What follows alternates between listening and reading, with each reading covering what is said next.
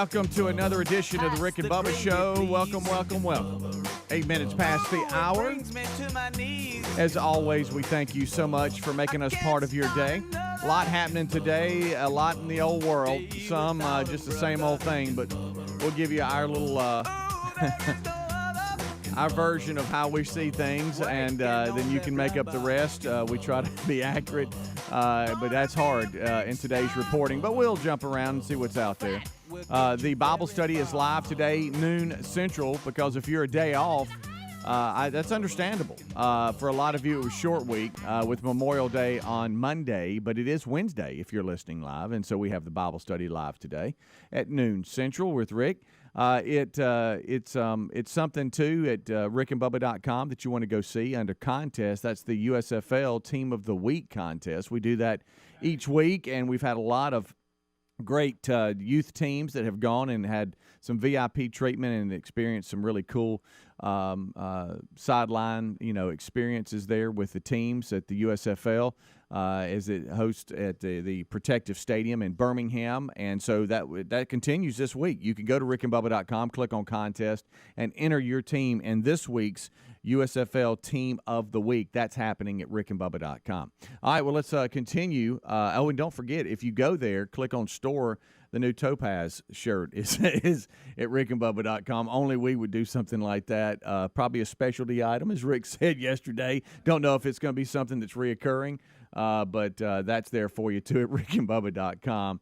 If you feel like you need to have that in your arsenal of Rick and Bubba stuff. All right, over to my left is Greg Burgess, just a little sniffle. And to my right, it is Michael Helms. What's up, guys? How are y'all? Hey, we're good. I'm sniffling too, and I was on my computer a minute ago in my office, and this alert came up and said high pollen count today.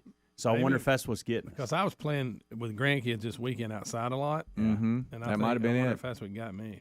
You talking about can't have nothing? Tyler and Mabry go on their honeymoon, and Tyler's been sick the last 2 days. Oh, no. And he's with kind of what you've got. He's like, I don't know what it is. Of course, they stayed on the way down. They cut the trip in half a little bit and stayed at a hotel one night or whatever. So that could have been flared it up a little bit. And then the long drive, he's been worn out and just getting through it all. He's relaxing now, but he's got the sniffles. He's like, you talking about can't have nothing. And got a hurricane coming at him. Yeah. How do you pronounce that hurricane that hit southern Mexico? Anybody know? It starts with an A. Agatha? Agatha? I haven't looked at it. Agatha. Is it Agatha? Agatha. Is it Agatha? I've never Agatha. I hadn't heard it being reported yet.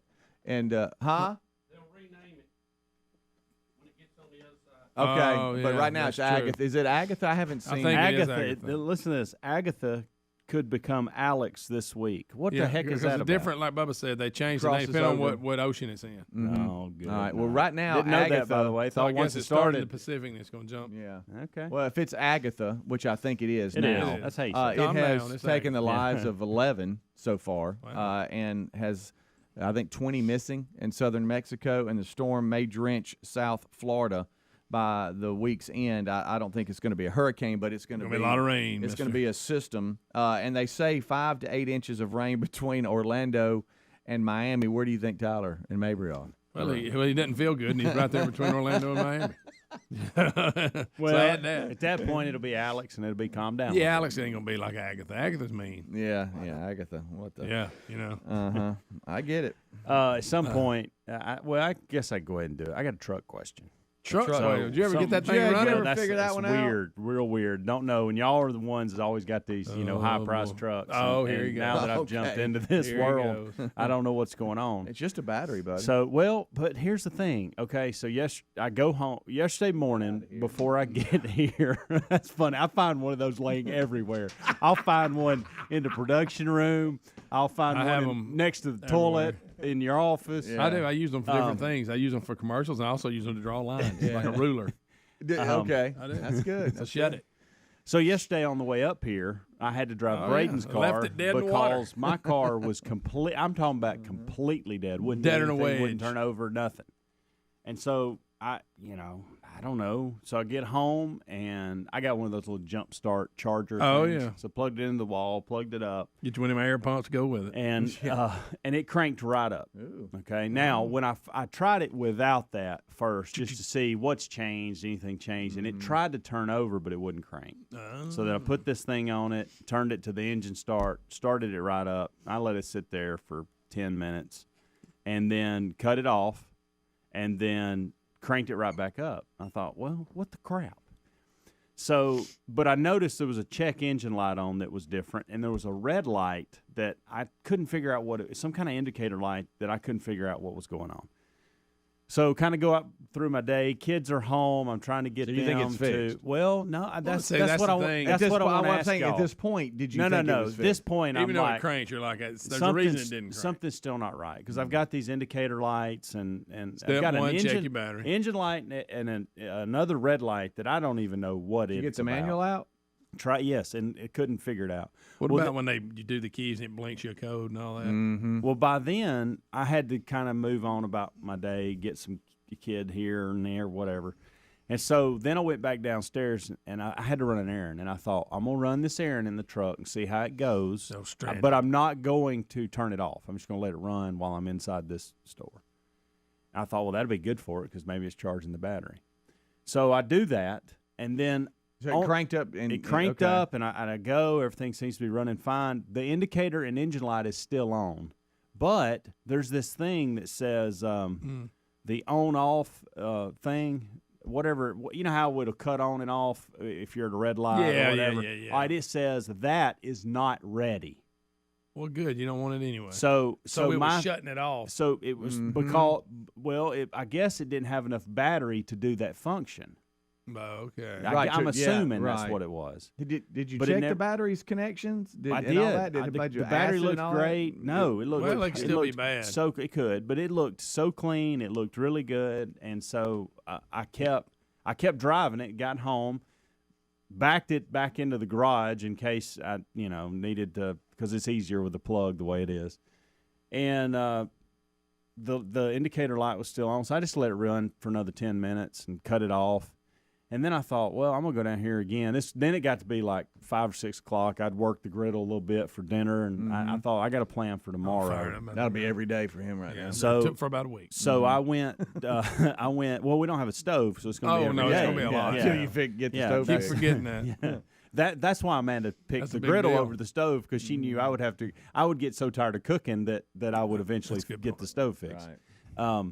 So Your truck, your I stove, go back my down gosh. there. I go back down there, and Raking pins? I think, you know what? I'm just going to put it on the charger and leave it for a few hours. See if that'll do something Yeah, different. smart. So I did, and left it on there for 3 or 4 hours. And before I went to bed, took it off. And then this morning, I get in it and drive. I'm here in it. It worked fine, and none of the indicator lights are on. It's almost like it's going back to normal, and it even said, Well, if you left the charger on all night, it could But be that it's at a full something- charge. It's going to now. could be slowly losing it, though. well, and that's what I'm afraid of. There's I'm a reason it wouldn't I'd like for you to crank. pull up to your I need to- local I know, AutoZone, I know. whatever Just place, check the battery. and just That's have what them I'm gonna have check to it. do. If Raleigh you were Auto in Parts. Huntsville, heaven would come to your house. Yeah. Heaven. Good point. Don't make fun of that Dad. story. It's real. Yeah. And it also said the thing where you stop and start, that message went away, and it was doing that this morning as I was coming here. Don't you hate Yeah. that? I think the warning lights were trying to tell you, hey, Hey, Gooden, yeah. we got a low You battery ain't going to be able here. to crank when you leave today. Yeah. Greg, don't do that to I'm me. just saying. Right. Because I've got to go several Don't places. ask him to jump you off because he'll leave. I did bring jumper cables just in case. Good idea. You can count on CarShield helping you to save you from expensive car repairs with protection plans that cover more parts than ever before. You choose the mechanic to do the work, and CarShield administrators handle the rest. And every protection plan includes coast-to-coast roadside assistance, rental car options, and trip reimbursement at no extra cost. Get coverage today at carshield.com/Bubba or call 1-800-391-8888 to save 10% on your plan. That's carshield.com/Bubba. linkedin.com/Bubba. With spring in the air, it's time of renewal and growth personally and professionally.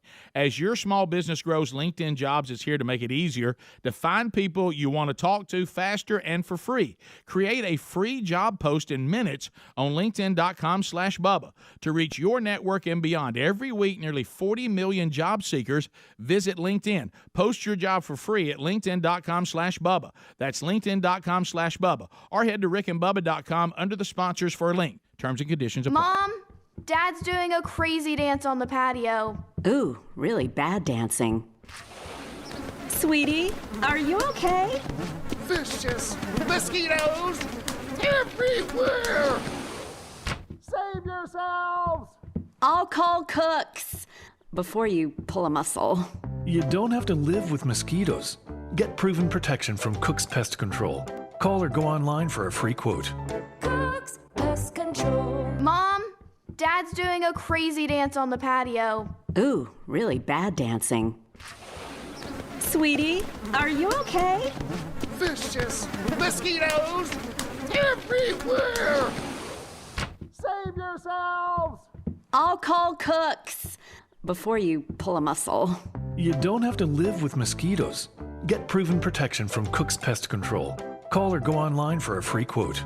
Cook's Pest Control. Prices have gone up on almost everything. That's why it's great to use GoodRx right now. With GoodRx, you can instantly compare prescription prices at local pharmacies and find discounts that can save you up to 80%. GoodRx is free, easy to use, and it works whether you do or do not have insurance. Find out more at goodrx.com/Bubba. That's goodrx.com/Bubba or rickandbubba.com under the sponsors. GoodRx is not insurance but can be used in place of insurance, Medicare, and Medicaid. In 2021, GoodRx users saved up to 81% on retail prescription prices. Terry was at her daughter's wedding for the weekend when she got a call from Simply Safe. Simply Safe had detected water in her basement just moments after the leak started. Protecting against floods is one of the reasons more than 4 million people trust their home protection to Simply Safe. With Simply Safe's 24/7 professional monitoring, you always have someone looking out for you. Go to simplysafebubba.com and claim a free indoor security camera, plus get $20 off with interactive monitoring. simplysafebubba.com or visit rickandbubba.com. This summer, enjoy more time in the sunshine and less time in the checkout line with HelloFresh. They deliver chef-crafted recipes featuring farm-fresh produce directly to your front door. With over 55 options each week, you'll never get bored. Plus, you can customize meals by swapping your proteins and sides. Sign up during the Memorial Day flash sale for $125 off with the code BUBBA125 at HelloFresh.com/Bubba125. That's code BUBBA125 at HelloFresh.com/Bubba125. Have you tried the innovative Helix Sleep mattress yet? Well, we love it. If you need a new mattress, go to HelixSleep.com/Bubba. Take the quiz, you order the mattress that you're matched to, and the mattress comes right to your door shipped for free. For a limited time, Helix is offering up to $350 off all mattress orders for our listeners at HelixSleep.com/Bubba. That's HelixSleep.com/Bubba for $350 off your mattress order. Or you can visit rickandbubba.com. Rob tried to manage his constipation with belly pain, discomfort, and bloating day after day. After realizing it was irritable bowel syndrome with constipation or IBS-C, he found another way and finally said yes to adding Linzess. Linzess, or linaclotide, is a prescription medicine that treats IBS-C in adults. Linzess works differently than laxatives. It lets you have more frequent and complete bowel movements and helps relieve overall abdominal symptoms, belly pain, discomfort, and bloating. These symptoms were studied in combination, not individually. Do not give Linzess to children less than 2 years old. It may harm them. Do not take Linzess if you have a bowel blockage. Get immediate help if you develop unusual or severe stomach pain, especially with bloody or black stools. The most common side effect is diarrhea, sometimes severe. If it's severe, stop taking Linzess and call your doctor right away. Other side effects include gas, stomach area pain, and swelling. There could be more to your story with IBS-C. Talk to a doctor today. Say yes to Linzess. Learn more at linzess.com or call 1-800-LINZESS. Sponsored by AbbVie and Ironwood Pharmaceuticals. Rick and Bubba's in Ohio! Rick and Bubba. Pass the gravy, please. Rick and Bubba. Ooh, it brings me to my knees. Rick and Bubba. I can't start another. All right, 22 minutes past the hours, the kickoff hour. Thank you so much for tuning in to the Rick and Bubba Show. Bible study live today, noon Central. If that is part of your day, then that's noon Central because today's Wednesday. Just don't want you to be a day off with Labor Day. Might kind of mess with you a little bit. If you have not tuned in to the Bible study, you need to do so. Check it out today, noon Central with Rick. And don't forget also, USFL Team of the Week contest is going on at contest@rickandbubba.com. The weekly USFL Team of the Week registration going on right now. All right, getting a lot of emails about your battery issue. Yeah. Of course, everybody goes straight to alternator and all that. But your battery just needs to be checked and see if it's performing properly. I need it to start and stop 3 times between now and stopping at a place that you're talking about. Mm-hmm. And if I can do that, I'll be in good shape. And as far as if it's alternator or something, it's under warranty, and it'll be the inconvenience of having to get it fixed. Right. But I'm with you. I'm going to go battery first, and then we'll adjust from there. Because your battery is probably probably the original battery that was in there. It's a 2019, mm-hmm. So it's 3 years old. Probably. Who knows what happened before I got it? Right. That's how they get you a lot of times. I got a text from my dad, Larry the Leaf. And it's going to be okay, Greg. So you got Heaven on the phone? But you know how Greg's talking, and you're kind of jumping in on him about making the heaven jokes and stuff. I'm not making jokes. It says, good morning, son. It was kind of ironic. You guys are sounding great this morning. Awesome. Hey, didn't I tell you ahead of time that Greg would poop on my heaven story? Oh, well, I know it's real, and so do you. I love you. How about he sent me an encouraging text on I think it's real. Thursday, and it made my day.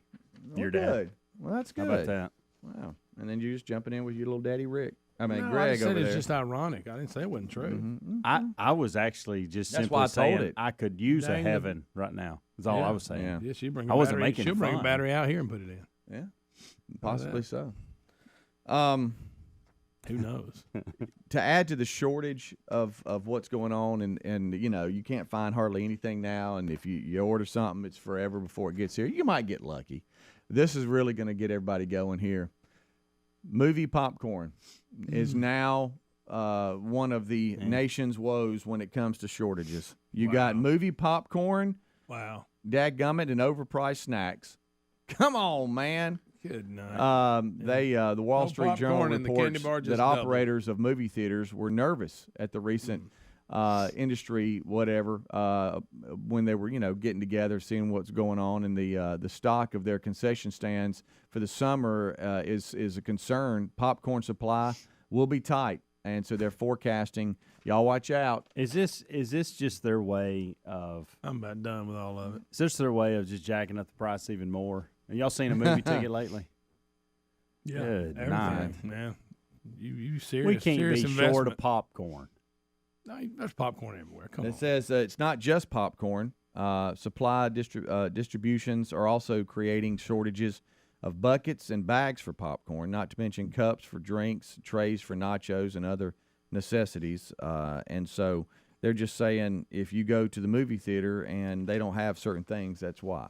They're just forecasting out. It's amazing. Oh, boy. It's amazing. Well, at least the movie theaters can forecast out something. Yeah. Because the administration How about cannot. this? You want a box of goobers? It's going to cost you. It is. Thank It you, is. Greg. Right. You could have picked any candy. That's what you went with. Raisinets. Yeah. Speaking of goobers, Biden administration. Yeah, that's a good one. Yeah, they admitted yesterday, we probably got the whole inflation thing wrong. Yeah, you think? Okay, that's Every good. economist on the planet saw it coming. Yeah, You I know. couldn't figure it out. A year ago. Yeah. A year ago, and they said, Good "Well, news, we you're didn't setting all think kinds of records. we didn't think it'd get this bad. You didn't. Who else gets more information than you? Huh? Say. All right. You would think that he would have the like I say, a lot of people around him that can keep him up on stuff like that. I know for sure. So anyway, that's there for you. Popcorn shortage, just to add to all the frustration. Not a big popcorn guy. You're not. If I'm in the mood, I am. I don't eat it a lot, but when I'm in the mood for it, Boy, let me tell you something. My mom would pop some popcorn at night, and boy, just that love microwave it. popcorn is a game. Come changer. on with it. I don't seek popcorn out, but when I smell it, I want it. Yeah. It's like if y'all went off and made popcorn right now, and I smelled it, I'd want it. The one I don't like in the little red and white box at the ball games because they think they're being sharp. Because I've actually worked in the concession stand and heard them say this: put a lot of salt in it, they'll buy more drinks. No, they just won't buy the popcorn because it's terrible. Yeah. Don't put a bunch of salt in it; they ruin it. Oh, Can't man. even eat it. Man. But they sharp. Hey, that'll make them thirsty and they'll buy drinks. No, you're just gonna have a big thing full of popcorn when somebody talks about how bad it is. So there. You're a little edgy today. Did I you never sleep? added. He salt. is. Did you sleep okay? Not good. Dogs barking. Huh? They kept, about every hour they would bark outside my window and wake me up. What do you think? I don't know. I don't know what was out there. So Marty came over again? Yeah, he comes in the middle of the night. That's when I leave in the mornings at 2:45, he's out there. Okay. But he's not there when I go to bed. So he comes in the middle of the night. Well, I don't know what they were getting after, but about every hour they would bark out. Now, I'm not talking about in the yard. I'm talking about outside my window. Right outside your window. About every hour. Did you get you mad? Yeah, I got mad. I went up and flicked the lights and everything. Tried to run whatever it was they were barking at off. Oh, the floodlights? Yeah. Did you go out in your underwear and tell them to shut up? I have before. I didn't this time, but I have. Picture that. Yeah, so I didn't sleep very good. No. I'm sorry, but he got a little sniffly, too. Yeah, I got a little sniffy. I could tell he's on edge this Yeah, morning. yeah. Corporate Greg was in his office, and he already had one cup of coffee, maybe his second. I couldn't tell because there was 2 cups sitting there. One of them might have been left over from yesterday, but he had papers everywhere, and he had kind of a frown on his face. Yeah. Yeah. So when you get up, does Lisa wake up? But like when you're trying to hush him, does it wake her up too? Yeah, a lot of times. Mm-hmm. She'd like them to be quiet too. Yeah. So we don't know what it has to be. Probably you think wildlife, just there's deer or something something out there. going I don't on, know, or who raccoons or something. I You don't got something know. happening outside. Boy, But it's they right were outside loud you. though. They were loud, right outside the window. Do you think maybe they want to wake Daddy up? No, I think they They just. may want Daddy out there playing with them. Yeah. No, not at that time of the day. So it's funny that Marty only comes at night. Middle of the night. So Now, he's on the not weekends there- he'll come over sometimes during the day. but- Midnight Marty. Yeah, he shows up after at least after 10 o'clock. Does he have to travel a good distance? Pretty good. Yeah. What are we talking about here?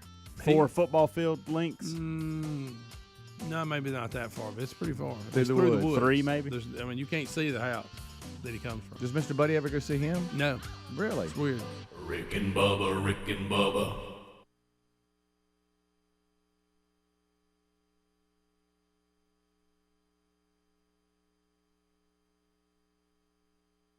In life, you can count on 3 things: death, taxes, and your car breaking down. We can't do anything about the first 2.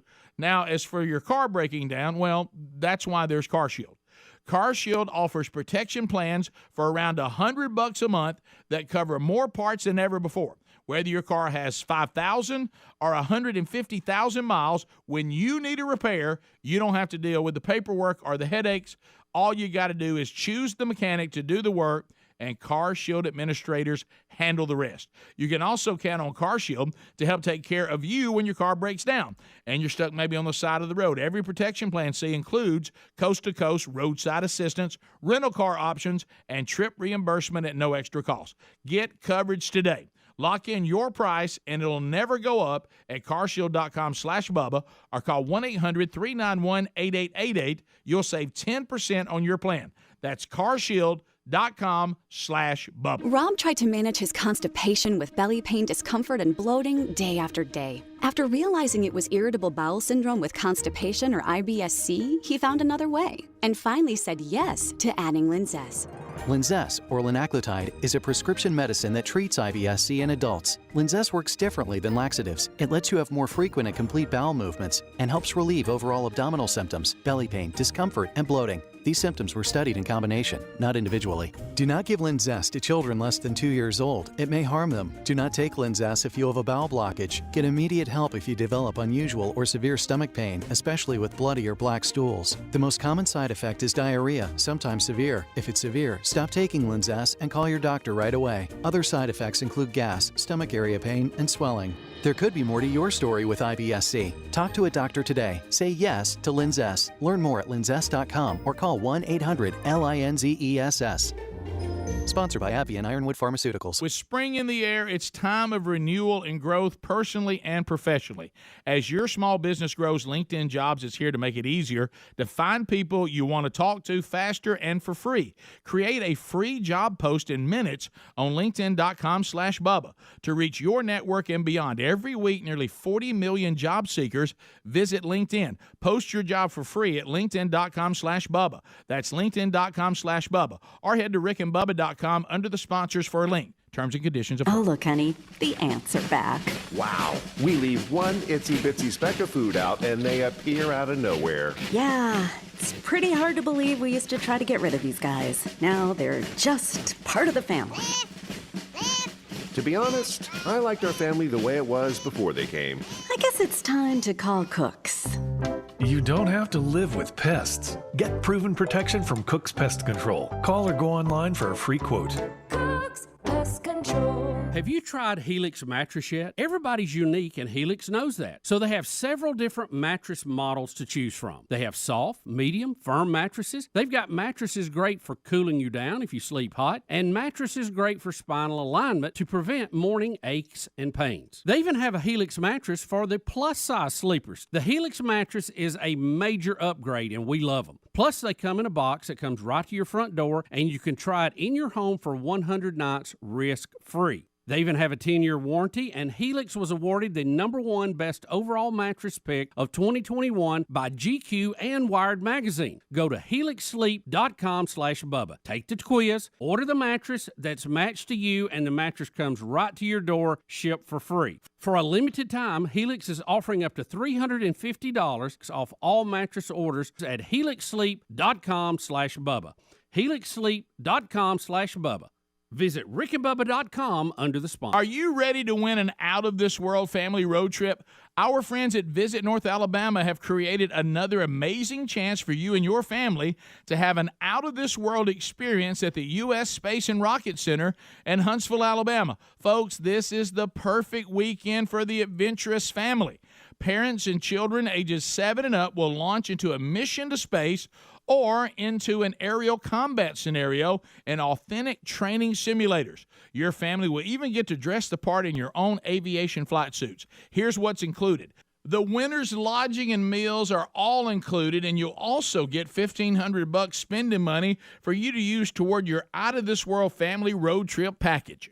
Someone's going to win. Maybe it'll be you. The winner will be announced on July the 1st. Sign up today and get entered to win at alabamaroadtrips.com. That's alabamaroadtrips.com. Or go to rickandbubba.com for a link under the contest tab or the sponsors.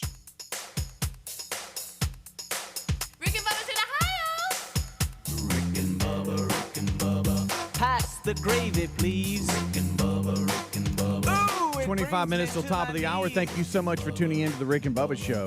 I think I had to slip up. What was it, earlier in the show? I actually said Labor Day instead of Memorial Day. Oh, boy. I don't know why I said that. Scary thing is none of us picked up on it. Yeah, we didn't know the difference. Yeah. I thought it was Labor Day. Well, it was obviously Memorial Day weekend, and then I said Labor Day. I don't know why. I did, and y'all didn't catch it. So Nope, we didn't I'm get mad it. at y'all. Y'all always have to fly cover for me. You never know. Could be- Completely went over my head. All right, so as we roll back, today, National Barefoot Day. Do y'all go barefoot much? No. No? No.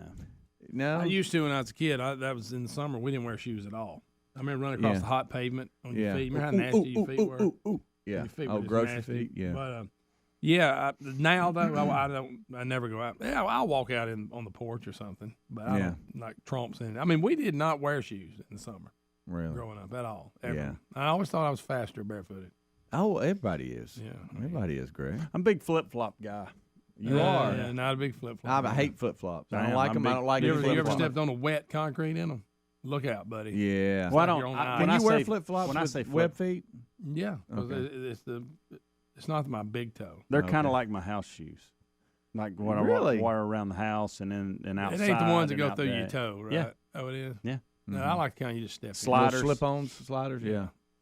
Are they Yeah, called yeah. sliders? I just I threw don't that know. out there. Let's go with sliders. I think they are. I like sliders. I've got a pair I of would those, go but sliders. they rub they rub the top of my foot weird. I just think they're too I small. remember I messed up more flip flops to Six Flags one time when I was a teenager. It was the most miserable day of my life. See, I don't do Bad any of call. that. Bad call. Yeah, rubbing. Yeah, it rained, so I got slipping, falling everywhere. And how about Big that? How about blister. the noise it makes? Yeah, flip flop, flip flop. I don't want y'all to think that I'm wearing flip flops everywhere I go. Well, Okay. So you go Adler had home and his go on flip-flop? yesterday. A He lot did? of times.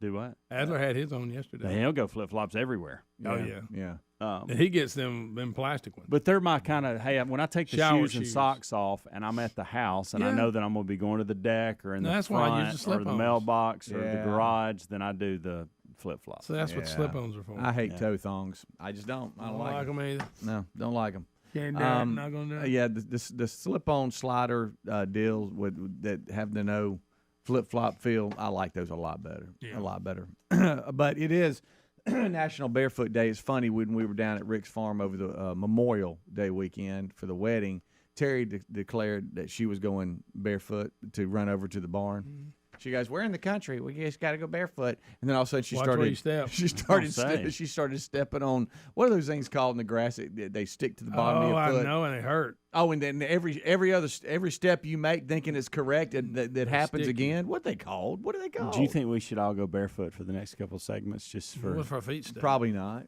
Not Well, it's too early for them. Indoors. We're Indoors, at I work. get it, but I mean, I think You brought it up. Outdoors. It's National Barefoot Day. That's what I'm saying. Should we honor that? How about outdoors now? If I step on rocks or something, I look like a little candy. I I know. It's like I'm When I was a stepping kid, on hot coals. Yeah, exactly. When I was a What's kid, I'd wrong walk with right us? through it.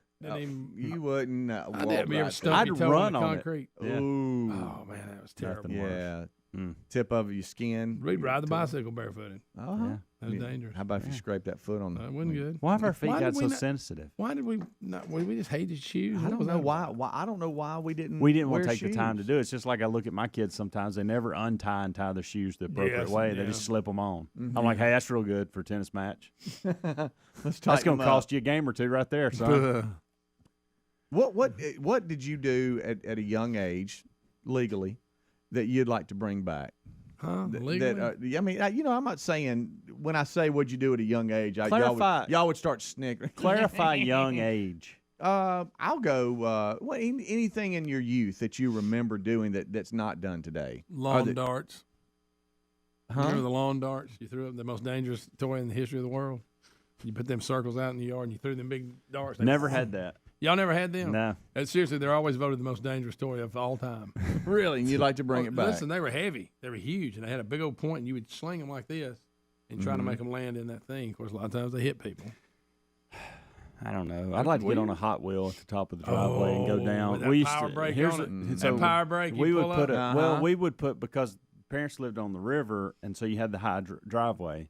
So we'd put a ramp towards the end, right at the end, right at the bank, and so you'd go from the top of the hill, either on a bicycle or a Hot Wheel was younger. But then once we got bicycles, we'd go flying all the way down and then ramp into the water. Oh, yes. That was Absolutely. fun. You know what I'd like Any to do? ramps. We would jump ramps over. You know what I'd like to do here at work one day? Play hide and go seek. Me and Ellis play that. Well, I'm gonna tell you this. Right now would be the best I'd time like to for you do to go that. hide, and I'll count to 20 and see if I can find you. What's Okay. funny? Well, let's do that. Me and Ellis will play. I kind of want to play it. I'm not a hide and seek guy, but I think that'd be fun here. Listen, Ellis will make me count, and I'll count, and then all of a sudden I walk down the hall, and he'll have his head like behind the table, but his whole body's out in the in the hallway, and he's serious too. And I act like I can't see him. He thinks he's here. Do you talk out loud like, Yeah, I go, well, where'd he go? I don't know where he's at. He was going.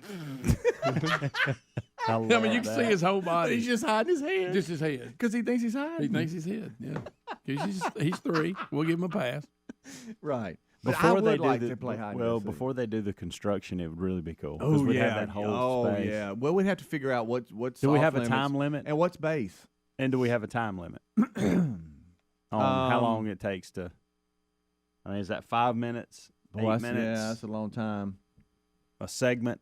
Mm-hmm. We got to figure all that out. We used to play what we called chase. It was like that, but it'd be at night, and we used the whole neighborhood. You'd have teams, and one team would go take off, and then the next team had to go find them, and you had to run them down and actually tackle them.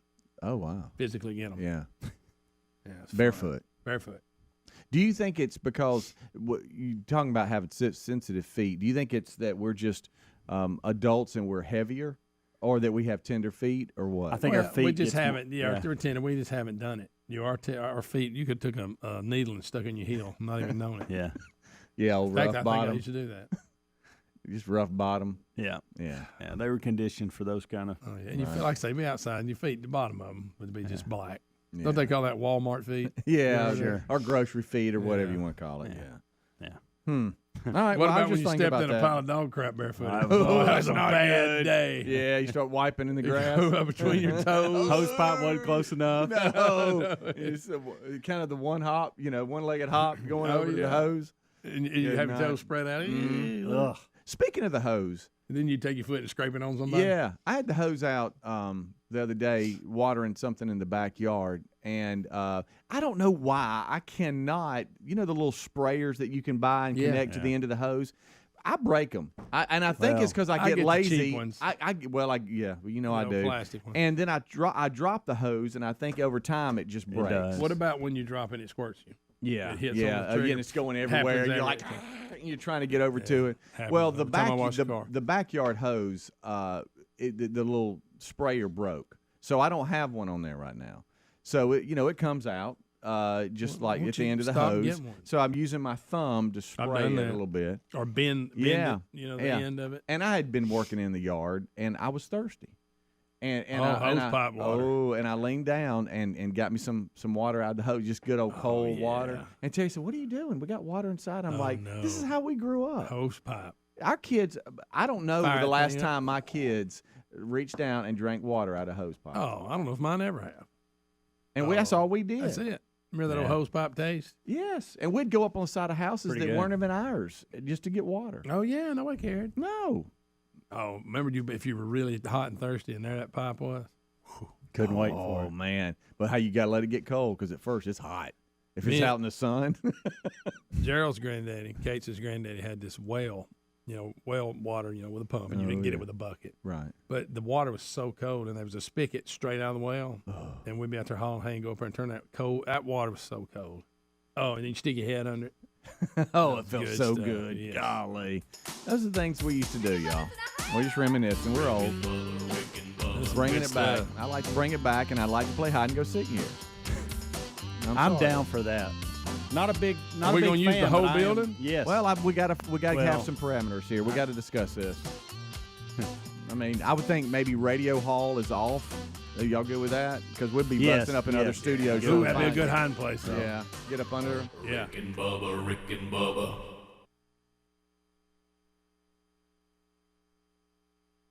Home title theft. That's the identity fraud you really need to worry about. Why? Because home title theft is on the rise. It's devastating, and you can even get evicted from your home. Look, credit card and bank identity thefts are a nuisance. But if a thief gets your credit card, the card company handles it. And the same with your bank account. Your bank covers it. But when a cyber thief forges his name onto your home's title, he can take over your home and even have you evicted.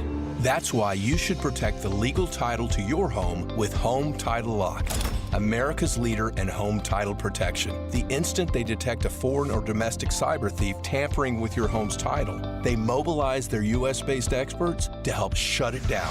Protect your most valuable asset. Go to HomeTitleLock.com and register your address to see if you're already a victim. And use promo code RADIO for 30 free days of protection. Again, that's HomeTitleLock.com. Promo code RADIO. My name is Joey Greer. I'm an artist, and I'm back on air with Boot Barn. Baby, let's spend all day casting our cares away, setting our souls floating like a boat in a bottle of rum. Wherever that water's blue and that sky is too, I'll be sitting in the sand with you somewhere in the sun. You can learn more about the movement and listen to my music at bootbarn.com/backonair. This halftime report was brought to you by Taco Bell's new Toasted Cheddar Chalupa. And now back to the... Hey, any of you guys had the Toasted Cheddar Chalupa? Ken, we're live. Has these crispy bits of cheddar cheese toasted right into its flaky shell. Rein it in, Ken. And you know they aged the cheddar cheese for 6 months. Ken, seriously, the second half has started. And now back to the game. The Toasted Cheddar Chalupa is back, only at Taco Bell. At participating Taco Bell locations for a limited time only. Contact store for hours and participation which vary.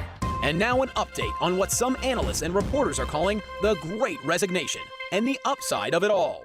As many as 44% of workers are leaving their 9-to-5s behind and looking for life hacks to make up the difference in income as they pursue other jobs. And as that number grows, so have downloads of an app called Upside. It's a free app for cash back on gas, groceries, and at restaurants. Can an app like Upside really make a difference? You bet. With Upside, users can earn an average of $96 a year. And it works at all the big gas brands like Shell, BP, Valero, Phillips 66, Circle K, etc. and at favorite local grocers and restaurants. Everyone's got to drive and eat, right?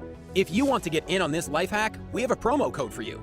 Head to the App Store or Google Play and download Upside. Enter code HACK to get 25 cents per gallon or more cash back on your first fill-up. You can cash out anytime right to your bank account, to PayPal, or an e-gift card for Amazon and other brands. Just download the free Upside app and use code HACK.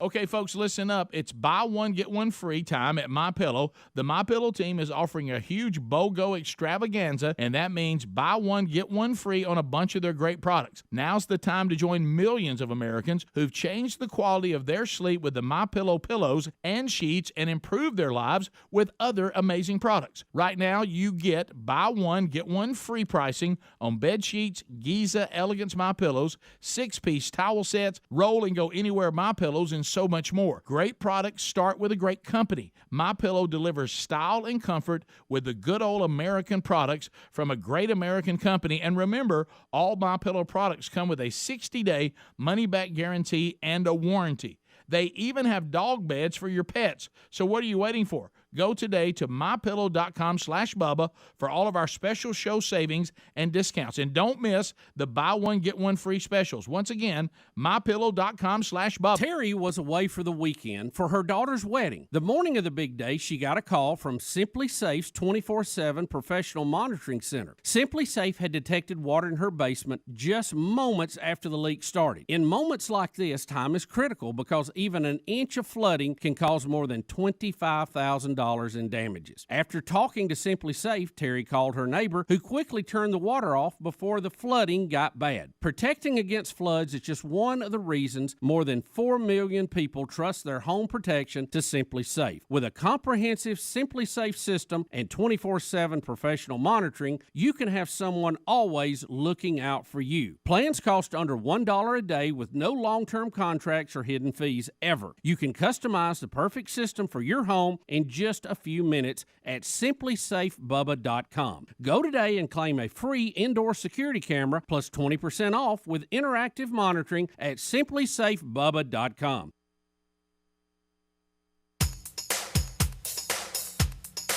Rick and Bubba's in Ohio! Rick and Bubba. Pass the gravy, please. Rick and Bubba. Ooh, it brings me to my knees. Rick and Bubba. I can't start another. All right, we got right at 10 minutes till top of the hour. This portion of the show brought to you by LearBubba.com. With runaway inflation, highest gas prices in history, so many of the supply chain issues, the team at Lear Capital shared how investing in physical gold and precious metals can be an excellent strategy against what's going on. And we want to make sure that we share this opportunity with you. Smart investors are buying gold and precious metals now for two reasons. One, gold can be a great hedge during a recession. And two, the closer a recession gets, the more your gold could be worth. So join us and don't let your retirement take a hit like what happened back in 2008. Right now, you can make this extra important. You'll receive up to $10,000 in free bonus coins based on the value of gold coins you purchase. You can find all this out at LearBubba.com for more information, or you can call 1-800-707-4575. That's 1-800-707-4575. And again, that website is LearBubba, L-E-A-R, Bubba.com for more information.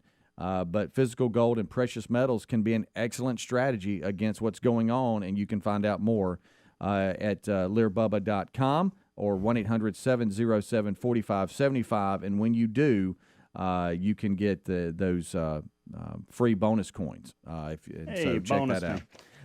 As we move on, we have a number of different things to get to. This one, you were mentioning something about Las Vegas weddings, because I know a lot of folks. I don't know if Tyler and Mabry considered this, but the Elvis Presley themed weddings in Las Vegas. Yeah. Well, a lot of them are coming to an end. Really? A licensing agreement. We got a company that sent a cease and desist letter, says, "Hey, y'all can't be using Elvis's image. Are you serious? You don't own it." Yes, and they listen. the city's wedding industry generates $2 billion a year. $2 billion. And say the Elvis-themed weddings represent a high number of those ceremonies. So they are shutting them down.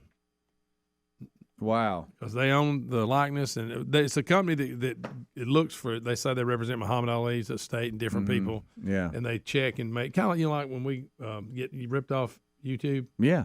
For playing music and stuff, Right. they check on this type of things, and they've sent them and said that this one lady said we're just now getting back in our stride from and now they the got shut pandemic, down. and now they're shutting it down. Good now, night. this doesn't cover if you're an Elvis impersonator. That's okay. Right. It's the weddings. They go figure that out. Okay, so you can get out there and impersonate Elvis, but you just can't do the shows weddings. where somebody, Yeah, an Elvis impersonator, if they're singing, they say right. that is under this law is still you can do that, but you can't do weddings in Elvis theme. So, if any of you people had big plans out there for an Elvis themed wedding, who don't? Yeah. Well, you better get another plan or get another celebrity they look alike they offer to. Maybe they have I don't know. If you could have anybody marry you, who would it Real be? or real person, alive and well today? Tom Hanks.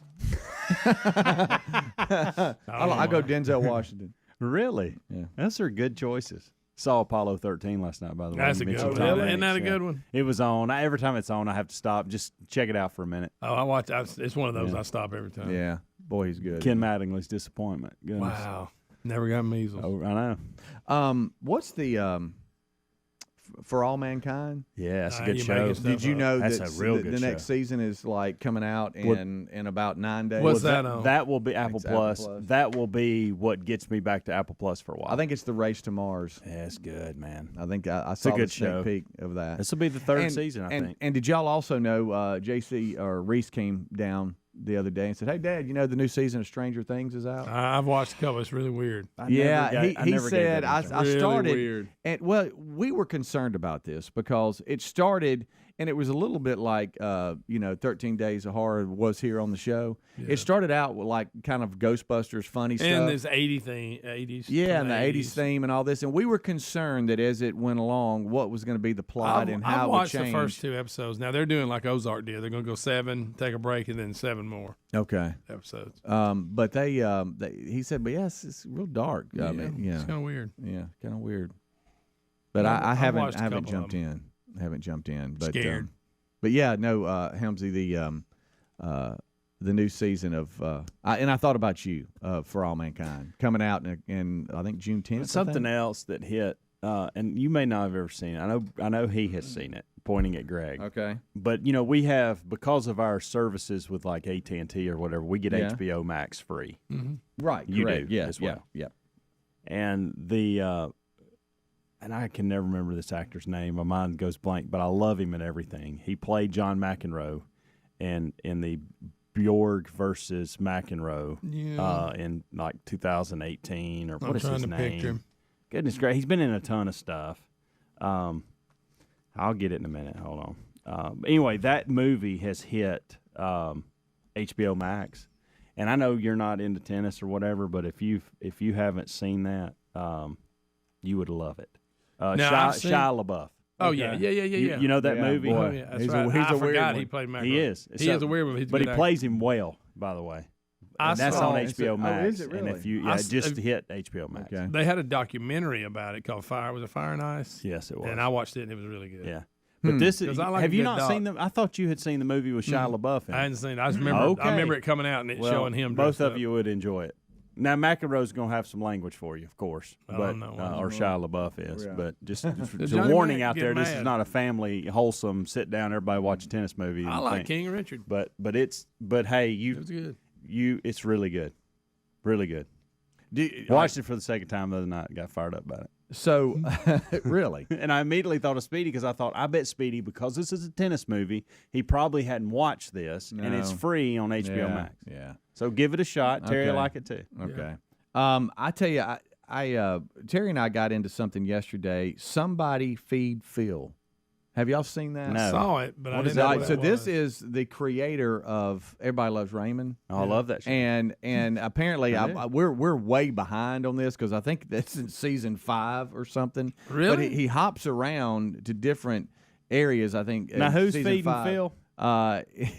and I think he's in Mexico, and he's hopping around to some different Is joints. it like a documentary or is it like a show? Yeah, no, it's a real person. That yeah, does, yeah, okay. it's really him. Kind of like that guy. What was it, Bourdain? The guy that. Oh, this guy gets on my nerves. By the way. Does he? Yeah. Okay, I can work through it. Well, here's where I am. I don't really go. I'm not drawn to stuff like this, but Terry loves it, and so I'll sit there with her, and she'll watch it, and she was dialed in.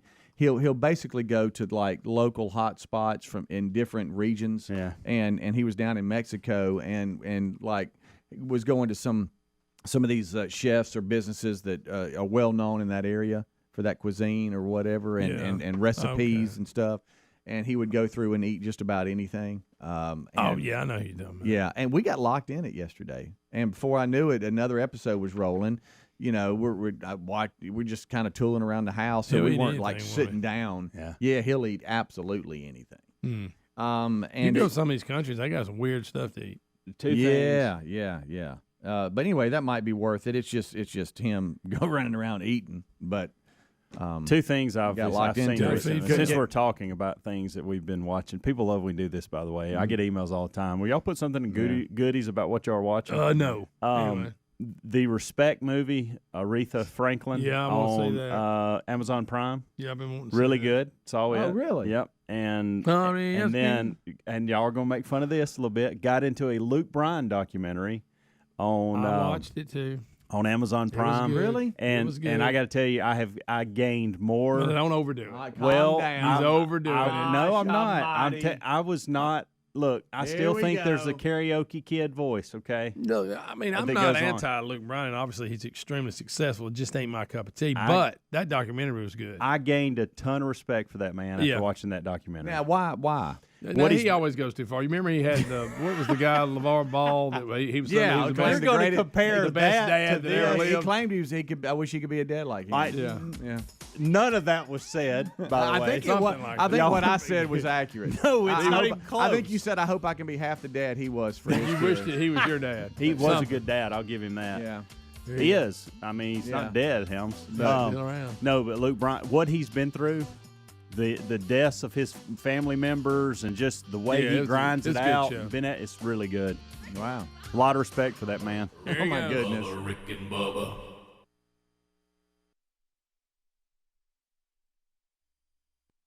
Yeah. But anyway, they're just north of Oxford. At one time, if you look at the nation's history, this used to be the booming city there in this part of Alabama called Anniston, Alabama. And there's some story that Jennifer Aniston's last name is named after that city. Yeah, her dad stayed there or something. And he had a Greek name that was hard to pronounce or something. Actually, he played the bad guy on Days of Our Lives, the soap opera. He's a guy that used to wear the one black glove, and I can't think of his name. Bubba, I never saw. Victor, how about Victor Kiriakis? Come on, Bubba. Never saw that. Victor Kiriakis. Right. Am I The right? fact that you knew that. Yeah. No one. Look, I have admitted I arranged my entire college schedule so I would have lunch available to watch Days of Our Lives. That's look. Bo and Hope. TMI. Loved it. Hey, TMI. I'm just being honest. Right. I'm not proud. I'm just honest. Yeah, I'm trying to be understood. just honest. We all have things that we shouldn't mention. Right. Yeah. But anyway, so now Victor Kiriakis. there's a newspaper there. It was funny because it was always called by all the old codgers sitting around the hardware store the Red Star because it was so liberal. Oh yeah. Oh yeah. Remember that? But, yeah. And he actually this family owned the newspaper and the broadcast facilities there that we worked at. They had to divest of those due to FCC rules at the time. But this story is they owned everything. But I want to prepare y'all. This story is bizarre. And It is bizarre. Rick, I glanced at this. This could not be right. Am I reading this And wrong? again, 40 years ago. Yeah, this is 40 Well, it years. doesn't matter, Greg. I know. Isn't that crazy? Write it down again. Remember why this is building up for. Yeah. Okay. So I anyway, got you. yeah, H. Brant Ayers is the former publisher of the Anniston Red Star. And so there's now a story 40 years ago now, okay, where a woman has come forward and said that she was mistreated by Mr. Ayers, including being spanked by him for discipline. And the response from Mr. Ayers is more bizarre than the claim. Yeah. Would y'all agree with that? Please read why The whole and how thing this is happened. bizarre. He said that the employee had been out of work due to a psychological ailment And he said, I contacted her physician that she had become difficult to deal with. I called the doctor and asked what we should do to calm her down. Mr. Ayers told the paper that he once published. He then asked the doctor if spanking her would work. Yeah. To which he claims the doctor said yes, but he doesn't remember the name of the doctor, so he said, I was simply spanking her on doctor's orders. Did y'all? Am I right? But then he later goes on to spank other women at the store. Yeah. Right. Don't Well, miss that. yeah, then that was the first spank. Then I guess he thought good enough for this one person, good enough for them all. Right. He said, I spanked her multiple times with a metal ruler. Yo. And well, apparently there were some other women that had the same disorder. Yeah. That's I what- guess he yeah. figured Is any that- woman that he thought was acting up, he would spank her. Now, this other lady, Veronica Pike Kennedy, Right. the first reporter who went public, said that she was working there one Saturday when he approached her about an editorial he had written, and he told her she was being a bad girl and he would have to spank her. Oh, my and goodness. listen to his response to that allegation. Let the accusation stand. Yep. That's his response. Yeah, he just said on that one, I don't have any other comment than let it stand. And so undoubtedly, he said, look, it all started when a doctor told me to spank this one woman. Right. And So I and just figured that prescription covered all bad behavior. So, after I did that, I kind of dug it. I kind of dug that. You got to be kidding me. So, What a joke. Boy, the times we're living in. And of course, they said that they did report it to some people. Of course, they kept it down home, cuz. But Yeah, they did complain. They were like they wouldn't go in his office without a supervisor with them and stuff. That basically they said, look, y'all not going to do anything about it, so we're just going to try to protect ourselves. Right. So anyway, But what's so weird is that don't think all this happened in the office. I mean, he would make house calls. Guys, when he went to the one who claims that the doctor told him to do it, he went to her house. Yeah. And then her house. And Rick, The other one, he went to an apartment and said that she had been a very bad girl. Oh, and Yeah, needed a that's his spanking. thing, wasn't it? Yeah. You know what he was? He's a little sicko. What he was. he said, he got to get that ruler out and do a little tap, didn't he? Yeah. Golly. how about this? He says he has no intentions of resigning his position as chairman of the board of No, he didn't. Consolidated Publishing, or Publishers, I guess, which operates the Star now and some other newspapers. Well, Rick, in his elder state, he said he has realized that when he was younger, he did things that he shouldn't have done. Well, the question does come up again. Can you say to an 82-year-old man, 40 years ago, you didn't behave well, and you're going to pay for it today? I mean, Well, I do have a related topic on that I want to bring up. Really? Did he spank you? No, I When was you not worked at spanked. WHMA? which stood for Harry M. Ayers. you by the realize way. that, don't you? The I A didn't stood know for that. Ayers. Yeah, Oh yeah, I know. Harry M. Ayers, which was his dad. they were a monopoly that was busted up. He was H. Brant Ayers, right? Yeah, There's buildings at the university that named after him. well, they were. Rick and Bubba, Rick and Bubba. You gotta rise up. There we go. A brand new hour starting with the Will of Me. The wonderful Will. The wonderful Will of Me. First spin of 2018. Somebody. Come on, give it a try. The Wonderful Will of Me brought to you by Stockyards.com, the world's finest cuts of meat and delicious seafood since the 1800s there, 1893. And they ship.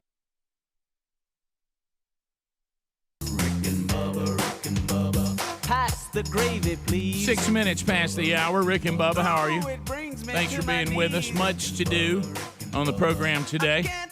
We start this hour as we have since the attack on 9/11. We started with the national anthem.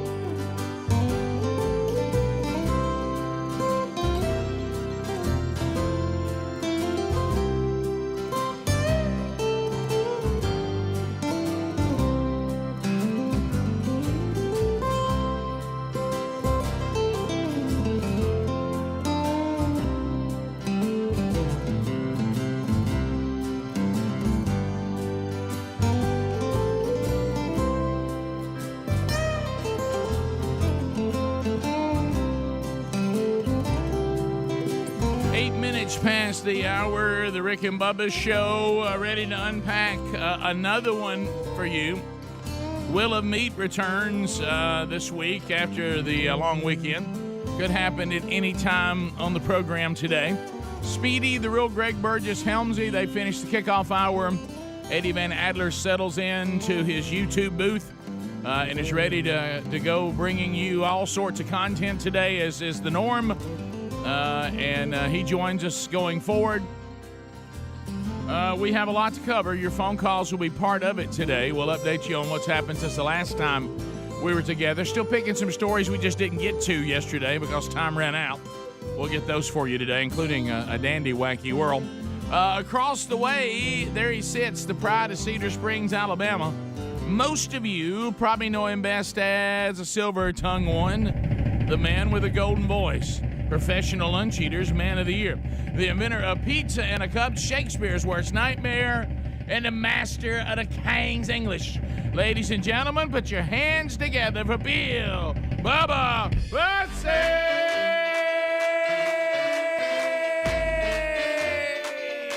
Howdy, Bubba. How about it, Rick Burgess?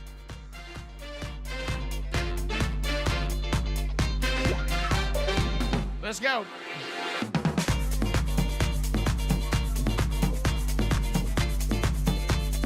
Let's take it. Poor, pitiful me. Poor, poor, pitiful me. Let me be.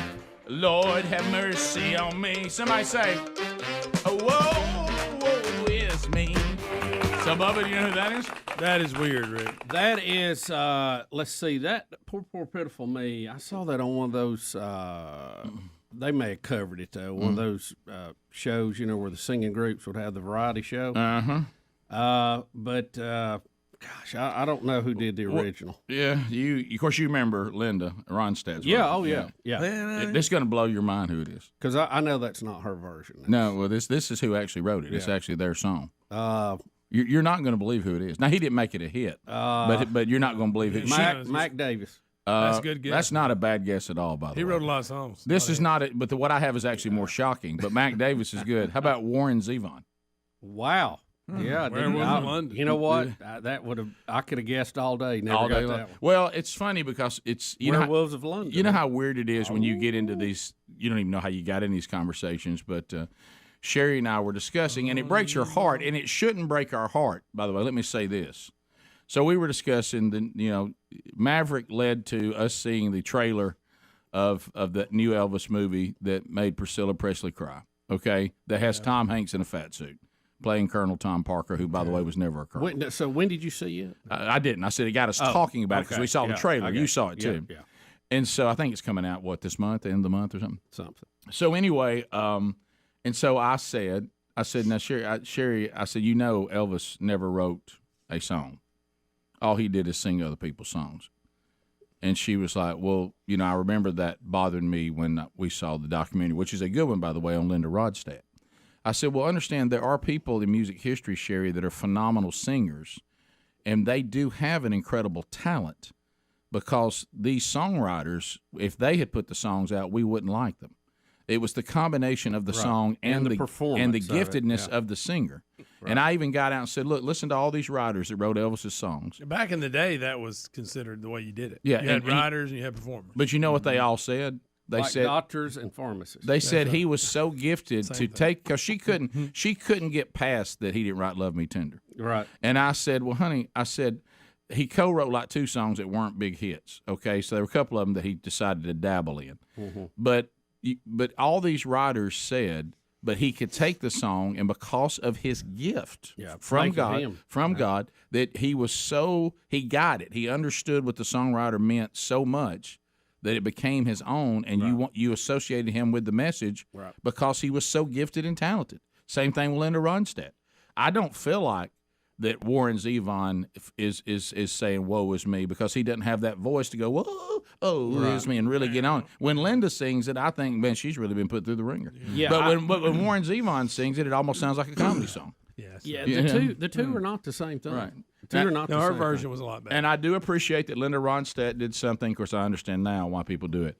But some people, which I do not like, they'll take a songwriter who's male, and they'll sing the story and just leave it with the same pronouns, which always throws you. Right. At least she took it and said, "I'm gonna pretend like men are treating me bad," whereas Yvonne was saying women are treating me bad. Well, let's fix that. I don't like when they don't switch it. I'm like, okay, now you're confusing us. Another Yes, that's a whole nother conversation. another sports analogy to that. You can have a coach that can draw up a play, but he couldn't run that play and make that. No. But there's a real fast guy in the NFL that can do it and make it look seamless. And it's just I go back to another analogy. Magic when you bring things together. When the product is more than the sum of the parts. Well, let me go back to this, Greg, and you remember this quote from Days of Thunder. We all quote Days of Thunder all the time. Remember when Robert Duvall, the crew chief, the guy who builds the cars, Harry Hogg, and he was talking about how it felt to put a car together, but then watch a great driver drive it. Yep. He said they was just watching him drive that car. They, even though he was and he was, but watching him drive that car, you just had to kind of love him. Yeah. But see, he built the car, but that driver could do something with it that he couldn't do with it. Absolutely. Another case. Yeah. Architect and construction people. There we go. Yeah. Well, radio shows and whatever. Yeah. Okay. Can't think of anything there. What we've done to I'm radio. sure there's an analogy, but we just haven't got it. What we've done to radio, the people who created it actually want us to repent of. Right. So anyway, that's just a little interesting factoid to get this hour started. So Warren Zevon wrote "Poor, Poor, Pitiful Me." Didn't see that coming. No, I didn't know that. I didn't. I'd never guessed that. Of course, that led to an uncomfortable conversation that Sherry thinks Werewolves of London is stupid. Rick, kind of. She said, "Who writes a song about werewolves, Rick? That's stupid." I said, "It's a great song." But we love singing it. Yeah. It doesn't have to mean anything. I said, his hair was perfect. Greg's got several songs he sings that doesn't mean anything.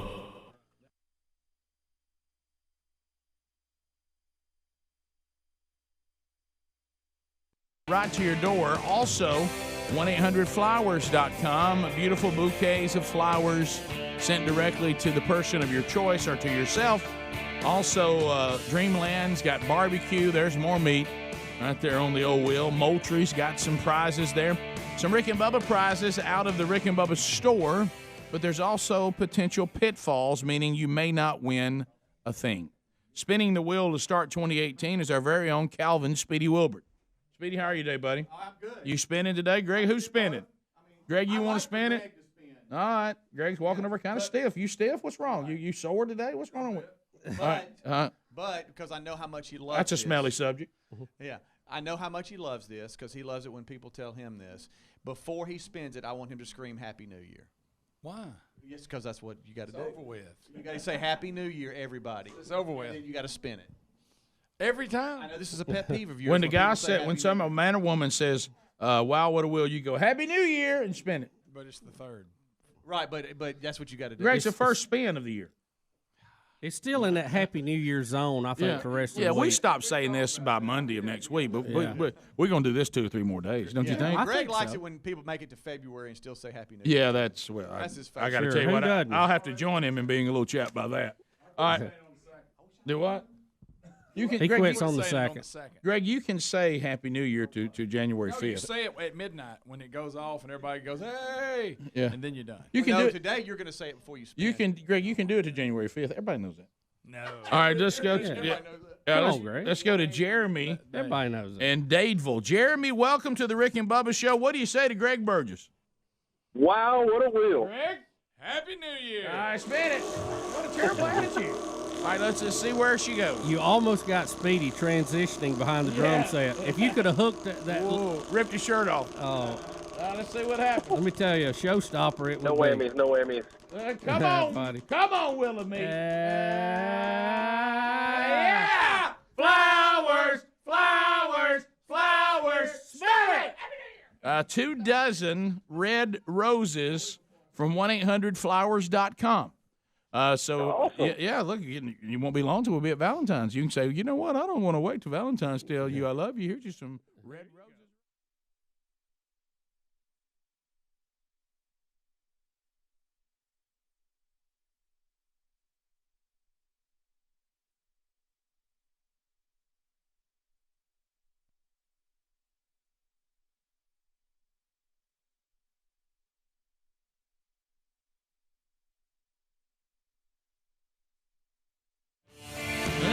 congratulations. You get $50 worth of meat on the wonderful wheel of meat right out of the golden ticket seats there. Let's go to Charlie. Rick, it was a terrible incident. Somebody thought it was a statue of the gallant Pelham and pulled it down. Charlie, what part of Alabama are you calling from, Charlie? From Steele, Alabama. Steele, Alabama, baby. Steele, Alabama. Cold blue steel. All right, what do you say to Greg? Wow, what a wheel. Greg? Hey, Happy New Year, pal. All right, here we go. Let's spin it. Hey! I think Speedy's going to get injured in this format of going to one side of the wheel to the other. Let's see what happens Him here. trying to step around, it's like him trying to miss a saw at a sawmill, isn't it? Let's see what happens Eventually right here. it's going to get him. Oh, yeah! Moultrie, Moultrie, Moultrie, view it! Kill it! Oh, Charlie, you landed on Moultrie. Hang it! All right, All right. Charlie, you can get a camera if you'd like. You get the M40i camera with Moultrie Mobile to go with it, or you can get a feeder, the 30-gallon Pro Magnum tripod feeder. Which one would you rather have? I think I'll take the camera. I bet you will. All right, let's put you on hold, and Moultrie will send that directly to you. Send us your first picture that comes in off of it, okay? I sure will. Stay in it. Well, to you too. Stay in it. Look at the studio all over the board. Where's Amanda? All right, Amanda, where are you? I'm right here. All right, all right. Amanda, come on, spin the wheel. Look what y'all started. I know. Well, look, they're getting in. Love it. All right, so where are you from? Lincoln, Nebraska. They're the ones that gave us our Nebraska hat. Got my Nebraska stuff from them last time they were here. Frost is a coming. That's right, Lincoln, Nebraska.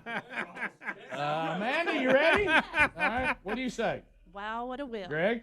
Happy New Year. All right, representing the Cornhuskers. Got a new coach. Coach Spin it Frost. for Scott. Spin it for Coach Frost.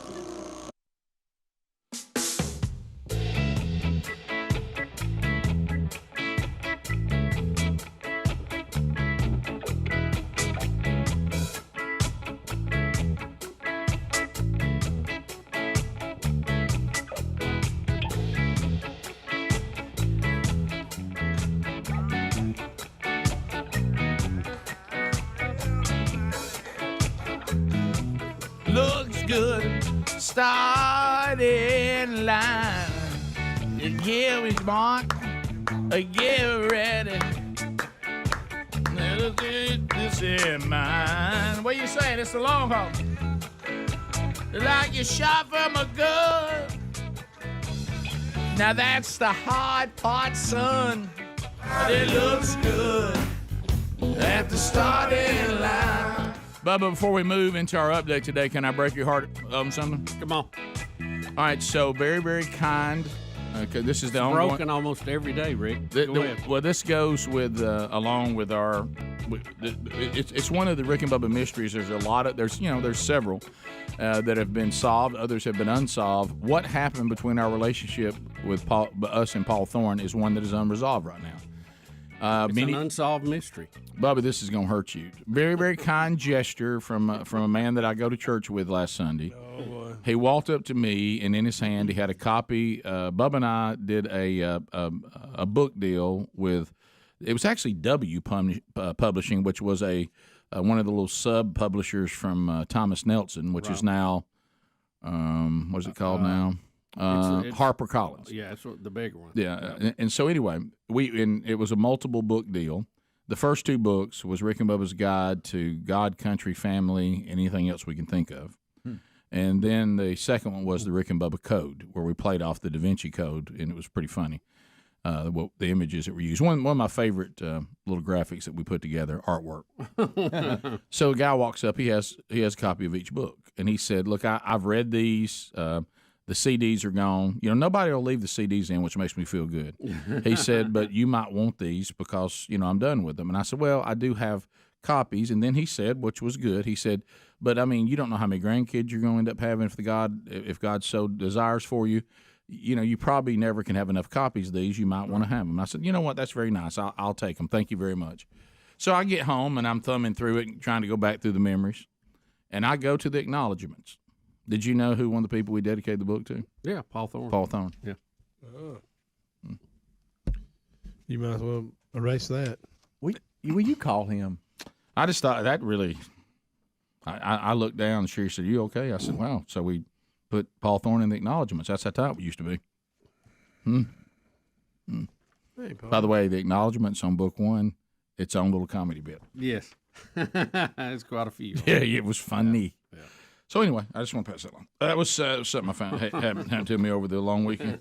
All right, so we have an update. An update involving the leader of the free world. We're watching this happen with our president. It's sad at times because it's obvious that if you just compare videos of himself, you can see the cognitive skills are slipping, but also, Joe has and a lot of your prominent politicians have always kind of had a history of not telling the truth and making up history that makes them sound sharp. We've got him on another one,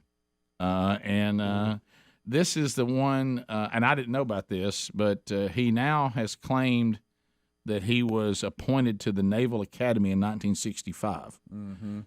Here is the clip. So here we go. Began my speech, a thought crossed my mind as I was told the class of '72 is here. I was appointed to the Academy in 1965 by a senator who I was running against in 1972. Never planned it that way. I wasn't old enough to be sworn in. I was only 29 years old when I was running. He was a fine man. His name was J. Caleb Boggs. I didn't come to the Academy because I wanted to be a football star, and you had a guy named Staubach and Bellino here. So I went to Delaware. Joe, I mean, he's doing all kinds of stuff. Wow. Football star. So I have no idea what Joe Biden was appointed to or asked to go to, but people are saying that's just not true. Right. And then we have the press secretary ask about this.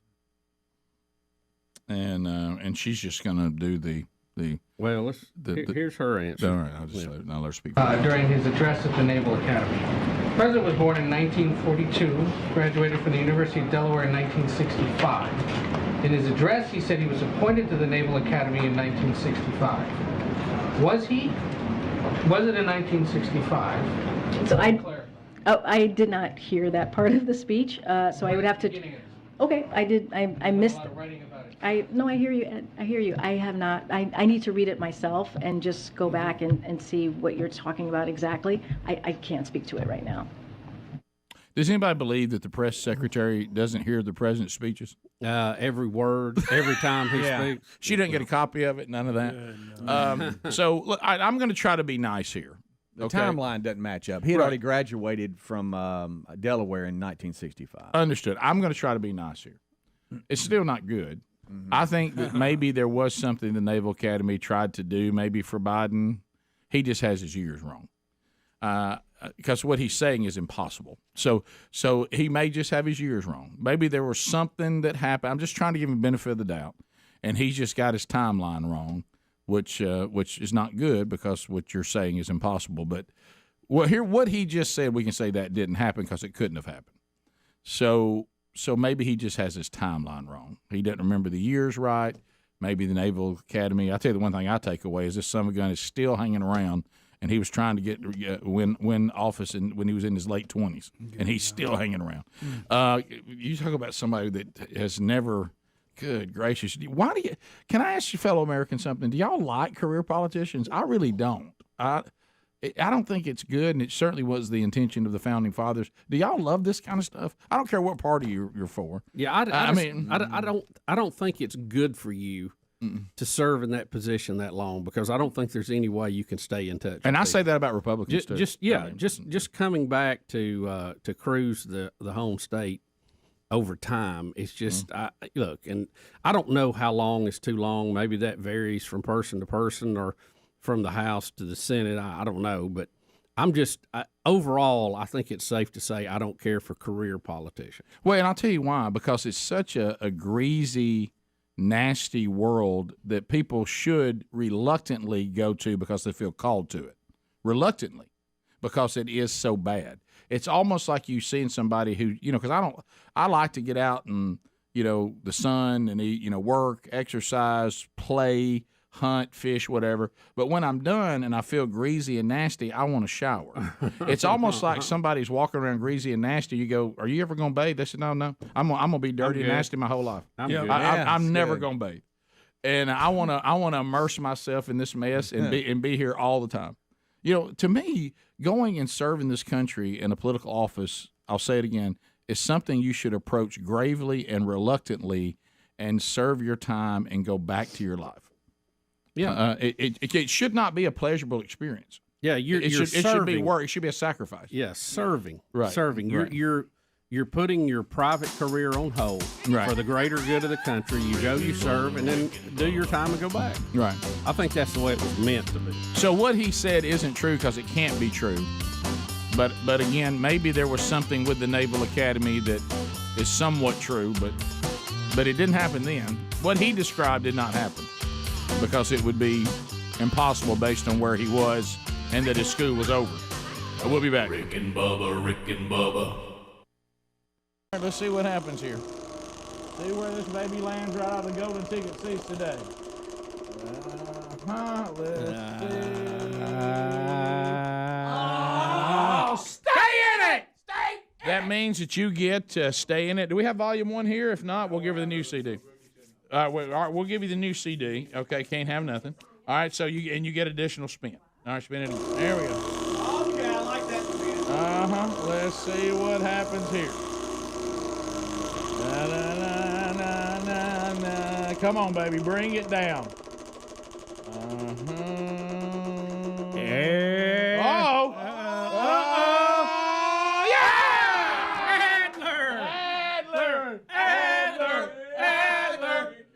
Where's the horse at, Speedy? Adler. Where did we put it? I can't. He's back. Henry's back. Wait a minute. It's on a hotkey. We can't find it. He's breaking it down. Henry's back! Stab him! Henry! What's up, boys? Oh, yeah, I'm back. Yeah, glad to have you back, Henry. Oh, you know, I give good advice, unlike that evil hound that was in here for a little while. Yeah. So, I'll remind everybody that with all this sexual harassment stuff going on, oh boy, nay means nay. Yeah, nay means nay.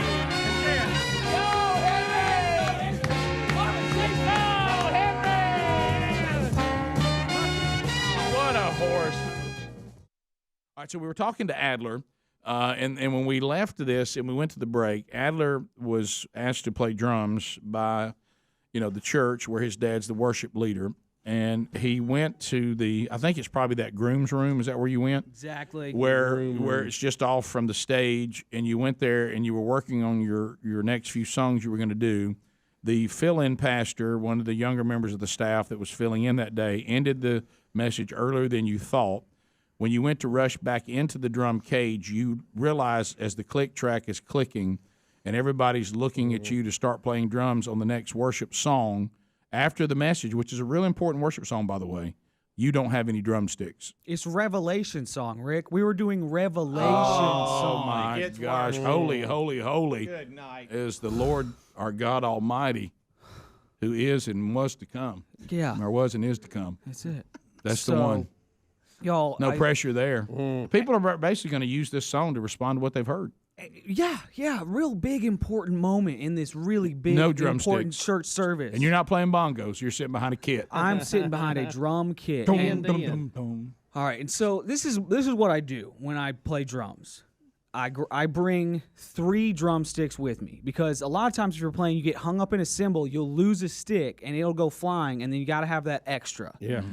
And I remember that I had that 3rd drumstick, so I'm like, where is it? You never thought of maybe bringing 4?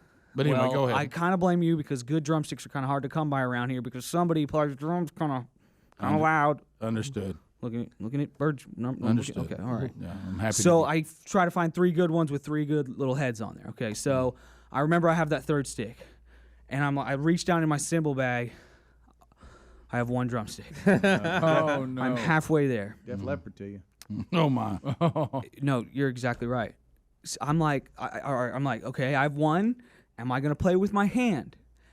Am I going to grab a pencil from my music stand and play with it. What am I going to do? Oh, no. And so I just rested my hand on my chair right here next to me and just played with one arm, guys, this whole song. Rick Allen, let me ask you like this. the drum for Def Leppard drummer. All right, It's but horrible. except you didn't know how to actually play the snare with your foot. No. Let me ask you this, because that was the question that I when I heard about this, I wanted to know, but now you've answered it.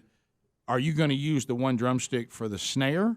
Are you going to use it for the hi-hat, the cymbal, the ride? Are you going to play at all with your hand and hit the snare? What are you doing would with a the hand? pencil on the snare work? And Not save the really. stick for everything else? It wouldn't have gotten What it about done. pencil on the hi-hat or on the ride and snare with the one stick? If I could have It seen wouldn't have this. gotten it done. So what I had to do was just do all the duty with one arm. Oh, no. So I was just like ting ting clack, ting ting clack, ting ting clack. Wow. I hate myself. All right, now here's what's funny, Bubba. Boom, chick, boom. I was told that Logan, who is a great musician, great singer, Logan Creasy, great guy. is over there playing guitar. And you know how the guitar player, he likes to say, "Hey, we got something going. I'm gonna go over to the drummer. Yeah, look and at him I'm while gonna he's get I'm gonna playing, get yeah. in my crouch. Yeah, and I'm gonna jam with you." And he looks and he said Adler's head is just down. He won't even look up. God. He's not jamming. And he God. wants to know, where is the drum sound? Where is the backbeat?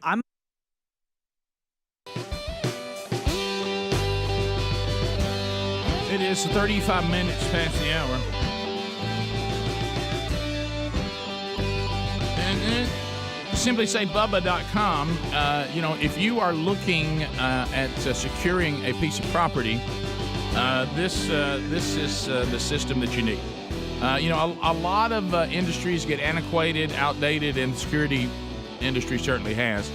But SimplySafeBubba.com is using modern technology and allowing you now to have a security system that does a great job, is very comprehensive, and it can also be customized to the property, but you can take it with you if you decide to leave the property. So this means even if you rent property, you can use these systems and protect it. And you install it yourself. So you're not doing I'll tell you what, come by and install it. We're going to be intrusive sometime between 8 and 5. Got a job. That's going to be hard.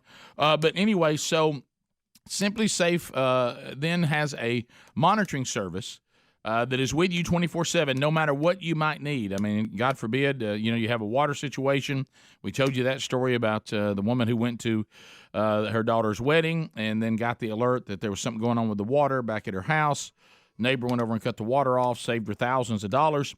So if you would like to find out about SimplySafeBubba.com, and you can join more than the 4 million people who already trust their security protection to SimplySafeBubba.com, here's what you do. You go to SimplySafeBubba.com, and we'll save you 20% off with the interactive monitoring. You get a free indoor security camera. You also can find that same deal at the link provided at rickandbubba.com under the sponsors button. All right, so Adler says the press secretary, if she goes to try, and we're trying to give the benefit of the doubt, we have a written story here that says the same thing. People have already trying to find some connection that Joe Biden might have had to the Naval Academy that doesn't make it that he made the whole thing up completely. He certainly has his years wrong. That's impossible. But the things that he's admitted in his own memoir and the things that we already know, Adler, you say it doesn't look possible. Yes. And by the way, this shirt that I'm wearing right now, it just so happens to be June 1st. I'm not making like a political statement. I just realized that I'm wearing like a Hawaiian shirt on June 1st. That was an accident. Well, solidarity and good for you. This is not a political statement. Right. But, so Biden's 2008 autobiography, Promises to Keep, does not mention the Naval Academy at all. And in the mid-'60s, the U.S. military was heavily involved in the Vietnam War. So if Biden had attended the academy, he would have had to have served in the Navy upon graduation. But instead of him wanting to actually attend the academy, the more you look into it, you just see more and more examples of him avoiding service of any kind. Biden received 5 student draft deferments during his 4 years at the University of Delaware and subsequent 3 years at Syracuse University College of Law. After Biden graduated law school in '68, he was reportedly deemed unfit for military service by citing childhood asthma. However, his memoir doesn't mention the condition at all while describing his football exploits and his work as a lifeguard. He had hairy legs. That's when he had hairy legs. As we all remember. That's right. And also a report released in November by his doctor does not mention the asthma at all.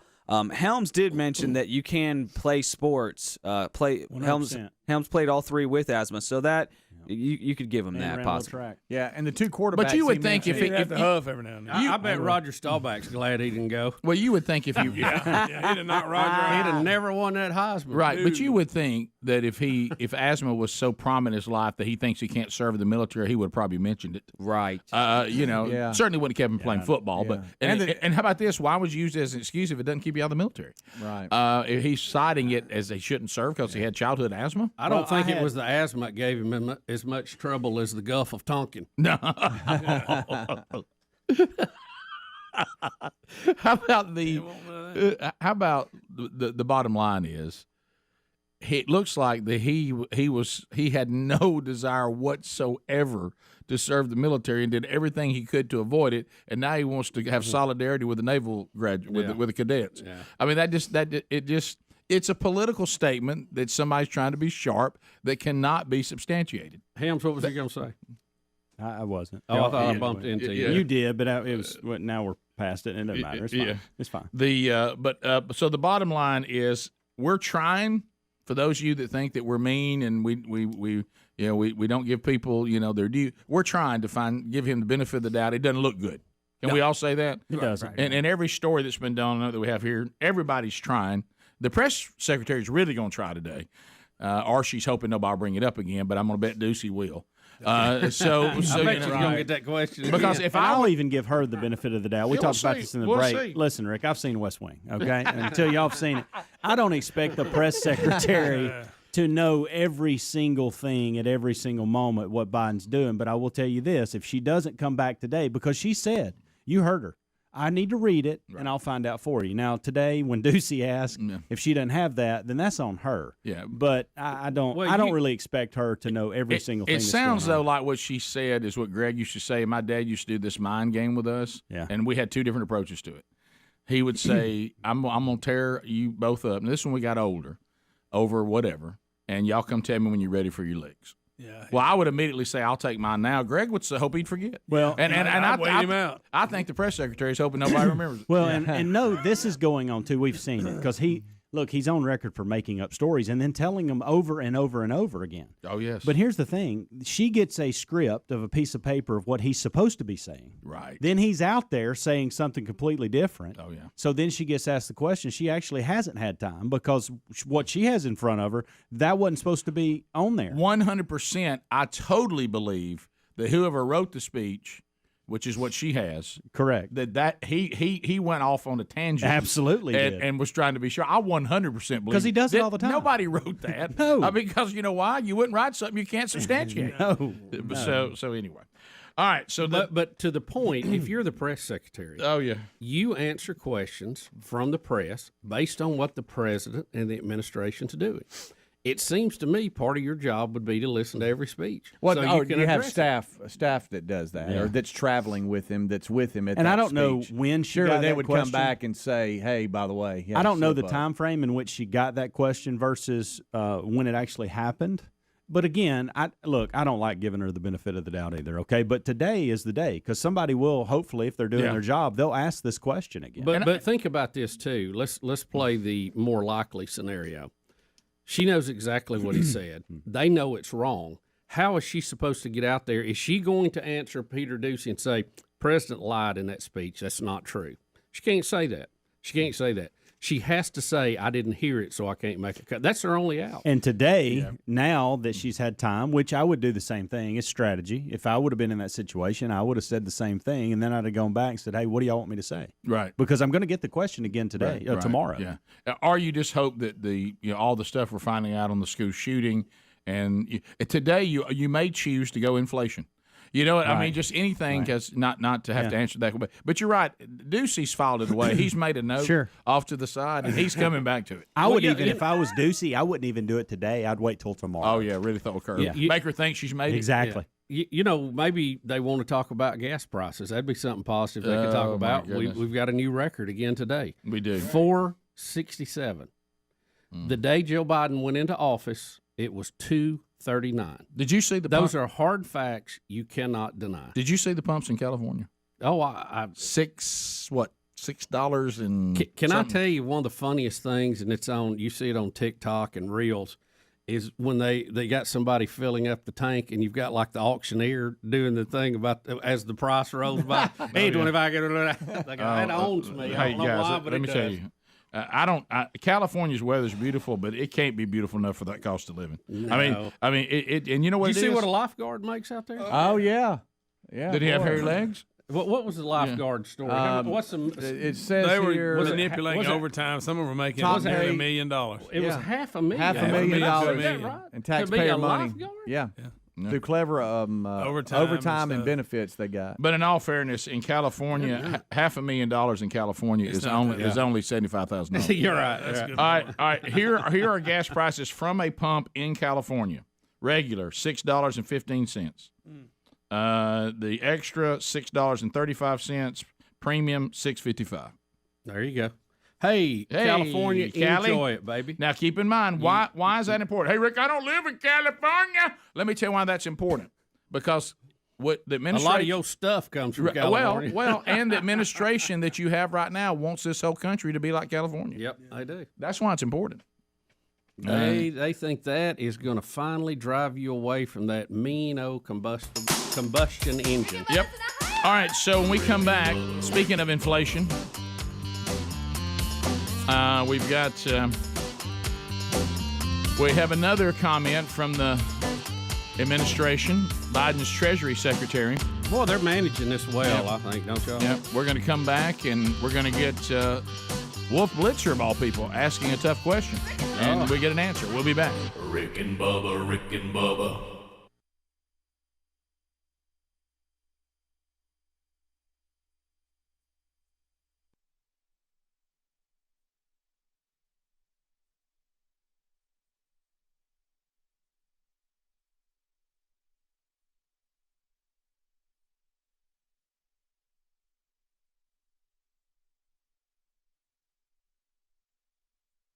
Is coming in to speak at that. If you've never heard him, he's incredible. I'm honored to be part of the group. I think Brody Kroll's also speaking again. This time I'm giving him a ride. So that's coming up in Mobile, so check that in upcoming events.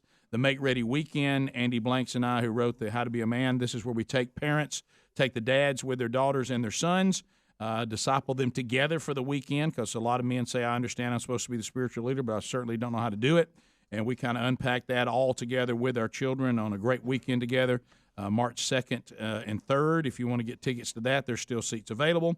And then you'll look at stuff that's coming up into the summer and all that there, too, at upcoming events. So, Bubba, you were telling us that you had a deer processing situation go bad. What happened? Well, not that I want to be dog like Wentz for getting out and hunting, but we do hunt a little bit. Right. We had, Sure. had a lot of Busted fun. you busted. You're busted. Yeah, the week after Christmas is usually my hunting sabbatical, where we go out and spend a little time in the woods, and we have a hunting place. We hunt, and we have a really good processor there. A little shout out to R&H Process, and do a great job, Mr. Ritchie.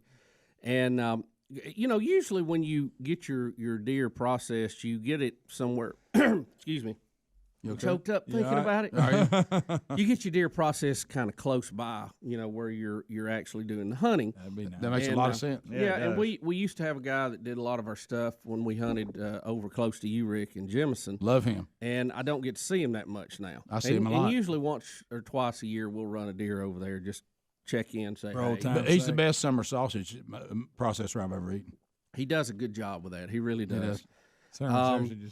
And so, most of the stuff goes to my local guy, and then every now and then I'll carry something over. Well, we had some guests down, and one of them was Ryan McCorkle, who is a good friend of mine. And Ryan had casually mentioned that if we get a few deer tonight, that he would volunteer to run that over to David Davenport's, who is our other processor. Can I stop you right there? So what's the thinking on that? Why would you go far away and take some of it? Well, our local guy that does most of our meat and does a great job does not do summer sausage. So if we there you want go. summer sausage, we have to go to David's. Now it makes sense. And it's good to go and visit because we we don't get to see him like we used to. So so he had volunteered to do that, and he was going to do that, and I hated for him to drive over by himself. And we had several folks there. I said, "Hey, Ryan, look, I'll ride over there with you." Because he didn't know the way. You say it like that? Yeah, I ride said, "I over tell you there." what, let me get my boots off. I'll ride over there with you." Even though you don't sound like you really wanted to. You Right. said, No, I thought it'd be a great time to catch up and visit. When somebody comes to hunt and you say hello and everybody gets out and stand, you really don't get a lot of time to socialize. Right. So That's I the thought way that'd be like good. And I know the way over there. And when I give directions, it's like go down to the stop sign, take a right. Yeah. When it tees, go right again, go over the interstate, go by up to the high school, take a left, you'll be right there. Right. Now that's an hour and 15-minute trip. Right. That I just told you. That's all you say. And you, So- do you ever throw in Greg's line there, right where those two black and tans are tied up? I try to stay with more, bigger landmarks like stop signs and highways. So we're going to go over there, and it was the first trip for the year, and I knew how to go there. I drove it myself. Oh, and good. I thought, just as a backup, I'm going to, because I know you go to a high school and you take a left, and he's about 4 miles down that road. So I thought, just for backup, I'm going to Google the way to that high school. Just to have a little backup, Yeah, right? I know. Right. So I get in there and I say, Google, give me directions to this high school. So, okay, we got it. And we're going along. We're getting the turns. And, we're out there. I thought, it seems to me that this the road is a little more out in the country than I remember This it doesn't being, feel right. Mm-hmm. So we're going along, and it's it's just right here. I mean, it's just a few minutes away. All right. Well, we were making turns, and I'm like, in the back of my mind, I'm thinking, I don't remember this many turns on this trip. Oh, no. Real dark, too, probably. Oh, dark and cold, dark and cold. So, hey, 1 mile away, the school. I said, well, we get 1 mile. It's one turn to the left. We'll be right there. Mm-hmm. So we pull up to the school, and we're at the school. The phone is saying you have arrived. Mm-hmm. And I'm looking, and I'm going, this ain't the school that you turn at to go to the process.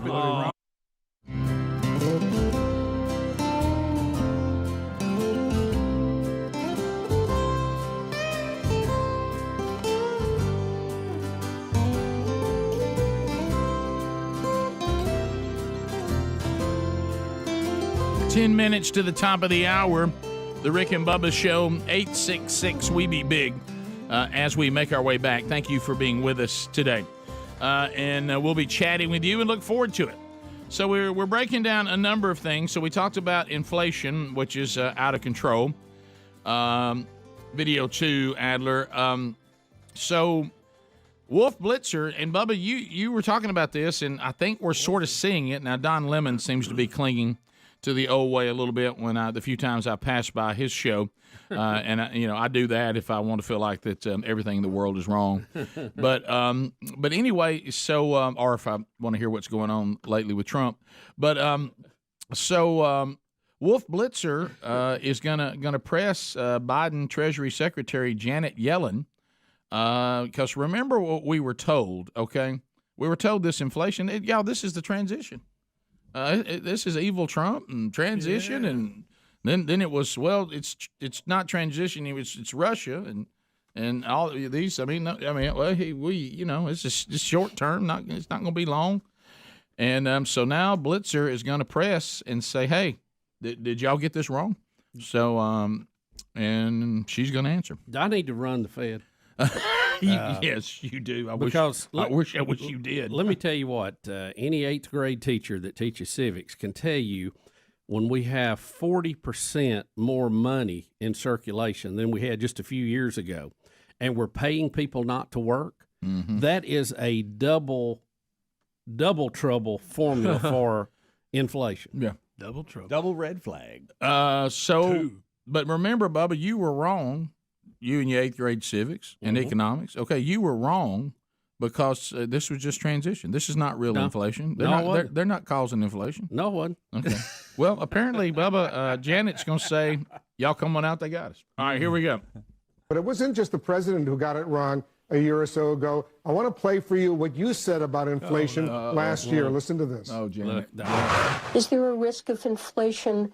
I think there's a small risk, and I think it's manageable. I don't anticipate that inflation is going to be a problem, but it is something that we're watching very carefully. Was it a mistake, Madam Secretary, to downplay this inflation risk? Did that contribute to the problems we're all seeing right now? Well, look, I think I was wrong then about the path that inflation would take. As I mentioned, there have been unanticipated and large shocks to the economy that have boosted energy and food prices and supply bottlenecks that have affected our economy badly that I at the time didn't fully understand. So the Treasury Secretary, there we go. She admits she was wrong. She Sort of. She as much as a politician can. Rick, we're not talking about somebody who's managing your retirement account. We're not talking about somebody that keeps up the money for the local baseball team here. Right. We're talking about the Treasury Secretary. Yeah. If you can't see it coming when all the rest of us were screaming it's coming, and you couldn't see it because of what appears to be political reasons, you didn't want to say it was looking bad, you didn't want to hurt Uncle Joe, that's a dereliction of duty, man. I don't know how else to say it. Man. Come on. Yeah. Come on, pal. Yeah. Come on, she-pal. What's up? Right. Whatever, you know. Yeah, look, would you let that lady runs our economy? I mean, come on. I know. For the whole country. I know. And she couldn't see that coming. And I could see it coming, and you could see it coming. A lot of other people. It was very clear. I mean, it's just a joke. It's shocking to me the level of people we got running this country right now. The lack of talent and skill they have, and professionalism as far as that goes. Yeah, sure. Here's I'm sorry to interrupt. No, go ahead. Here's a timeline and a graph of inflation according to the Biden administration, and you can see throughout as inflation continues to spike. Biden takes office January 21. Crazy inflation happens, and then in May, Psaki says it's temporary. Biden says it'll pop up, then go back down. Yellen says it's transitory in July of 2021. Yep. Biden says long-term inflation is unlikely in August of 2021. Biden blames big meat in September of 2021. When did big meat get blamed? Oh, it's big meat. Did we miss that soundbite? Hey, big meat. How's that not involved? Problems. That's right. It was the meat companies. September 2021, Psaki said it's decelerating. It was called big meat? Well, in all fairness, at that point, it was decelerating because it wasn't going up as high as it had been going up. Right. But then the next week, it turned and shot up again. Yeah, that's a great point. It was called a high-class problem in November of 2021. Psaki said COVID is the root cause in December of 21. Biden said inflation's at its peak in January of 2022, and now it's the supply chain's fault in February of 2022, and then in March 2022, it's Putin's fault. And now is Yellen saying, hey, it's our fault, finally? Well, here's the thing. There are some things you can't control, like the Russian invasion. So you have to even be more aggressive in fighting inflation. And look, the one way you do not fight inflation is to print money. That's the worst thing you can do. It is the worst. But what can you do? You can cut taxes and let people keep more of their own money, and you can quit paying people not to work. Right. You know, that's we keep pushing this deadline on people being evicted for not paying their mortgage. I mean, and look, people are not paying them, and it's not because they're not working. They just don't want to. Right. So, I mean, the government, every time they intervene in this process, they screw up something. And look, we got out of this one time before. Go back and look at what Ronald Reagan did when he took office in 1980. Right. Okay? Go back and look at what he did. Simple steps. It takes time. It doesn't matter. If you made all these changes today, it still takes a year, 2 years to turn it all around again. But, you know, we're too proud to do that.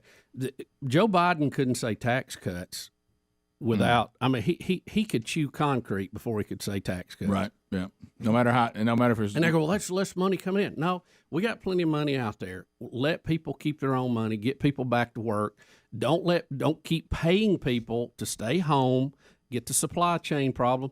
And look, if you will open the one common denominator in all of this is the gas, is energy. Yeah. Okay, because it doesn't matter what you do, what product you make, it costs more to get it to where it's going. They got to tackle that problem, and he knows how to do that too, but he won't do it because of the left-wing environmentalist wackos that are infiltrated the Democratic Party now. They can't do anything. They're absolutely paralyzed. They can't even talk about it as an option. And what is the other so what's the alternative? Well, it just keeps going up. Got a new record today. Guess what? Next week, guys, we'll have another new record. Look, I'm not Kreskin. I can just tell you what's going to happen. Yeah. This is ridiculous. Right. And that big long timeline that I talked way too long about a second ago, that was inflation going from under 2% to over 8% in that time frame. Wow. No, it was actually informative. I mean, whoever put that graph together, that's somebody keeping up with everything. And let me tell you, too, from the government's own standpoint, they're having to raise interest rates to slow everything down because of all the money that's in supply. And who is that going to hurt more than anybody? It's going to hurt the government because they've got to pay on that national debt. It's going to affect them, too. Yep. It's going to take away money from social programs they want to do. I mean, everybody loses in this current setup, and I don't know why these morons cannot figure this out. They're supposed to be the people leading the country, and they're not as smart as the people that we hang out with. This is incredible. We'll be right back. Rick and Bubba, Rick and Bubba.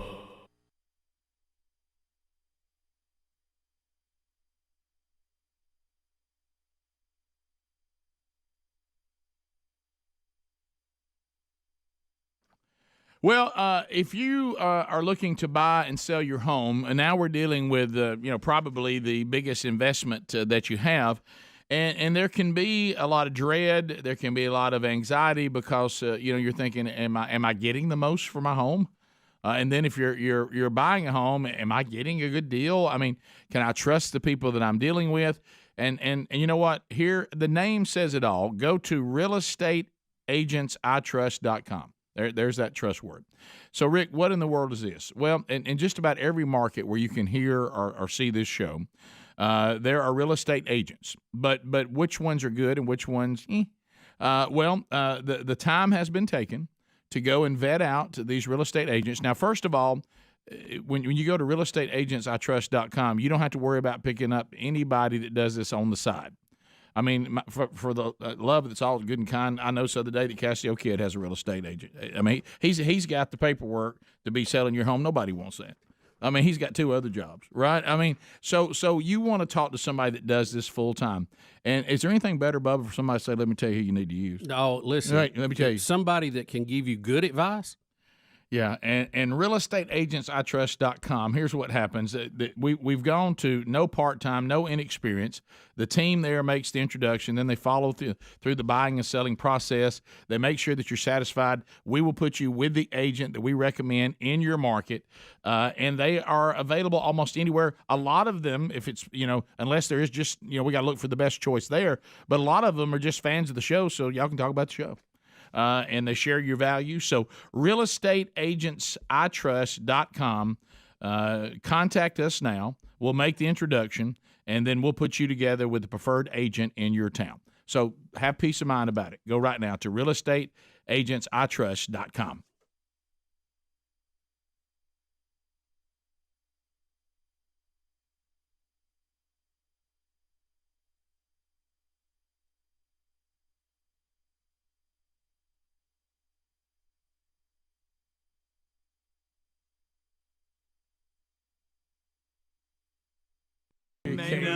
Nothing. And I get to looking on the scoreboard and it says Isabella High School. Oh my goodness, Isabella! I thought Isabella. It's bound by the farm.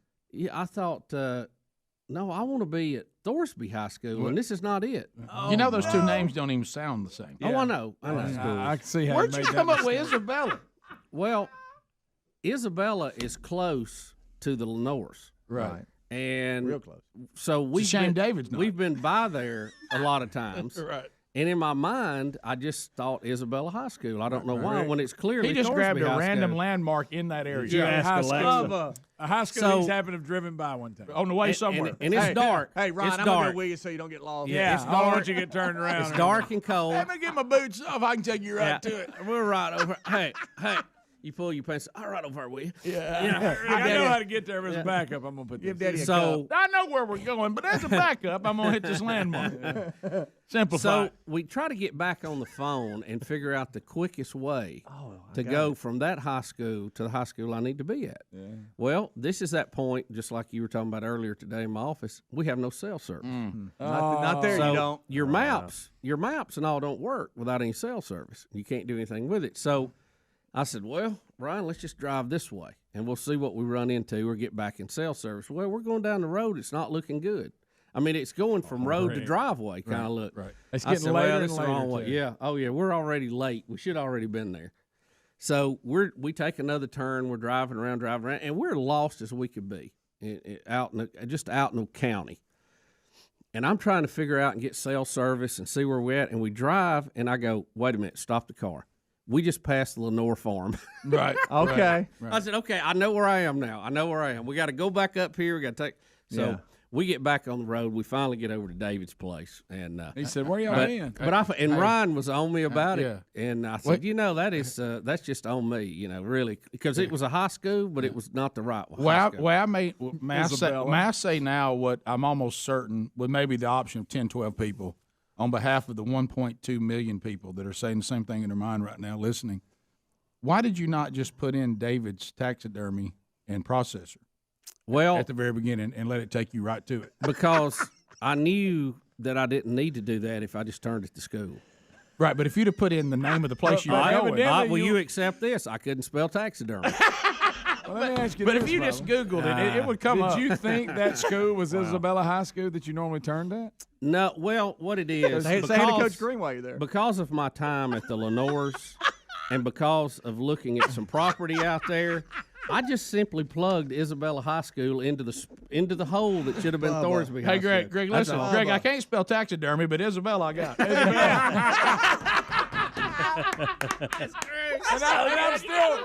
And I'm still missing why he thought Isabella High School was where you don't know.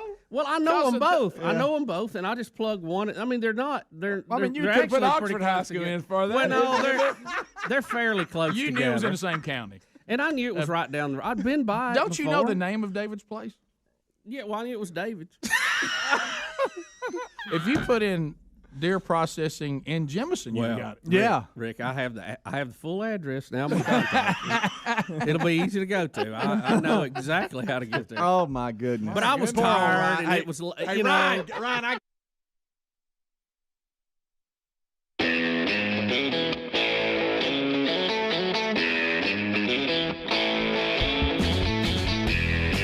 It is 6 minutes past the hour of the Rick and Bubba Show. 866 We Be Big is our number. Thank you for being with us. Speedy, the real Greg Burgess, Helmsy, Eddie Van Adler, all here today.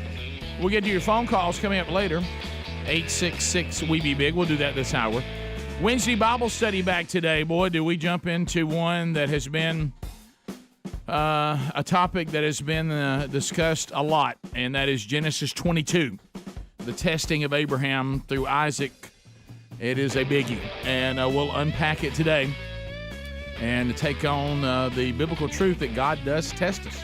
He'll test that faith, and boy, what a test for Abraham. And we'll talk about that today in the Wednesday Bible study, unpacking Genesis 22, live at noon on our YouTube channel, archived soon after for your consumption if you so desire. So welcome back, Bubba. You know what's going on down in Destin, don't you? Well, we got the midsummer meetings for the SEC, and that means Nick Saban and Jimbo Fisher in the same room. Yep, got a little family feud going on. Greg, you were talking about it. I kind of agree with what you're saying. Have you ever just gotten mad about something, and as soon as you heard it, and unfortunately you didn't take time to cool down, and you let everybody hear your first reaction? You need to count to 10. You needed to count to 10. Yeah. I think both the men looked back, and they were a little bit careless with the way they threw things out there. Saban is done. He had his talk yesterday. We have some of that. We'll play for you. But today, Fisher gets his shot. And so here is Saban. And Saban keeps trying to say, look, I ain't got anything against Jimbo Fisher. But here is Saban from, I think it was yesterday when he got his chance. Here we go. Questions? Coach Olin Buchanan, TexAgs.com. What evidence did you have that Texas A&M bought its entire recruiting class? You know, I didn't really say that anybody did anything wrong. Well, you said they bought their recruiting class. I didn't say anybody did anything wrong, okay? And I've said everything I'm going to say about this. But, you know, I think that, you know, I guess the point, and I should have never mentioned any individual institutions. I said that before. But, you know, some kind of uniform name, image, and likeness, you know, standard that supports some kind of equitable national competition, I think is really, really important in college athletics. Yeah, he. Did they have the microphone laying on the keyboard? By the What was way, that about? that person was typing way more than he was talking. Yeah, you buy some heavy Get off your fingers blog there. and listen Yeah. to what he's saying. Yeah. Get off your blog. No, that's you're right. He said that basically there needs to be some type of transparency to know how are these kids fulfilling their side of the commitment to whatever the NIL deal is.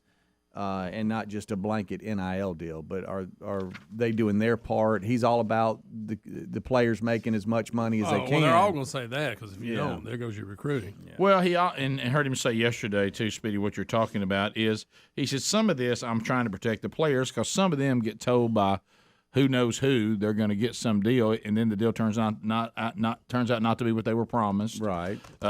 People pull out of deals. You're right. Yeah. And but he did say that he has nothing against Coach Fisher, and he has no problem with Coach Fisher. I'm not sure Coach Fisher feels the same way about Nick right now. And so today. And the question was, right, what did you mean when you said they bought the players? That was the question. And I would like to know what they knew and when they knew it. That's the situation that needs to be dealt with. Right? What Saban is going to say, and if you hear him, he's saying it is without being as clear as he probably needs to be. He's saying he's not going to answer that question. He's saying I didn't say that they broke the NIL rules. What I'm saying is they used the NIL rule, and everybody they got in that class got a sweet deal. That's what he's saying. But I don't think that's against the rules, but I think we need to police this a little better. That's really what he's saying. And, of course, Fisher says, but be careful because it looks like you're suggesting I broke the Texas state laws by the way that they came in to police this a little bit. And I'm real mad about it, and real mad. I mean, real mad. Do y'all believe only one kid's got an NIL deal? No, that's an exaggeration. Look, if I had the NIL deal at my disposal and I could get a better class to compete with Alabama, I'd use it. 100% if it was legal. 100% I'd use it. Do y'all think they finally? I'd be an NIL fool. Yeah. You wouldn't believe the NIL deals I'd try to put together. If that would help me win and I could do it, it'd be stupid not to. It's just funny. Everybody's in the NIL mud, and everybody's wanting to accuse everybody else of being in it. Well, that's all it is. Yeah, and he's saying that people, there's no way to police it because if I, like you said this, Bubba, if I hear what somebody else got to go to university, don't I think if I'm as good, I might get it too? Look, I understand the whole concept. It's one of these things. Later they'll establish some sort of rules, and of course, if the NCAA gets back in there and gets their power back, trust me, they'll put out an encyclopedia about it. Of course, I realize some of y'all now are so young you don't even know what that word means. But you think about that. So go to a phone booth and call us. Right. Now, here's the bad part. They do all this trouble. They get these NIL deals. They're playing the system, and then about half of them will transfer next year in the portal. Right. Well, because they didn't get to play, because that's another thing you got to deal with. I tell you, I'm not happy. I'm out. I tell you another reason they'll get the transfer portal is that these people contact them and say I can get you a better NIL deal. That's right. So you got to deal with it. But today, do you think Jimmy will walk it back a little bit? I mean, he got mad, guys. He's mad. Let's not forget what happened. Jimbo Fisher got mad, probably rightfully so, and then he started making accusations that Saban was dirty. Yeah, and everybody knew it. He also said they were done. Right. Done. Right. So my question to y'all: do y'all think they've finally spoken together off air? I mean, off air. Well, Greg told me the Illuminati privately. called them both and told them to calm down because they're about to let secrets out. Yeah. Guys, Full disclosure. Guys, it is my birthday, and I've even told y'all, of course, I'll get to watch it on TV, which will be enough. But October 3rd is A&M versus Alabama. Oh, yeah. Happy birthday to me. Happy birthday. Because that game, and I hope it just keeps getting more and more dramatic. I hope the frenzy tied around that game you can barely contain. Oh, yeah. To the point the ball, makes it fun. Rick, to the point the ball kicks itself off. The kicker doesn't even have to hit it. So much tension it just takes off the tee. Yeah. So toe touching leather. And I hope, and I'll be glued to every second. I'll watch every handshake. I'll watch every facial expression. And all these clips you've seen, you'll get to see over again that week. Oh yeah. So anyway, we'll see what Fisher says. Let's kick around. Do y'all think he walks it back a little bit today? I think he does. I think they're both. He ain't going to apologize. Both of them realize they've started a fire, and both of them are in the middle of the forest. And they've got to tone it down. Lane Kiffin was on the same day Saban was, and he said somehow our group is more professional in the room together than they are on camera themselves. Compare it to texting. People like saying things texting they don't do in person. No doubt. I think at one point, too, they valued each other's friendship. I think you saw a little bit of that coming out of Saban right now. Yeah. So I think they're trying to mend that a little bit. Maybe that's Kiffin just me also wishful says thinking. But Saban's never going to retire. He's never will. Keep winning championships. So double them. If you were in this situation, all right, let's all be Jimbo Fisher today. What is the way he needs to handle it today? What would be? Does he go the route where somebody mentions it? I mean, he just cuts them off. I'm not talking about that. Is he going to be that route? Can I'll make a prediction. When I first spoke, I was upset because I thought Saban was insinuating we were dirty and we were breaking the rules when he was just saying that we used NIL to our whatever. No, I don't think he's and we've spoken and we're good, but I'm defending my I think he's program. going to say at Texas A&M, we've signed a great class. We're moving forward. We're worried about football. We're not going to get tangled up in all this. It's just a distraction, and that's it. No more comment on that. Yeah, I think there is an option that he looks and he doesn't walk back anything. He just says, "Look, I've covered all that. Yeah. I'm done talking about that. Next question." I think that's I got the number one class, and we're working on putting that on the field. I don't think anybody has the kahunas to ask this. He says what you just said, okay? Here's my follow-up. So you said you and Saban were done. Is that still the case? Because if I'm in the room, I'm going to ask that question because I've got a set of kahunas. But no reporter's going to ask him that. What is your response to that question? I think he says, "Look, I'm moving forward. I ain't getting caught up." And I think he's just going to. So y'all are done? He's going to totally slip that punch. Yeah, I think so. Yeah, I would probably try to. If it was me now, of course, I don't think that's what Jimbo's going to do. I would say. Nick and I have not spoken, and I'm not ready to take a phone call from him right now. So what I said stands right now.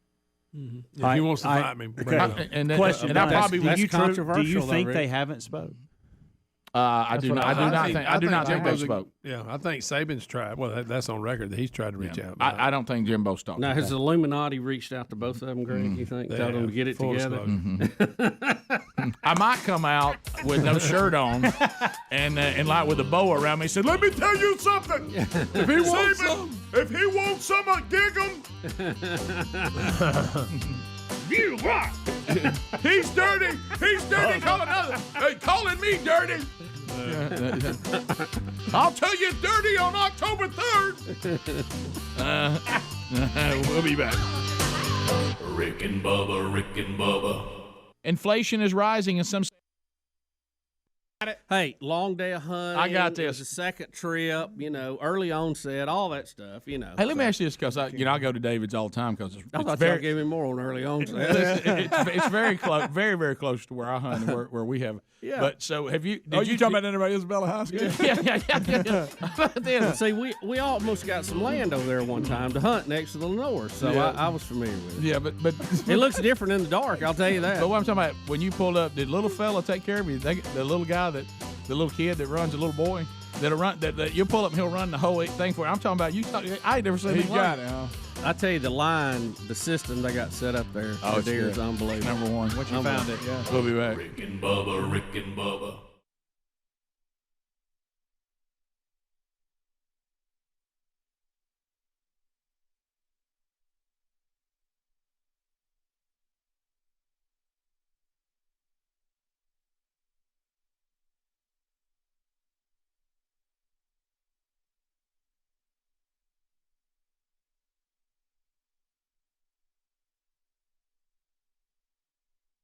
And fire, yeah. I guess what it's come to, I understand you got two different names. Maybe since these indoor deals have gotten such weird shaped, they no longer consider it a dome unless it's dome shaped. It's just an indoor stadium. Well, can't they open the top of it? Yeah, but it's not working currently. It's not working real good. They haven't got that part worked out yet. I think they're So calling they it. built a dome and the window won't work. Yeah. They built an indoor stadium, not a dome. As they call It's it. got the little round part at the top that opens, but they haven't. It hadn't been operating right. So next year they think they'll have it opening and closing. Okay. Well, look, as long as the lights are on and you play, I guess it's all right. Yeah, yeah. But it's a dome. We never went to Fulton County Dome because it was a stadium. But what was it? Was it the? I don't know enough about. Was it Chicago Bulls that played in a place called the state? Yeah, wasn't it called Chicago Stadium? And it was inside. know. It was an arena. They called it Chicago Stadium or something. I don't remember. What is the true definition of stadium? Right. I know. Well, I think a stadium is a place you go to see things. I agree with Well, that. Bubba. this would qualify. I'm just But saying a what the dome actual, means you don't have to wear your big coat. Well, yeah, right. But It what could I'm be saying, an indoor stadium. yeah, what I'm saying though, basketball always plays indoors. Those aren't called domes. All of That's a good point. Well, but in football they are. them. Well, not really. Not anymore. I guess not. An indoor stadium has traditionally been called a dome. If it's football. If you look go at to the retail, Georgia Dome. if you go to retail stores and you don't have to go outside, it's called a mall. And I'm like you. I think it's the shape of it considers. Yeah, whether it's a maybe dome it or is. not. I'm just guessing. Superdome, yeah. Astrodome, Yeah, I'm just Georgia guessing. Dome. They all had the dome. They have the dome. Yeah. Well, this still looks like a dome. It's just got No, this some looks like funky a design. this looks on like it. a spaceship, A robot, Weird yeah. looking It deal. looks kind of like pretty a awesome. Jiffy Pop Yeah, thing. I bet it's pretty awesome. It is. And that thing in the What does middle. it? What does it look like? They're really in a way to The describe thing in the it. middle is supposed to twist and open up, but they haven't quite got that. It's like an eye. Yeah. Oh, like a camera lens open. Oh, exactly. yeah. Oh, but it ain't working. It's not working. That hurt. Boy, I bet there'll be some lawsuits over that baby. I'm Well, sure. I doubt I'm it sure hurt it will. They probably were like, "Hey, let's just get this puppy going, and then we'll worry about the." Yeah, but I always think this. I do. It's just because, being a businessman, you just can't help but think this. I'm picturing the conference room. All right, so when do y'all think about us opening it? Well, got some bad news on opening it. We have not been able to open it. So we built something. Show me the blueprint. It's not on how working good. On how this thing's supposed to open. This is how it's supposed to open it, but it's not. It's not. Oh, Rick, So how much wait a minute, more? so we built it so it would open, and it won't open. That is correct. But how much more did they pay so it would open? That's what I'm saying. You know. That's I quite a little investment. Oh, Wow. you're right. Somebody's getting either charged extra until you get it. What it will open. I bet every day somebody's penalty. paying. Yeah. Well, and things like that, there's two things you always do, and then you see how it works out. You grease it, and then you unplug it and plug it back up. Because you kept hearing rumors when it was getting close to the Alabama Florida State game was going to be the initial game there. People were saying, they're not going to be done. They're not going to be done. And then they come up with, they're going to be done, but we can't open and close it. Right. That's been the holdup. The rest of it did get done. But you know what it becomes now, Bubba? Let me tell you what it becomes now. The guy who keeps venturing back to it. Guys, I like to go back to it opening. I mean, I understand we didn't get it open by the first game, but we've gone through a whole season about the national championship. I'd like to revisit. I know it wouldn't open. It's going to be cold, fine. But I'd like to go back to that. Will it open? I mean, is it ever going to open? And I want to go, what are you going to do different than we have now that will make it open?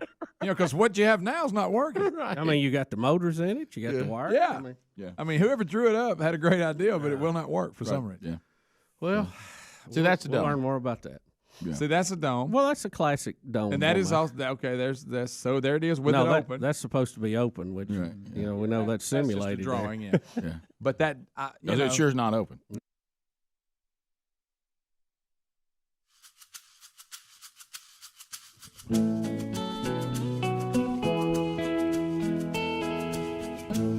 And here we go, 22 minutes past the hour.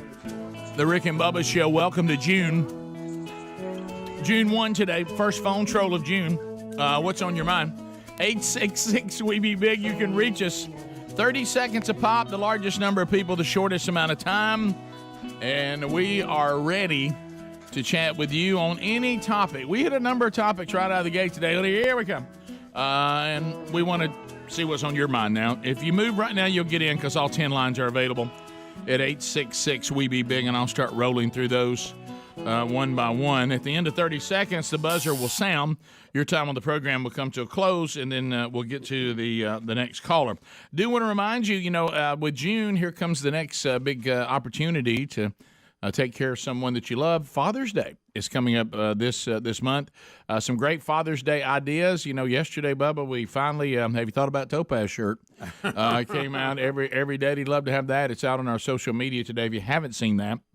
And you can pick up one of those or anything you'd like for Dad. Always remember that. And, of course, we have some great gift ideas also at themanchurch.com. If you're looking for stuff from a spiritual standpoint for Dad, you can find some stuff there as well. So be sure and take care of Dad coming up with Father's Day in just a couple of weeks away. So, and we've got a pretty active spring that we got coming up, too. We are doing one of my favorite things. We'll be moving Brooks Big Love Burgess from Starkville, Mississippi, to Atlanta, Georgia.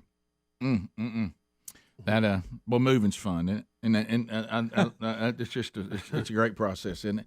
All right, so let's get started. Let's go to James in the great state of Louisiana. James gets us started. James, welcome to the Rick and Bubba Show. You got 30 seconds, buddy. Go ahead.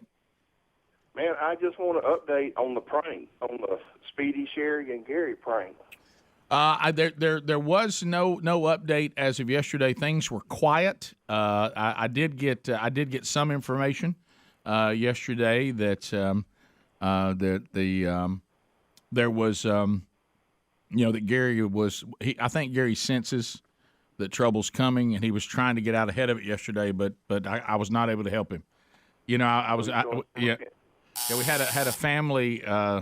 Yesterday I spent time with Mom and Dad and my nephew, which is why I'm sore today because I ended up playing water basketball with a 13-year-old, and I can barely move. But anyway, it was I could feel Gary reaching out to try to get kind of test the weather, but I couldn't help him yesterday. I was like, hey man, I'm tied up today. I'm sorry. And I'm in the same boat. I didn't see until last night that I missed a call and a text from him. Mm-hmm. Hey, call me.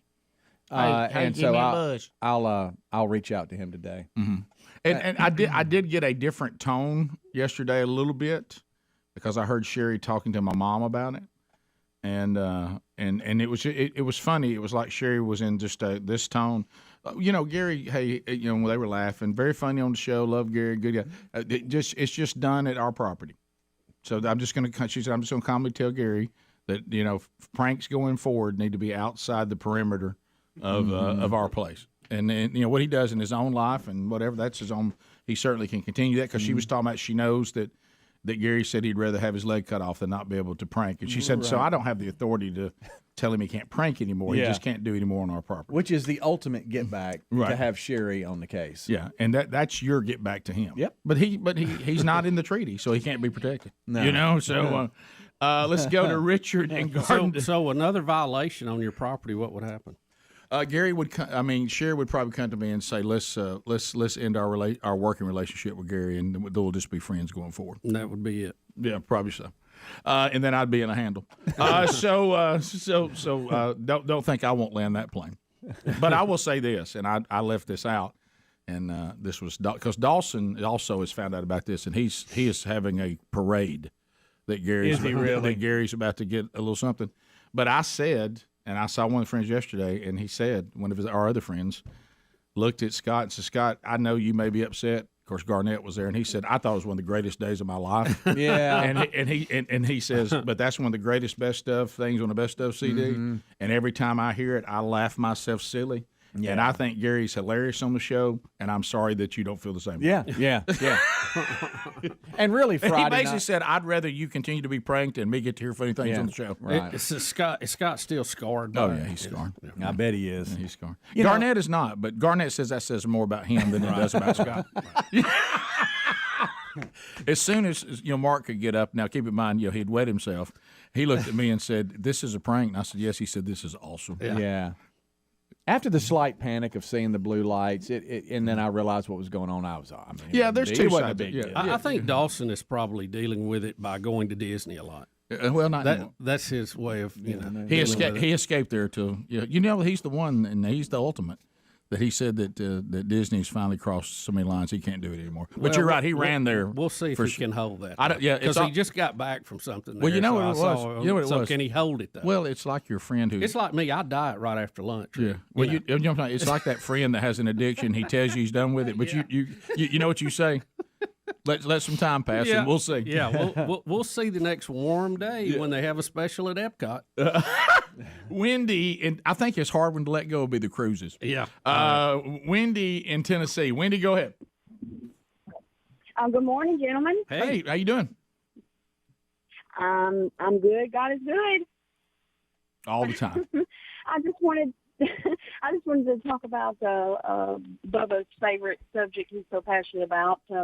But now the leaders in our country, the cabinet members, congressmen, senators, justices, it's my common sense opinion that maybe this is what happens when people are just given a position instead of working really hard for them.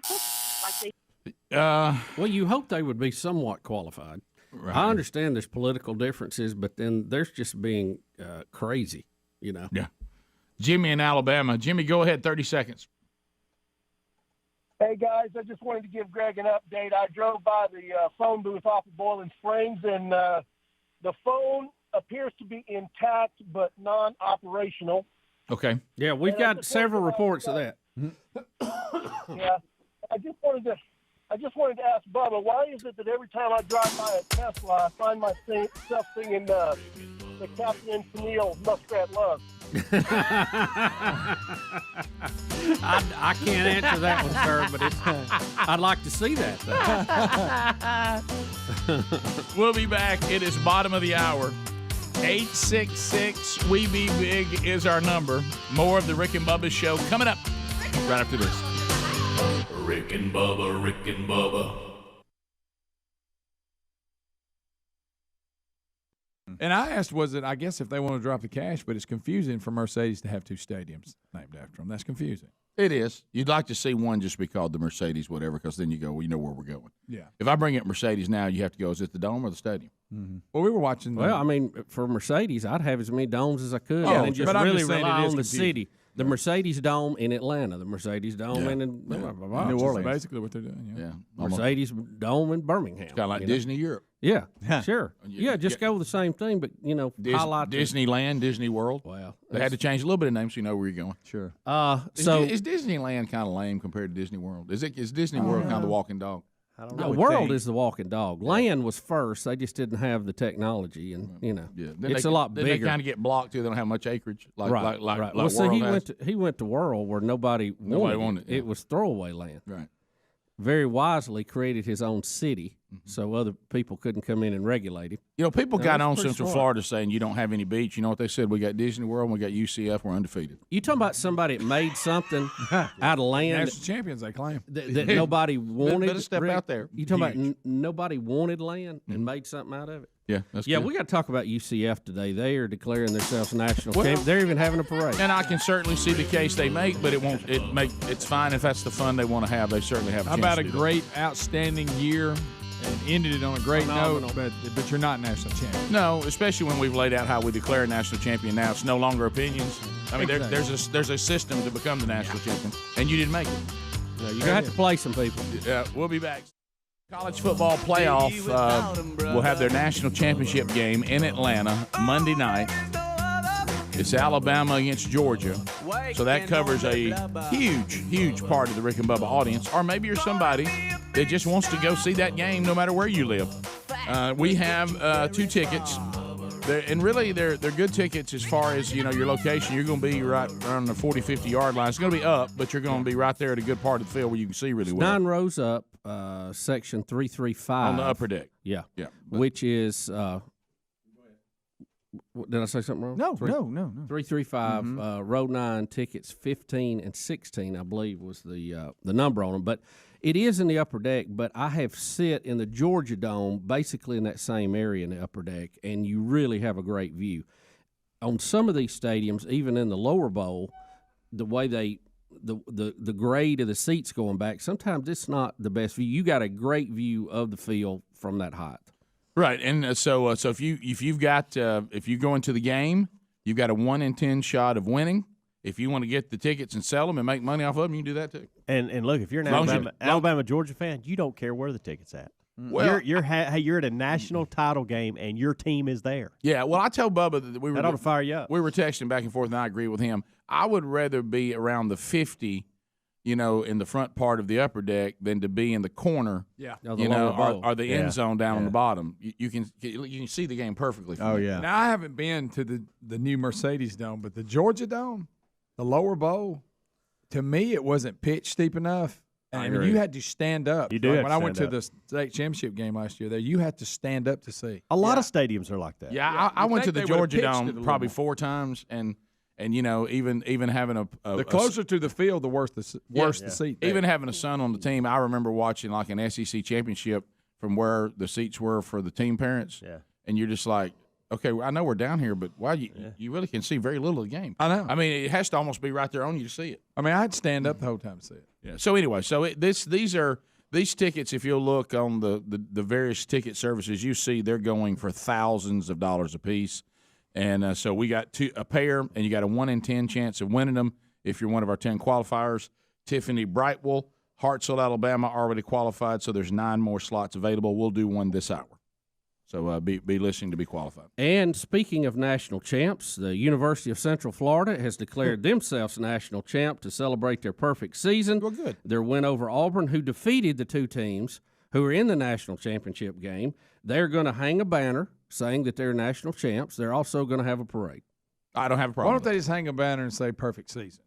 Yeah. Well, that's a national good. champ. You're not national champ. Well, the reason why And Rick, they're going to Disney World to have their parade. Well, good. I mean, good for them. They're Central Florida. Disney's Yeah. there. We just talked about that. I mean, they can have all the fun with it they want to. And I will say this. They had a great season. You can only beat the people that are on your schedule. They beat them all. They did go play an SEC team that was considered probably the 3rd best team in the SEC. That team did beat the 2 that are in the national championship game. That is a fact. Yeah. And Central Florida beat them. Now, Georgia did go back and kind of rectify their loss. But really, if you look at it, if it was baseball, it'd just be 1 game apiece. Pass the gravy, please. Ooh, it brings me to my knees. 35 minutes past the hour, the Rick and Bubba Show. We're back. 866 We Be Big is the number. And allforum.com/Bubba, teaming up with the Rick and Bubba Show. And let me tell you something. You talk about incredible quality. Incredible quality. In a time when quality seems to be hard to find. But if you'd love to have some handmade furniture shipped right to your door, and you are customizing it exactly the way you want it, you have your fabric, your color, your leg type, sofa sizes and shapes. Make sure it's perfect for you and your home. Maybe even your office. If you have kids or even pets, you're going to love that all the fabrics are spill, stain, and scratch resistant. They really do have something for everyone, from various armchairs and love seats all the way up to an 8-seat sectional sofa.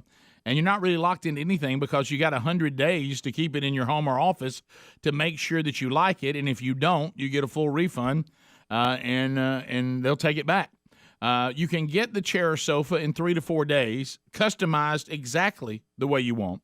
And you won't need a screwdriver or anything like that to set it up. They're tool-free. So go to allforum.com/Bubba and get 20% off anything you find. And here's another testament to the quality, and you get a forever warranty. The link also is at rickandbubba.com under the sponsors, and you've responded to this in a big way. So if you haven't responded yet and you need something, make the move. You'll thank us for that. Bubba, I thought that the word was out that if you're in an area where buffaloes roam free, do not bother them because they're very dangerous. I thought we successfully got that information out. Well, Rick, the gorings continue. Yeah. How many times have we seen video of somebody slung in the air or something? An Ohio woman was gored by a bison in Yellowstone National Park on Monday after approaching within 10 feet of the animal. Yeah. We just got to get closer, don't we? Why? I don't know. I don't know why. A park news release said the 25-year-old woman from Grove City, Ohio, approached the bison as it walked near a boardwalk at Black Sand Basin, just north of Old Faithful. The bison gored the woman on the boardwalk and threw her 10 foot in the air. The woman sustained a puncture wound and other injuries. She was transported via ambulance to a local hospital. after park emergency medical providers responded to the scene. 2 other people were within 25 yards of the bison when the incident occurred. The release gave no other detail about it, but we do have some other footage that has come about. Now, I don't think you're going to see her thrown in the air in this. So is this? You see her at the end of the picnic table? This is the actual people and actual buffaloes? And you see another guy taking a picture over here in his seat. Right. But they'd wandered up to a camping area, and I think this is a So captured package? here on camera, family Fox watching 59. as bison charged at a woman at Yellowstone National Park. Jenna Larson and her family watched the woman as she repeatedly got up next to one of the 2 roaming bison. Just goes up to it. They say she kept provoking the animal before it charged at her, not once, but twice. Witnesses say the first time the woman was thrown about 10 to 15 feet in the air. I'm very I could hear the bison making noises and like blowing steam out. She didn't get hit in any like vital organs. It was just 2 gorge marks on the sides of her. Oh, Yellowstone National Park identifying the woman as a 72-year-old from California. She was airlifted to the hospital, has since been released. Park goers say there are signs posted everywhere saying, "Don't approach the wildlife." I thought somebody died. Yeah, well, we got an email. This is 2 different women. This said an Ohio woman. Yeah, that might have we been got 2 bison different attacks things. everywhere. Because the update from, I think, this original one that you were talking about, Bubba, that is, I think the lady passed away. Well, I think. does it say that? I thought I read it too. In the update, the update from someone I think in that area said that Tony she's died. Yeah, yeah. Tony will send us a Yellowstone update. Oh yeah, he will. So yeah. So again, I don't understand. These bison are giant to begin with. Right. Their ability to sling you through the air. I don't know if anybody who wants to try to survive being thrown up in the air 10 foot. Yeah. We've seen a kid get thrown up in the air just not too long ago. Yeah. Oh yeah. Folks, I don't get it. What the we have Zoom cameras. You can stay at a safe distance. But Rick, I don't know. You think this is just nature trying to even things out here because the gene pool has obviously gone downhill? Well, you mix that in with what I've been saying for years, that animals have gone on the offense and they're on the offensive now. And they're coming after us at a rate that is unprecedented. Mm-hmm. But I'm with you on this. I think all this is in play. But for the life of me, I still don't understand. I mean, like I'm sitting here and I know that if I see buffaloes in the wild, to not approach them because of so many people that have been flipped, gored, and stomped. Right. Okay. Right. So and now I'm not big on any of that. Why I would do it again is beyond me. And like I'm saying, if we go to search people being gored and thrown by buffaloes, there shouldn't be so many things that come up. I mean, it should be. This should be rare, and everybody. Really, you should have just had the first time you had, what's eating Scott Gorosky? He told me he saw some people get thrown by one time, right? And then he saw a drunk take on one. And I mean, I don't know why you the word's out. Mm-hmm. Leave them alone. Yeah, and I'm figuring it out now. The 72-year-old woman that we just played, that's from last year. Okay. Bubba sent me 2 clips from last year. That's so. Hey, you know what? It's on me. Well, look at it back. Look back. I just realized it. Next too. segment, we're going to talk about Pete Van Wieren going on in.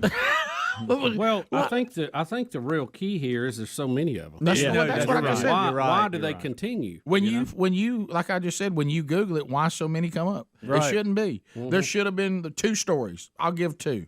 And then after that, everybody said, "I'll tell you what, get away from buffaloes. We're out in the wild." You would think. There's a couple of things that we always talk about, and that's people falling off the edge of a cliff because they got to get closer Then take a for selfie. a selfie, and then they slip and unfortunately fall to their death. Yes. The animal attacks, I got to get closer, for a selfie, or I'm provoking them in some kind of way. Yeah. We always got to get closer. Well, y'all. They sell zoom lens. I know. An iPhone will zoom in like 10 times now. Yeah. I mean, come on. Well, you got to be up on it so that you can feel the breath of it. But you said it just like with this. Oh my goodness, this is the one. She's only 25. Yeah. Yep. Ohio 25-year-old Ohio 25. Hey, Yep. Bubba, passed away. I got to share it though on my socials. I Yeah. got to get some likes. I got to get everybody hearting that thing. Everybody's got to see me near this buffalo, but it's just not worth death, though. No, it's not. It isn't. Yeah, I mean, I don't. And is it also? I know it won't happen to me. I'm too sharp. I mean, is it one of those? Yeah. I mean, this woman is dead over trying to go to Yellowstone on Memorial Day weekend, and you would have been fine if you just don't approach a buffalo that we ourselves pulled up multiples with one search. Everybody knows that buffaloes are dangerous in Yellowstone or anywhere you may find them. They come up to the camping areas. That's part of Yellowstone. Look, when they wander up, go inside. They'll wander off. Yeah. They're not going to stay there all day. Yeah. My parents are out there right now. They'll do this thing where they get in the car and head west. Oh, and yeah. They may not be back for 3 weeks. If I would have given anything to see Mac Daddy in that footage. Running. But Mac Daddy, he ain't going to let that happen. No. What I'm saying is he just kind of bystander standing over to the side. Yeah. Nobody knows what's going on. If Mac Daddy was in the footage, would he be the one screaming, "You better get away from that thing"? Oh, yeah. That'd be he wouldn't get up on me, would he? No. Do you think it was smarter? Do you think it was the goring or the tossing 10 feet in the air that got her? And because it gored and then did that neck thing where we see him throw him 10 feet in the air. It's all about the goring. If it hit a vital organ, it could have been the goring. If not, it was the or 10 foot in the air. You can snap your neck. Yeah, you can. It scored how she landed. Yep.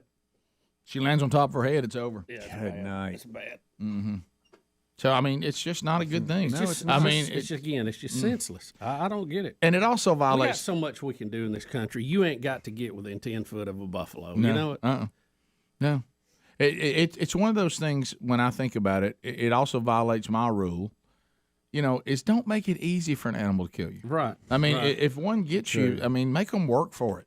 Don't just. Yeah, if an alligator falls out of a tornado, sure. and goes through my roof and lands in my chair, right? Then you can't do a lot with that. But I'm not going to go swim with them. Yeah, I didn't know the snake was under the buffet at Golden Corral. Yeah, yeah. I never saw it coming, and I don't really look around when I'm headed over to the buffet. Yeah, caught me distracted. Did y'all see that viral footage out? And it might have happened when I was off last week. I can't remember. This coyote, speaking of animals, it just made me think of it. Goes to the door of a house and goes through the doggy door into the house. A coyote. Well, if you got a doggy door, a coyote's the size of a dog.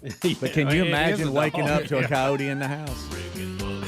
I'll take it over a buffalo. Well, we had we had the story that the couple woke up with a dog they didn't own in their bed. Remember? No, that was last week. All right. We'll be back 15 minutes to the top of the hour. We'll take some of your phone calls when we return. Rick and Bubba, Rick and Bubba. So really, we don't know who Auburn and Georgia, both fans can claim we beat you, we beat you too, we beat you too, but we beat you in the championship game. And then you look at Auburn's season. If I don't know that it would have worked this way because of the way the programs, when you see the difference in the two programs and their legacy and all that, may not have been the same. But there is one line of thinking that if Auburn had just simply beat LSU, that they may have definitely if they beat Clemson and LSU, that even if they had lost in the championship game against Georgia the second time, they probably would have got Alabama's slot, since they beat Alabama in the Iron Bowl. I don't know that they would have got it with still having that loss to Clemson, and that would have been their second loss. I'm not sure about that. I think Alabama's tradition and the fact they only had one loss in a rivalry game gave them a little more standing than Auburn would have had, I think. Yeah, I think but anyway, so some people say that might be a bit of a stretch. But the bottom line, if you're Central Florida, saying that you beat Auburn, who beat Georgia and Alabama, and you're undefeated, that is accurate. That's funny. Rick, it doesn't make you national champion, but it is accurate. Now, Rick, they've even changed their Twitter display. It is now 2017 national champions, and they have a logo designed to match. It says national champions. The O in champions has a peach logo or a peach drawing, and then it says the only 2017 undefeated champion underneath. Well, there is something that's taking place, and I didn't want to bring this out, and I'm not sure who all's available. They're checking the roster. Central Florida will now play the 2004 Auburn team. Yeah, they need to play. Go hunt them up. See if they can go find them. And but how about this? Central Florida, I saw them in that game. It's the only time I saw them all year. And I will say that the starters they have on the field were as good as any team I saw play this year. Yeah. They were legitimately a good team. Now, they're not the national champion because that's not how we have a national champion. But now, if they want to celebrate season, if they want to celebrate this perfect season and which is hard to do, and do their own national championship deal, that's perfectly fine. And I think those players probably deserve something like that. What they did was incredible, and they were a straight up good team.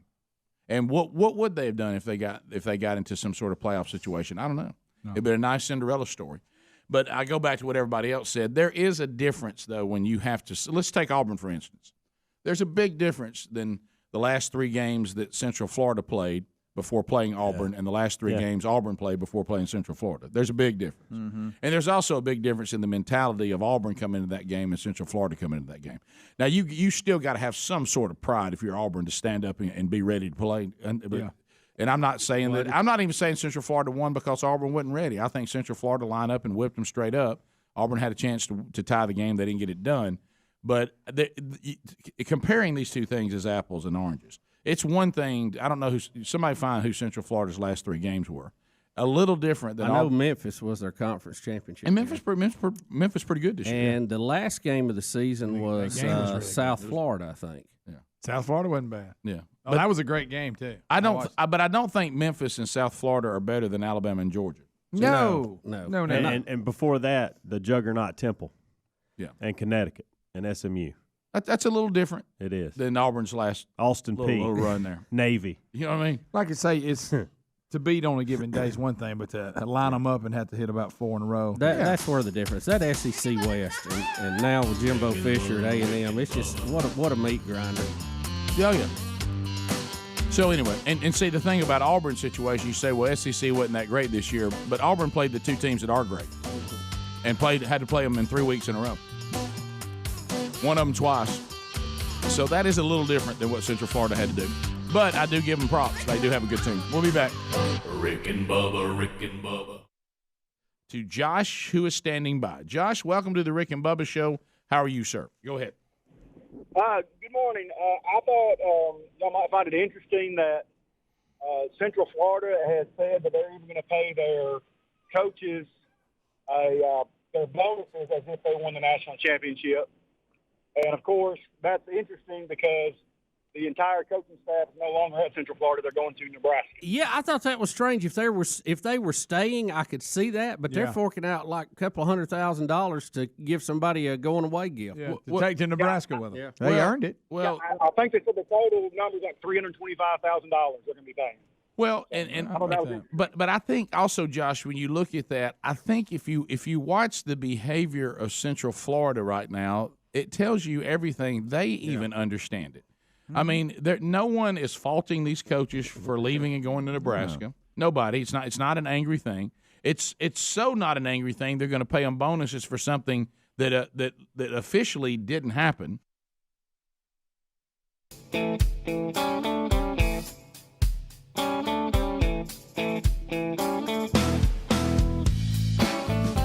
And here we go to the phones. 866-WE-BE-BIG is our number. Standing by, Katie, out of the great state of Alabama.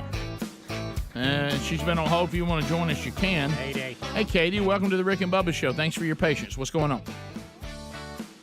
Hey, Rick, how are you? Good. Speaking of pranks for Gary. He came in and had dental work done, and he came back to pay his bill, and he gave me cash. And I told him we didn't take cash. Mm-hmm.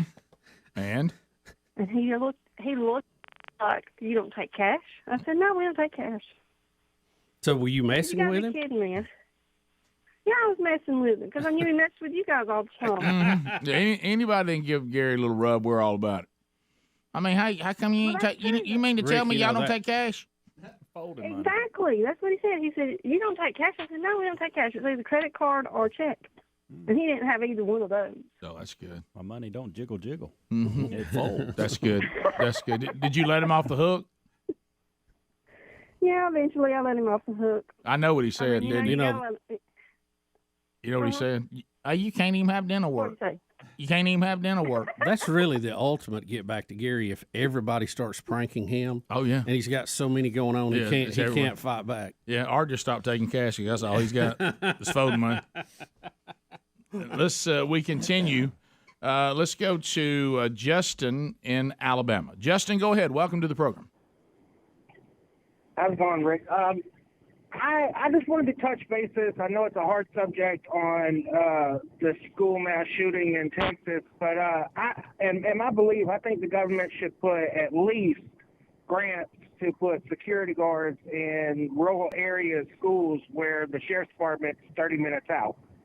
And I want to touch bases and see what y'all think. Do you think the government's actually going to take away our rifles? There's a ban on assault rifles that the president is pushing. Well, today's a big day. They're going to talk. Yeah. Let me tell you this: Beto O'Rourke, or what's his real name? Francis. Beto O'Rourke, 1B in there, Adler. He there was a day that if you even talked about this, you could not be elected to office. Now he is running for governor of Texas. Of Texas, say that. Okay, again. of Texas, not Connecticut. So it's it's a scary thing out there what some of these people want to do. Of course, he's pretty much a socialist commie wannabe too. So I'm really shocked that the people of Texas has allowed it to go this far. But it may also indicate the changing demographics of Texas. So he's going to say that the AR-15, that no one should have them, even law-abiding Americans. And here he is in his own words. I just took the position that may not be politically popular, may be too honest, that not only should no one be able to purchase an AR-15 or an AK-47 because they're designed to kill humans, and that high-impact, high-velocity round will just tear up everything inside. You'll bleed out before we can get you back to life. But I don't think that the people who have them right now in civilian use should be able to keep them. Thank you, Bobby Francis. So there it is. Francis has told us that if he gets his way, whether you're a law-abiding citizen or not, there's certain these two weapons he didn't think you should have them. Do they not understand why people have them? Now he's run for everything in Texas. He was a representative there for a while, but I think he ran. I know he ran for president. Did he run for senator there? Now he's running for governor. He's a perpetual candidate. We've all seen these. Yep. And but I there's years ago. You say what he said, you were done. No, you might as well just pack up the fort and go home. Now, Will, here comes the answer to your other question, 1A. Press Secretary Karine Jean-Pierre. Now, she comments very directly on what we've talked about, to take soft targets and make them hard targets. And the press secretary tells us straightforward that our current president that will not go along with us on that. So she's made that pretty clear. Can we hear it? Yeah, he's getting it. Yeah, here it is. And when it comes to schools, and I don't know what he said specifically about schools. I know there's been conversation about hardening schools. That is not something that he believes in. He believes that we should be able to give teachers the resources to be able to do the job that they're meant to do at schools. Hard to do that if people are shooting at you. What does that even mean? Again, I mean, we want them to have. That's a given.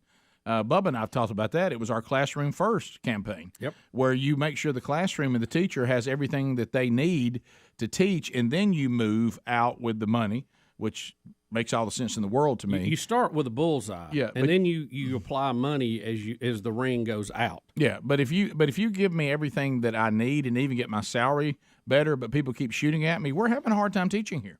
So I mean, Look, they also need to be safe. Let me ask a simple question, and let's let adults think about it and answer the question. Right. We've had numerous school shootings the past few years. How many shootings have we had at a nuclear power plant? How many shootings have we had at a major sporting event? There's a reason. One of them is a soft target. The rest are hard targets.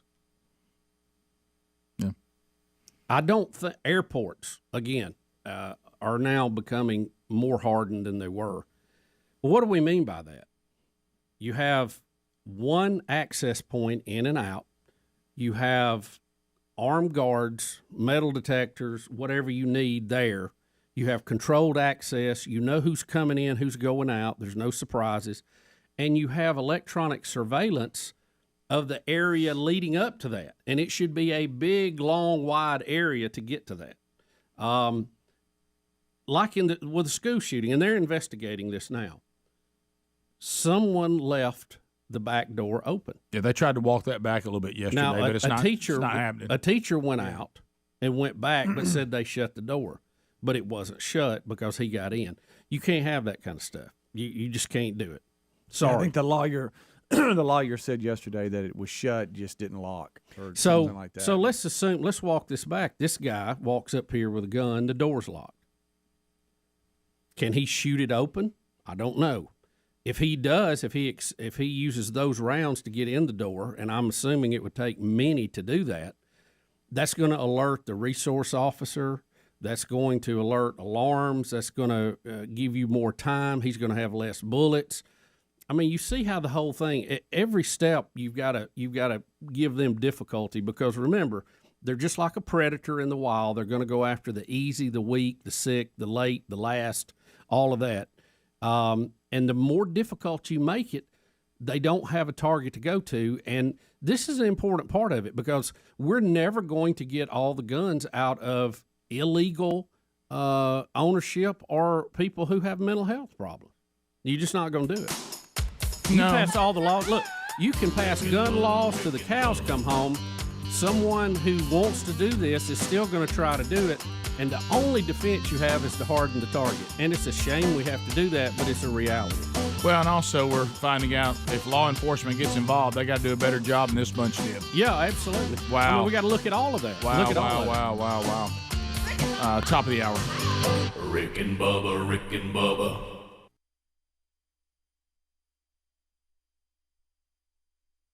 They did not officially win the national championship, so they're being paid like they did. It's almost like Central Florida is aware of their place in the world. Yeah. And they're having a little fun. Yeah, with and they're celebrating. So I think some of the people out there are trying to make a case for them that Central Florida's not even trying to make. Yeah. I mean, they're having fun with it. Mm-hmm. I mean, they understand what they've done. They understand, if you're paying these coaches like they won the national championship and everybody signed a big poster for them and said, good luck in your next endeavor, no one is saying that this coaching staff shouldn't have gone to Nebraska. Think about that. Oh, I know. I mean, it's I think they understand where they are, and what they've done is incredible, and these coaches did do an incredible job. These players did an incredible job. They are a good team. 2 years ago, they were 0-12. Right. That's amazing. It's a phenomenal thing. And beating Auburn in the bowl game was a big deal. It's a big deal. It is a big deal. Absolutely. Let's go to Derek. Derek, welcome to the Rick and Bubba Show. How are you? How you doing? In Monroe, Louisiana. How you doing, Rick? Man, loving it. And First-time caller. Thank you, sir. Oh, man, we appreciate it. Hey, bring it in here, Monroe. Yes, sir. I don't know if this is going to be in fighting words, but I'm from New Orleans, and I used to listen to Walton and Johnson, but I'm digging y'all up here. Thank you very much. Look, he's a good guy, but there's no way he could take us if it was one-on-one. yeah, absolutely not. I wanted to chime in about the Central Florida. What's going on with the playoff systems? Can we get a fifth play-in game, or are they going to have to schedule SEC opponents next season? Because I think that's what they should really do. Yeah, now, here's the problem that everybody has on this, Derek, and this is one of the things even Coach Saban tried to make this point. He said, everybody tells us we need to play non-conference games that mean more, and he goes, and I agree with that, but you got to make people play you. Yeah. I mean, some people are going to look at Central Florida and go, I don't think so. Play them. Yeah. I don't think I want to Because schedule what's that. the upscale versus I could get beat? Yeah. That's right. I can only go off the top of my head. I know a couple years back, I think it was in like 2007 or the 8 seasons with LSU playing Washington. I mean, that was a big game out of conference. Yeah. And it's just, you would think more of these or they need to change their conference. Yeah, well, yeah, and that may happen. And I think at some point we may get to the point, we've talked about it, where you have an 8-team playoff. The 4 of them are the conference champions from the Big Four or something like that, or even you can go as far as go 6, the 6 big conferences, and then have two that you go out and grab from anywhere. and that would be somewhere where Central Florida would have got in this time. Yeah, I think I don't think there's a stomach to expand it yet. They're still trying to be sure that this is going to work, that the money's going to work, that the advertising is there, that the viewership is there, and get all the kinks worked out. But I know from the president's standpoint, they just doesn't appear to be a stomach to expand it right now. But I think 3 or 4 years down the road, once this is kind of stable, once they see the viewership, the money coming in, you will definitely see it expanded, and that will cover a lot of that. And I'm like you, Rick. I think the conferences want that conference championship because they get the money from that, and it's very important to the conference. So I think you will see them go to conference champions and then a couple of wild cards. And that will take care of a lot of things. It would take care, like this year, Alabama, because they wasn't in the conference championship. As long as you keep that conference championship as like a first-round de facto playoff, you keep the season important, you keep the money in line and the power for the conference and the schools. I think that would work out long-term. And I am open to doing away with East, West, North, South, and all that, and just saying the 2 best teams out of the conference play in the conference championship if we're going to make it a game that puts somebody in the playoff. Because what's bad is when you got a side of your conference that's not any good, and all of a sudden you're in the conference game, and one team is 7-4, and the other team is undefeated, and the 7-4 team pulls some upset, and you're like, okay. Well, you know what it does. Or they just smoke the team, and you go grab a team that wasn't in the championship because they're better than the team that got there. On any playoff system, there's always this argument between who's hot right now and body of work for the whole season. So if you go with conference champions, and I'm like you, if you did away with East West, you solve some of that, but I doubt you're going to see that much movement that quick. But if you go to conference champions, you get body of work people for the whole season. And then if you pick wild cards, you can get who's hot, or in some case like Alabama this year, obviously one of the best teams that didn't even win the West. Right. Or Ohio State or some of these others that, you always have these little fluke things come up. But I think that would solve it if they go to 8, go 6 conference champions or 5 and 3 wild cards. You'd solve all those problems. Yeah, and those of you that have money coming in. And those of you that get out there and say this, it's just not true. Well, it just means that the regular season doesn't mean as much anymore. No, it does. Yeah. Ask Auburn if the regular season meant a lot when that LSU game haunted them. It meant everything. They win that LSU game, they're in a completely different situation than they found themselves in. So that game was big. The loss to Clemson was big. If they had won either one of those games, it would have been fine. And see, that went back early in the year. That even haunted them. The way they lost the LSU game looked bad, too, on paper. Yeah. So you solve a lot of those problems. But it'll evolve. Look, we used to argue every year about who was number 1 when the season was over because we didn't have a way to settle it on the field. Then when we had the BCS, we argued about who number 2 was to get into that game. Now we're arguing about who number 5 is to get into that, which is better. And eventually, you're always going to argue. You could have like in basketball, you'd have a 64 team.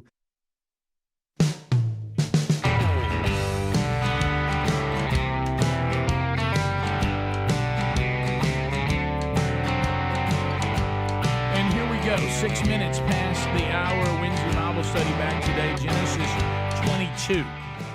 It is one of the most discussed chapters in the Bible, and we'll unpack it today in the Wednesday Bible study live at noon on our Central Time on our YouTube channel, 1 o'clock Eastern.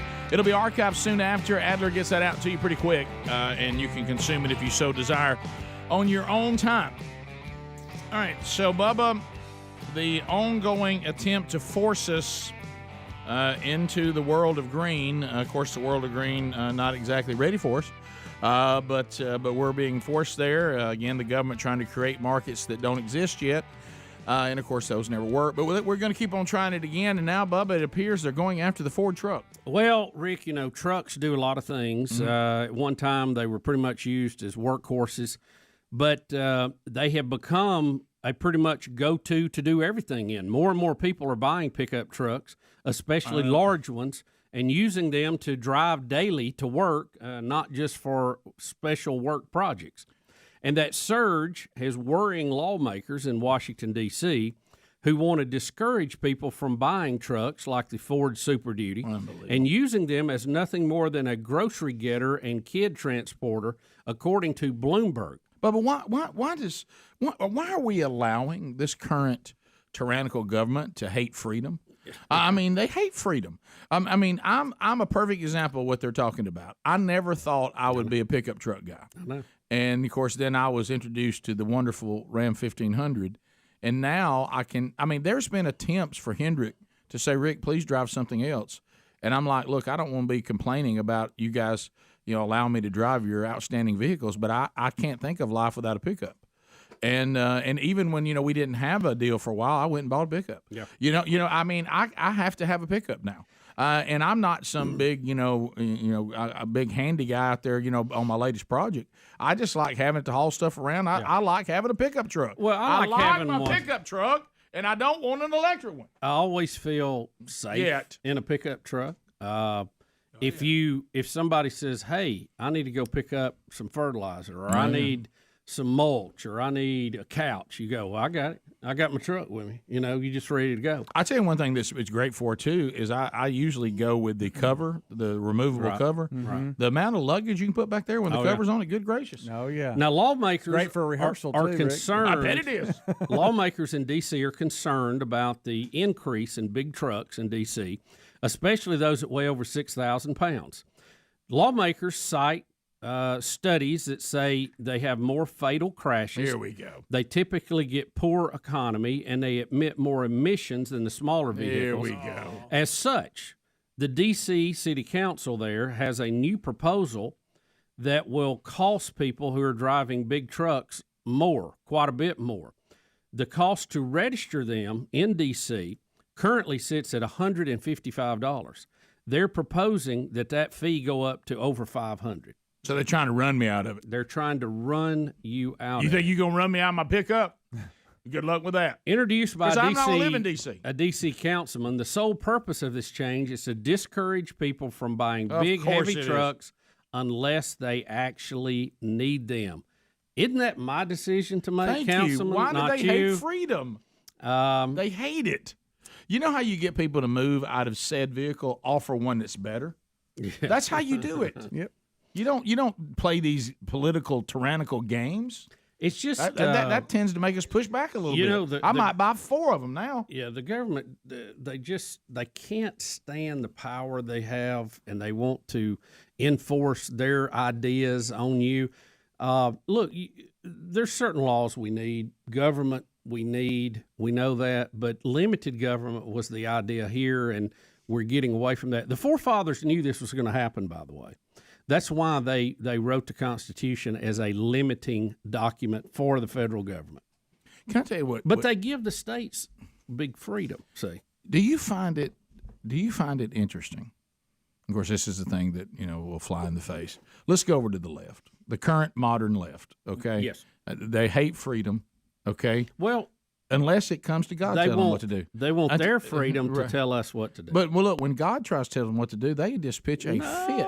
I mean, they're like, ain't nobody going to tell me what to do with my body. Ain't nobody going to tell me what to do with my whatever. I'm going to take my body and drive my big truck? But then all of a sudden, it seems they hate God's authority, but they love the government's authority. Yeah. Oh, yeah. I don't know. But what you're saying is they don't really love any authority. They want to be the authority, and they want to be in charge. It's your body, your choice until you have to get a vaccine, and then it's their business. By the way, I've caught the latest. I picked up on the latest scam today on the attempt to do the vote coming up in the fall. Brilliant strategy, but I kind of think we're also done with it. I don't know that it'll work. The latest thing, you know what the latest thing is on the pandemic? I heard them try it this morning. Well, we don't have the real numbers. What? Real numbers of what? Well, that people are home tested. Now, people are so done with it, they're not even reporting when they have COVID anymore. So when you see these numbers that look like that they haven't really moved or, this thing's waning, we don't have the real numbers. But and, listen to this. You know how they'll just you know how like a little kid will start lying, and a little kid will just start going to places, and then I started flying. You start, and so I heard. Hit a rain listen cloud? to this guy. Listen to this guy I heard this morning on the way in. Could be 10 times, 20 times, 20 times. What? So you jump from 10 times more to 20? We don't know. People not giving us information like they once were, so we really don't know what the numbers are. The numbers are much higher than what you see because people are not reporting them. Well, let me ask you this: if people are testing at home, could be 20, 10, 20, 30, 50 times more. They're not going to the hospital. Mm-hmm. What difference does it make? Well, and I'm glad you said that, and I give the interviewer credit. So the interviewer said, well, there's one thing that we know gets reported. What's the hospitalizations? And the person hated his guts. Right. You know what the person said? Well, there's no arguing the hospitalizations are low. Okay. Well, then, like you just said, Bubba. I did hear the report where they said you can't trust the hospital numbers. To tell you are they now doing that one too? Oh, yeah. Okay, so any number that doesn't go their way. I love how quick he jumped. That's when you know somebody's lying. Could be 10 times, 20 times more. 20. We've jumped to 20 times more in 2 seconds. Listen, not even a second, maybe. If the number's low, they go, you can't trust these hospital numbers because they're testing at home. Yeah. We don't really know. But if they go up, hey, the hospital numbers are up. We better get on top of this. You know what they're saying? Some people are getting this, staying home, getting better, and going back to work. Now, we can't have that. Right, exactly. That's really what they're saying. Well, yeah, we can. I tell you what people are realizing, if they start testing and start talking to y'all act like drama queens, and there's kind of, look, I've been sick before in my life because I've had other things, and this, praise God, has gotten to where it's still going to be deadly for some people, just like all sickness can be if you're, not in good health and susceptible to dying. But for most people now, it's like, I didn't feel very good for about a week, and look, we're moving on with our lives, and we understand that it's not going away. But I know y'all got something coming up in November y'all want to try to pull, and you're upset. But really, this number y'all seeing, you know what they're basically saying? Y'all are not scared anymore, but you should be. Mm-hmm. Okay, we're just not anymore. We're done with it. Mm-hmm. I've noticed, and I credit my fellow citizens finally, a lot of y'all who I were very disappointed in, it is true that you too have gotten tired of being afraid of everything. Of this. Mm-hmm. Some of you said, well, can I let you know, it's not really a great life to live. Terrified. Mask, I can't get rid of it. You don't even have it on your mouth. Yeah, but it's around my chin. I like it. Okay, well, if that's it, but just don't come over here with, you know what I thought was hilarious? We got to laughing yesterday. We were having some fun at the house and playing yesterday afternoon, like I told you. And I pulled out a pair of gym. I don't know what I was doing. If you ever have those kind of shorts that they can be swim trunks or they cannot. They've got the little waterproof thing, but you also can use them to whatever. I guess it was from the era of when you had to have a mask with you in case somebody all of a sudden I get in the pool and the mask floats up to the top of the water, came out of my pocket. It's in your pocket. and Sherry said, throw that thing away. I don't ever want to see another one of those. Well, I guess you saw where the Biden administration yesterday asked the court to reverse the ruling on lifting of masks in public transportation. They want them back. Hey, by the way, y'all got to let the word pandemic go too. Let it go. Not in a pandemic. Listen, let me ask you too. It doesn't meet the definition of a pandemic. Got to let that word go. I know you're clinging to it. Let me ask you this. I don't understand. How can we, this is the same government, same administration, on one hand say pandemic is so bad we still need masks on public transportation, but we don't need to close the southern border, and we want to do away with Section 42. Makes no sense. You can't have it both ways. At least if you did them both together, I would say, well, I disagree with the premise or your numbers, but at least you're being consistent. Okay, mask, stop people coming in. That works together. No mask, not as concerned with the border. Okay, right. I got that. Sure. Even though you should be concerned with the border, even if health wasn't. Yeah, but at least that makes more sense. Right. At least it would be the same. But they're opposite. They're working right opposite against each other. I don't see how you can do that. But people aren't the numbers don't think they're good. Even the hospital. You got to look at hospitalizations. I know they're down. Yeah, they're not reporting. You can't. Hey, did y'all hear the president? He got appointed to the Navy. Right. It's just. And by the way, back to the pickup trucks. Here's how the government works. If every person driving a big truck today said, "All right, we're out. Y'all done it. Gas is too expensive and our fees are too expensive. We are out. All right, where do we plug our car in? Oh, we don't have enough plugs for you." Yeah. Thanks. Okay, you told us to get out of the truck. What? You don't have anywhere to put this. What about this electric thing y'all told us about? Well, we don't have enough plugs. I'm sorry. Rick and Bubba.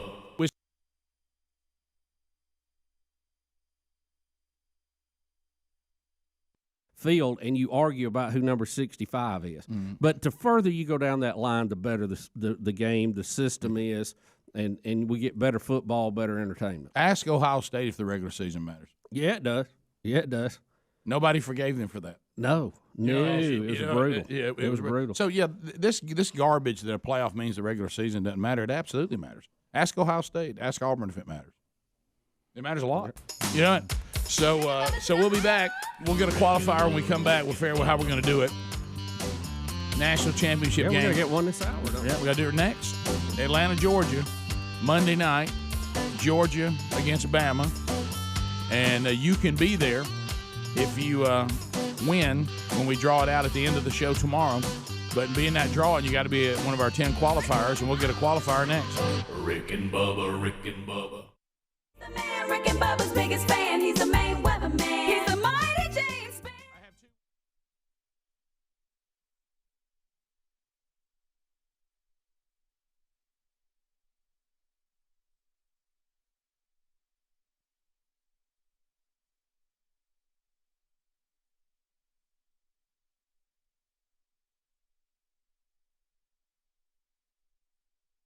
Here we come, phone trolling, phone troll. Hello, Stella. Hello. Yes, hello. It's great to contact you. I am from Miami, Florida. In fact, I am working here in the United States for many years. We have, I have detected a problem there in Argentina for a journalist, a great hero in Argentina, in a city named Esquina Corrientes. It's a very, very dramatic city because there was a lot of problems with drugs and stuff. And anybody got anything? I was so focused on trying to understand, I let the clock get by. And I'm sorry. I was too. Anybody got anything? I was locked in. I was with you, Bub. I'm sorry. She was from a city that had a lot of problems, including a lot of dogs. Dogs and stuff. Argentina. I heard something about a hero. Hero of Argentina. Yeah, the city was named after him. What about the dogs, though? But there's a problem with dogs. Is there a city in Argentina where she's originally from that's having a problem with dogs, and the city's named after a hero of Argentina? I would like her to call back. That's what we got to. And why would you call here to say that? I would like her to call back. Call back. Yes, please. Call back, and I will go ahead and grant you a timeout. Yes, I'd like to hear I'm that. sorry. It was on me. I was trying to get it up, but I was trying to listen, get the flag up and throw it because I was trying to concentrate. Greg, You're mesmerized. How can you say why call this show? The show can do anything. Yeah, I was just curious. I mean, I don't know what Understood. you can go. Argentina's going to be tough for us to get to. I'm flattered by the call. Here. You know, that there's something we make it do. We can handle something in There's Argentina. been a little talk we need to expand the show in South America. Yeah, because I think this thing will be huge. Well, now that are they? No, they're going to call it Gringos in the morning. You're right. Is there hope that Argentina? Grande Gringos. Yeah. Has the dictatorship thing finally failed again? Now, are they getting back on their feet? Or are they still in a handle? I thought Madonna was the president. Thank you, Bubba. Okay. All right, let's continue. Let's go to Venezuela struck. John in Birmingham. 1047 ZZK. Big John, how you doing, buddy? I like that. First of all, guys, have you published the pictures of the bike in Hawaii? No. There's Okay. one picture of me standing there with the bike that I don't know whether Adler or Helmsy got that. It's out there on Facebook. Greg's got and the one Twitter with the and whole Instagram. family. Well, I'm pretty disappointed in you, Rick. I mean, for years you preached to us anything for the Army, and you let your wife handle you like this. Well, see, there needs to be an investigation, possible punishment. Yeah, I don't know if you should phrase it that way based on the picture, the way Rick described it. I may talk to you once or twice a year. I see her every day. Great point. Yeah. So yeah, it's very funny though. Anything for the show. And also, John, I will say this: just be patient. We continue. All right, Stella's back. Oh, Stella. Yes. Stella has a. I'm sorry, I got disconnected. Oh yeah, Stella, go ahead. You're on. You're on. Darn phone line. Okay, what I need is to put this great journalist that was really reporting many irregularities back in there in Esquina Corrientes. It's a touristic city for fishing. They come people from all over the world. So what we need is to put the radio back, and we need contact with the government. It's very difficult, because some pompous embassies don't take reports like this. So what I need is to get in touch with the Argentinian embassy to take the report in order to talk to the president, that is a very friend of Mr. Trump.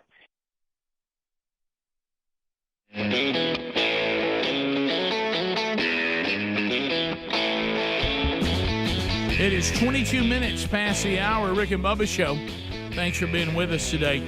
28 years, still here swinging. Now 28 and a half. June 1 today. By the way, 6 months to Christmas. Predestiny. Better start making that Christmas list. Oh, yes. We had this yesterday. How bizarre. How bizarre. We're going to update you on it today. Here we go. Ooh, baby. Ooh, baby. It's making me crazy. It's making me crazy. Every time. That wacky world. I feel good. Hey. Let's go. All right, so yesterday, and anytime there's a story out of Calhoun County, we're in. We are in. So yesterday, and we didn't get to it. We had a lot going on. We were recapping the wedding and going through all that, which was a lot of fun. And but we missed this. Just ran out of time. We have a story out of Calhoun County, Piedmont, Alabama. Now, if I'm, Greg, you said you've seen an update today? I looked up and they had her picture on the news and she was looking sharp. Because this is your area. You know, you always cover small town Alabama. Oh, yes. And it's part of my world. Right. And we have a upset woman. Yes. Driving her semi-truck through boyfriend's house. Yeah. Through boyfriend's trailer. Yeah. Rammed it. There you go. Rammed it. So, and is this a lover's quarrel? Yes, I don't know if the black eye, he did it in the wreck, or that's what caused her to get mad. I don't know. Do we have the Channel 13 package? Is that what we have? Do you have that at her? Yeah, he's working on it. Let me know when you have it, because that involves the picture Greg's talking about, right? The update today. Yeah, according to the Piedmont Police Department, she's 56. Right. Rhonda Young, been charged with attempted murder and 2 counts of first-degree attempted assault after driving her international commercial truck into her boyfriend's mobile home, as y'all just mentioned. She's a commercial driver? Rick, it was bobtail. She didn't have the trailer hooked up. Right. That's what they said. She had that weight behind it. She might have rolled it. Those kind of details I live for. It was bobtail. Police said that she and her boyfriend got into an argument before she drove the truck. All right. Which it didn't have the Please trailer look. into the house. Here we go. All right, let's see. Wow. Oh, there it is. It is bobtail. East Alabama, a woman accused of running an 18-wheeler into her boyfriend's mobile home. You see some of the damage here. These pictures courtesy of WEIS Radio. Here's a closer look. The suspect faces some serious charges. Oh, wow. Only on WVTM 13, Maddie Davis speaks to the alleged victim of this bizarre case. Thank you. I'm so thankful. Piedmont, Alabama. Never even seen it coming toward me. You know, it happened so quickly. Marcus Garrett saw his life flash before his eyes. Early Monday morning, his girlfriend ran her semi-truck through the front door of his mobile home. I can't believe I actually met a woman that crazy. Rhonda Young now faces attempted murder and assault charges. Garrett says Young lived with him. The two had an argument, which led to Young leaving home late at night. I guess you had planned to kill me. Garrett's stepdaughter was also in the home with her baby. I was scared for my life. My baby was screaming bloody murder. That's all I was thinking about is maybe it hits me and not him. Garrett says he was standing on these steps when he saw headlights coming towards him.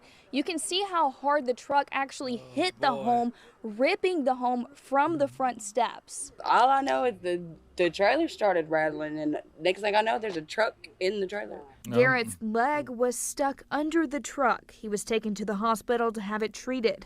Both his stepdaughter and her baby were not hurt. God got him. God got us.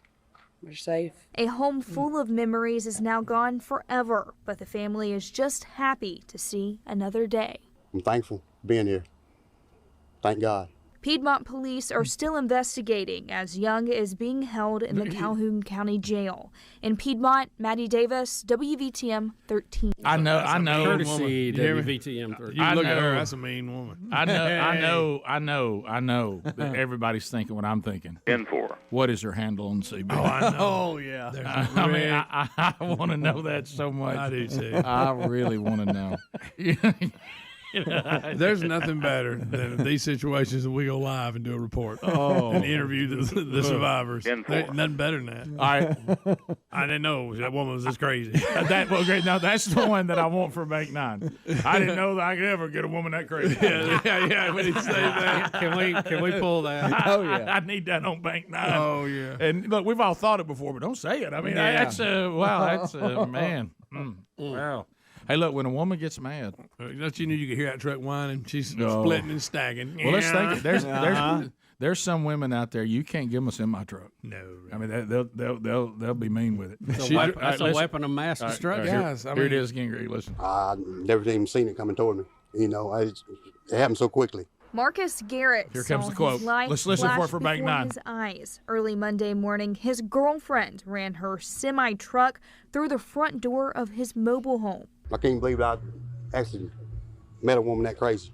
Right? You didn't keep that. Get you a look, Greg. Get you a look. Hey, she's mean. Oh, man, is she? Buddy, split and stacking.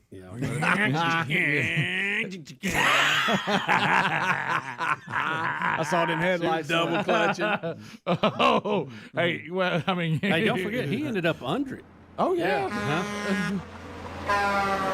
Got his leg. Yeah. I can't believe I've met a woman that crazy. Well, you have. You have. You have. Think about it. So she gets in there. Think all the things she had to do to confirm, yes, this is why. She get in the truck, open the door, get it cranked, throw it in gear. The whole time, yes, I am doing this. Right. At any point would she go, maybe not. My favorite when I look Veer at off. one of my great lines, too, that goes kind of unnoticed and probably underappreciated, was looking at the state of the trailer before the truck ever hit it, talking about all the great family memories in there. Right. I mean, I just thought to myself, I mean, it's bacon and eggs and beer. Right. It's it also makes you wonder just briefly, where did they meet? I know. Oh yeah, sure. Yeah, we're quite the couple. Oh yeah. Right, and if his stepdaughter was in the trailer God with him, bless her. was he married and had a girlfriend too? Stepdaughter. Hard to follow. Yeah. I'm just saying, it's Previous marriage, I guess. Yeah. how many women are in his life? I wonder. We got a lot of complications there, I imagine. Hopefully, only one with a semi truck. Yeah. Rick and Bubba, Rick and Bubba.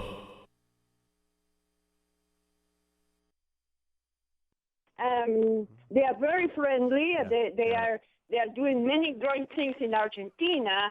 So what we need is to get in touch with the president or with the people of the president to put this radio back into. Okay. Let me ask you, Stella, what time do you want the President Trump to call you today? What time? She wants Argentina president. But she wants to do it through Trump. He will lose his time with me. Greg, to answer your question, she thinks we know Trump. Got it. Well, that and she wants. Anytime he can, anytime, but it cannot be like this. But anytime it's a thing. Easy, Stella. What I would like is to help me with the Argentinian embassy in order to get in touch with President Macri or his people in order to put the radio back, because he's a hero reporting many things. It's radio. No. I got it. Yeah, I do too. I got it. All right, Stella, I'm going to just Did ask she you. lose Rick and Bubba in Argentina? Yes. I'm just. She's lost radio in the news and those types. It sounds Okay, like. so Not necessarily us. Right, I know that under Chavez, the Argentina was under. Is it Chavez? He's that's Venezuela. No, Okay, Chavez, which no. one's Argentina? No, Chavez never. Is that the one where Madonna's Chavez is president? from Venezuela. Yes. No, Chavez, no. Okay, Venezuela, Argentina. they're eating dogs there. Okay, in Argentina, What this is about the the one dog where problem? Argentina's the one, like Bubba said, that Madonna's the president, right? Oh, yes, she went there. She did a great job, show about Don't this cry woman. for me, Argentina. All right, so listen, Stella. In Argentina, they no longer have access to what radio? Radio Impacto, IMPACTO, like intact, Impacto. with a no final O, 97.5 Esquina, that is ESQUINA, Esquina, that's I the think- city. I think I've got it. Stella wants the national Corrientes, championship ticket. Corrientes, Argentina. You're the Corrientes, third qualifier. All right, all right. Listen, Stella. Stella, I think she wants to use the. Let me hear. Let me talk. His phone is Listen, this is Donald Trump. Yes. Stella, What? we have no idea what you want. All right, so Actually, we have Trump on the I want to line. get in touch with the Trump's embassy of Argentina to take this report. So you want They don't take reports. Right, you want the Argentinian embassy in Washington to take your phone call to take a report. Yeah, but they don't do it, because they are very pompous and they don't take this Government this kind of workers report. can't do nothing with them. What does she Even in want? South America. What does she want the embassy to do? Something about a radio station. Rick, she's wanting to file a You're report. a friend of Mr. Don't tell me. Everybody knows that you're a friend of Mr. Trump. There it is. I told y'all that was it. She wants the So influence. you want them to take your call so you can file a report about a radio problem you've got back in Argentina. Exactly, because he's a hero. He's a hero reporting irregularities. You know, this kind of when they had our communication and technology. This that is we Donald have Trump. here in the United States. This is Donald Trump. This is Donald Trump. All right, tell him what you need to tell him. Well, this is I need Donald Trump. This is Donald Trump. The embassy. No, don't juggle me. All right, so I got it. You want us to come do a live show? Everybody knows you're a good friend of Mr. Trump, but you have Absolutely. access to the White House. I'm texting him right now. What am I texting? Somebody get Cliff Sims on the phone. Yeah, we got a problem. Come on, he listens to you. He loves this radio. Please, this show especially. What I need is that I don't know if you can do something for really. I can mail you if you want. I can mail you all the information about this guy. You were going to have to call him and Stella, help him in something. What's the guy's name? Stella, how do you think this show would play there in Argentina? I think very well. Well, no, in Argentina, they don't act. They don't speak Spanish. They don't speak English. They don't know you. Well, neither do we. You, Yeah, we neither do we. United States. This is Donald Trump. I don't have anything with Argentina anymore. This is I don't have Donald Trump. nothing to do with Argentina. Who's a hero? If we could get this straightened out, Rick, we might could take care of that Cuba situation now. All right, Stella, send us all the information. Can you email it, or do you just have to mail it? Yeah, email it to greg@rickandbubba.com. Thank you. Oh, you lunch. greg@rickandbubba.com. GREG at rickandbubba.com. Golf, Romeo, Echo, Golf. And then I'll have Greg forward it to Donald Trump. Yeah.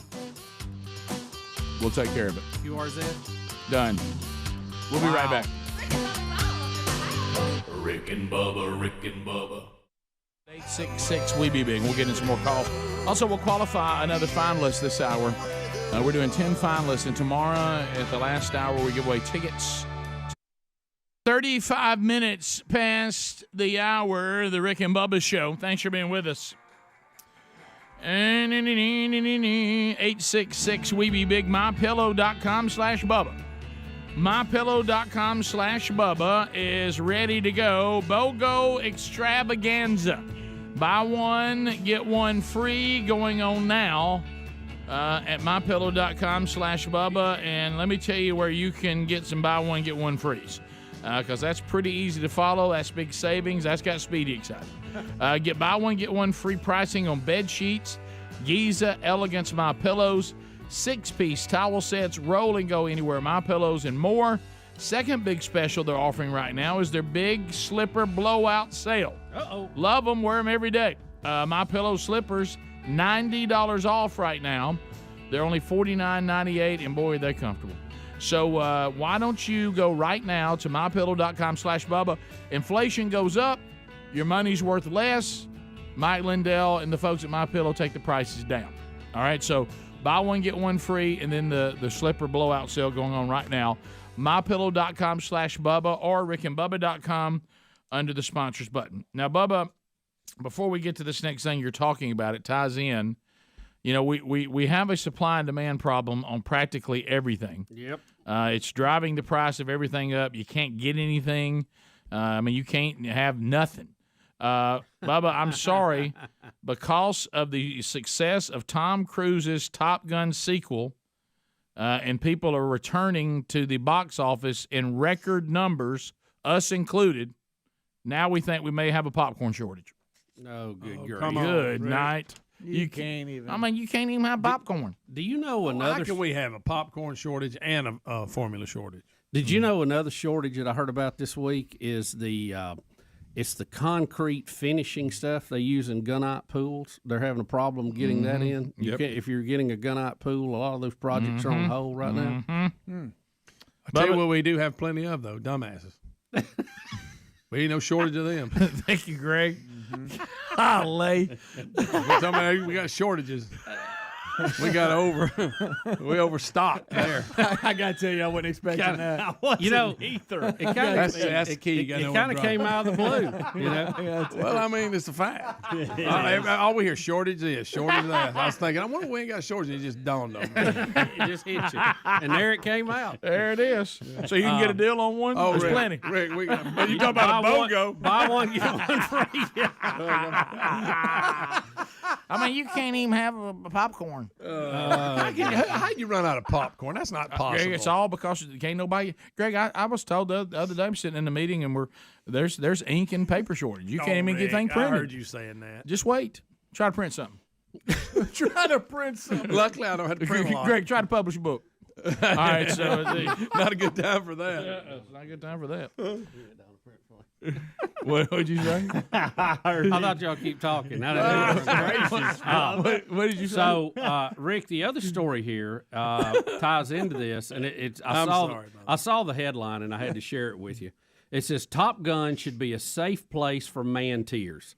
Thousands of men admit crying over Tom Cruise sequel as it makes its record-setting debut. Did you cry? Cinema goers say Top Gun Maverick is making dudes and dads cry in theaters. What? I don't think a Is it jet sad? fighter movie will do it, but I've got a little choked up about a movie on occasion. Have you? Oh yeah. Like, oh, yeah. Me too. Oh, that's terrible. yeller. I don't get to squalling. You get a little knot. Somebody saw me and said, You show me how it looks again, Greg, somebody said, well, no. Somebody said I saw Rick crying at Top Gun. No, that's because the popcorn. Yeah, no popcorn. Didn't get any popcorn. No, I Is that an empty bowl? I didn't really feel the need to cry in any You of the Top cried Gun. your eyes out. No, I didn't. You squalled Now, like I'll a tell you, baby. the opening scene, the hair on the back of my neck stood up a little Well, bit. you've I already got told us fired that. up. I've seen you I got cry on fired some up. of this space footage. Oh, yeah. I don't cry over space footage. Got- I get I'll- excited I about get it. emotional in movies. Have I y'all? do. Have I y'all? have if it's something sad. Have y'all's eyes ever watered on just a commercial? No. The commercial? Maybe. Well, when Mean Joe Green threw his jersey at that kid. No. Remember that one? Are you talking about Hey, water or kid. just sting? Rick, you're not in this conversation. Okay. Bubba, you know he ain't in Yeah, it. he hadn't got tear ducts. I don't know how his eyes don't dry out. It drops. I was a little bit moved by that commercial where the daughter gets that car refurbished that her mom and daddy went a date in. Yeah, that was cool. You like It that was kind of nice. Now, I don't squall over it, but you feel like your throat tighten up a little bit. Yeah. Darren, is that it? Like a knot in Made me your throat? uncomfortable. I ain't blubbering. Or nothing like that. No. Well, I don't know. I think we got too many. We need. I don't want. There's no need for us to shed man tears. Can we just enjoy the movie? Yeah, I know. I know it. Right. Yeah. Did you Or- salute, Bubba? Are you enjoying it if you don't shed man tears Oh, yeah. at some point? Or are you missing the point? Yeah. Well, I just can we celebrate and enjoy finally having a masculine movie that Yeah. nobody's having to apologize for? I know. Listen, here's some I'm of the. surprised that it's passed that test of. I thought it was going to be woke. Yeah. Here's some of the posts on Twitter about it. Top Gun Maverick. Shout out to the guy next to me whose girlfriend made fun of him crying at the end. Mm-hmm. I cried 5 times. It's dudes and dads season. 5 times. Mm-hmm. I can't. What are they crying about? I mean, said I got to be careful here. the Helms, I dad- promise I will. Said the dad next to me was flat out sobbing, and I will say Sobbing. I teared up multiple times, and I'm not a crier at all. Sobbing. Okay, let me ask you a question, and we got to here's- clarify the what sobbing. crying is. I do understand the emotional side. Let me get a few more here. you It don't said, get sobbing. my least favorite I'm part of getting Top not- Gun Maverick is when my girlfriend loudly said, "Are you crying?" And a bunch of people started looking at me. Oh no! Hey, thanks. Don't worry, dude. There was a lot of pollen in the theaters. My eyes were Dang, were pollen. running half the movie. Nah. Dang, Do pollen. y'all consider? Just I think the only thing that made me emotional is I finally saw a good movie. Yeah. That's something to cry about. You know? So eyes are filling up just a little bit, maybe just slightly red, but I mean they're not coming down the cheek. Do y'all consider that crying? I mean getting choked up. A lump in your throat's not crying. And your eyes just fill up. Yeah, just a little bit. When are you crying? Well, tears have to be rolling. Have to roll down your cheek. roll down your so cheek. Watery eyes doesn't count. That could be Paul. What about the end of Saving Private Ryan? Oh, it's a tough one. They go back to the cemetery. He wants to know if he's been a good man. Yeah. Hey, okay. Hey, earned this. Have I earned it? Yeah, That's terrible. That's tough right there. That's a tough one. That's a tough. Of course, we should think that way when we look to the cross. Amen. What about Gail Sayers' speech during Bronze? Oh yeah, that was. I got a lump in my throat during that one. Now that one, look, that's about before I stopped crying. Billy did. That was You still had tear duct. Yeah, that one, that was rough. Yeah, man. When Billy D. Williams starts getting choked up. Yeah. What about in Twister when the tornado hit Grandma's house? No, They went in Didn't there? bother me at all. Didn't bother me at all. The tornado. I'm tired of hearing her. Oh my goodness!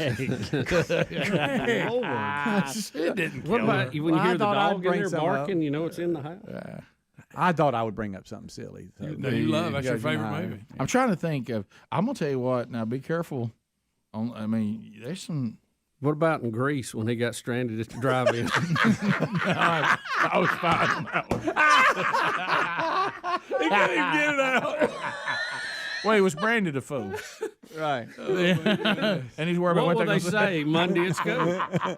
You know, in Raising Arizona, when H. John McDonough and his wife couldn't have kids, that was a bad one. What about that's one of my favorite movies of all time. Hey, what about when Rudy makes the sack? Oh, yeah, because he's a bib. We've done discussed that, and Rudy's a bib. If he was on our team, I would have hated him. You wouldn't have laid your jersey down, which didn't happen, but you wouldn't have done No, I'd have tried to jack him in practice and get him to quit. that. I'm tired of him getting after it. I was just being real. I know. I'm not saying that's the way I should be. I'm just saying that's the way I would have been. Right. Yeah. That's a different thing. Greg, what about Titanic? They climb up to the top. What about in The Natural when Roy Hobbs hits the game winner? Man. Now That's more lights, chills. The lights blowing up are a little much. That's more chill. It's chills. That's a good movie. I'm gonna tell you one you got to be careful of is Terms of Endearment. Ooh, that's a bad one. Watch out on that. That's Rick, a bad one. What about in Field of Dreams when he gets to play catch with his Talking dad? about that great science fiction movie, yeah. Guys are great. Somebody declared it the best baseball movie again. I'm talking about Ray Liotta. That's what it was. Oh yeah, Ray went on in. We didn't talk about that. It's Leota. Yeah. What I say? I'd have no idea. It wasn't even close. Well, him. Shooter's Joe Jackson. Right. And they said, one of the greatest baseball movies of all time. I'm like, well, it's a good movie, I guess, but it's not a baseball movie. When you declared it to be a science fiction horror flick, dead people are coming out of the corn.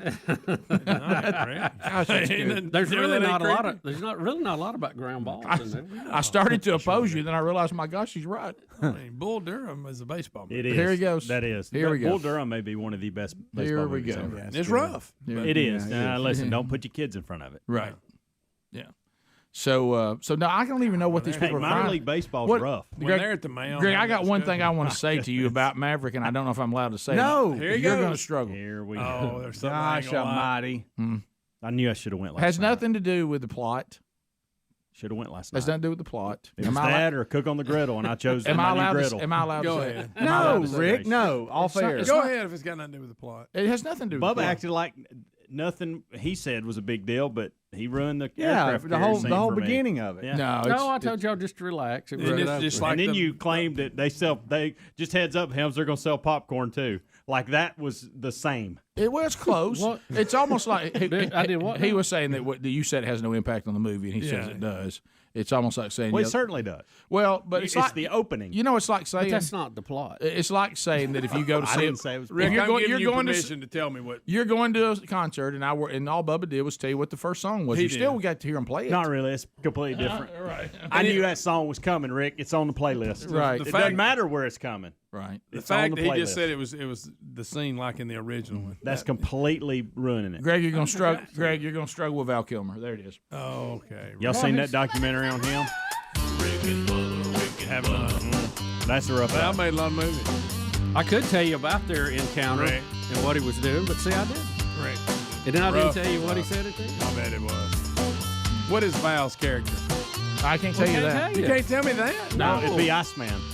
What about in Toy Story when Andy there's realizes everybody's growing up and don't need him? Listen, Toy Story chokes me up. It does. It does, by the way. Rick and Bubba.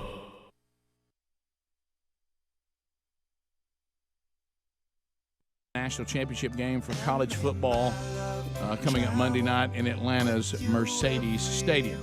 Now, we understand Mercedes Stadium has terrible sound for concerts, needs more bathrooms, and can't get the window to open. What else is going on there? They said a leak or something. There a leak in there somewhere? Now I don't know We where don't Speedy know got about all it. that. Speedy. Trashing What does the he know? Mercedes What? Stadium. I was from a listener that's been there. Said need and- more bathrooms too. Yeah. Yeah. Yeah. That's always an issue. You And I'm gotta get sure that too right. with the How fact can that you they miss just that? they just had the Georgia Dome go down and all that area. There's no parking. You got to stay away from it. It's all fenced out. I'm sure it's a headache getting in and out. It is. Until they kind of get that, because that's going to be a parking deck or something. I'd made that. Let me up. tell you where I'm going to have access to a bathroom. Nothing's going to leak on me. I'm going to be warm, and I'm not going to have Got to all park. the food you want? I got all the food I want, and I'm not going to have to park. Is where I'm going to be sitting on my couch. That's right. I'm gonna tell you this Lyft and Uber stuff those changed all that. You find a nice safe place to park 10 miles out, and just on your phone, boom, Uber you're in, there. huh? Uber or Lyft, that's money. It's game changer. So drop you off is- right in front, and then there's so many of them now that are doing this, especially around these arenas. You hit it, jump in, and you're back to your car in no time. Can I ask you a I question? need to ask you something on behalf of Speedy. Is Lyft just another Uber? That's all it is. Okay. That's all it is. Who you think's better? Well, I asked that because I've always, when I've been in these situations, I've always done Uber. And when we were at the Predators game in Nashville, we got a Lyft. And I asked the guy, why did you choose Lyft versus Uber? And he says, the talk around here is Lyft is better. So, A little better quality. Lift to work for. Both. Fewer Both. murderers. Yeah. I wasn't going to go into Well, that. they don't have a but- murderer drivers yet. don't drink But, as much. Yeah, Uber's got had a few bad apples. When- Lyft hadn't yet. When Betty was in New York over the holidays, they did a lot of Uber stuff. She said you don't even see as many cabs as you used to. Isn't that wild? You would have thought that was you a. used to see them. Well, you'd never break up that monopoly. Well, Does Uber in New York drive like the cab drivers in New York? No, she said it was. They were actually pretty nice. Well, when I was in Atlanta, the other, I guess, past summer, we went and watched an Atlanta Braves game, and we took you remember that terrible, That horrifying story. yes, Terrible. Leaving, Really bothers me. Really leaving, bothers me. we took Uber, and they've got their own curb, their own road, really, that they've got, I guess, a deal with. Did you not do Atlanta. that to begin with because you're trying to be cheap? No, actually, it was. I was going from the lead from another parent that was on the team. That traffic was terrible, and then we went and parked and tried to take Marta. And it was I've never awful. done That's Uber, another and I'm thing. kind of scared of it. Well, Should I just take well, one and let me sometime say- and get it over Let me with, say ride this, around the Bubba. block This and is come where, back? Speedy, you need to hear this too. Well, you may already know this, but many times you're going to pay more for parking than you would if you just took an Uber. That's true. And Well, that's good point. Well, you know me. It's really. I'm going to quiz everybody that I meet. Okay, and so I got in the car with the Uber driver To the point and you got on their nerves. and I started just talking to him. And it was about a 15-minute drive, about a 2.5-hour drive there, but about a 20-minute drive out. And I just asked him. He said it was great supplemental income for him. Mm-hmm. He drives on the weekends and after dinner. Were you trying to cut a deal? At night, and so he works during the day and. Do you know what the guy that did? Makes He was good- a police officer. Well, it goes back to this. When you I got like in that this. terrible Yeah. situation with Marta because, they have to go through traffic too, and you got into all that, all I could think about was like yesterday with Bubba with the GPS. Why would you not just do Uber from the very beginning? Well, again, I came in and it was already evening was already organized, and You were thrown in somebody else's Yeah, bad plan. JC and I just kind of jumped in, and Somebody and, else's and I horrible won't plan. mention names again, but Right. well, what we didn't realize, I don't think, going in Right. is with the Atlanta Braves, their new stadium. Yeah. Marta doesn't go up under the stadium or come out right there. You've got to Show me how you go up under it again. Where you looked up to, like, you lowered your head like you were going to hit your head on. Right. That's good. You know, I like now if I was that. going to Phillips Arena or something, right there. boom.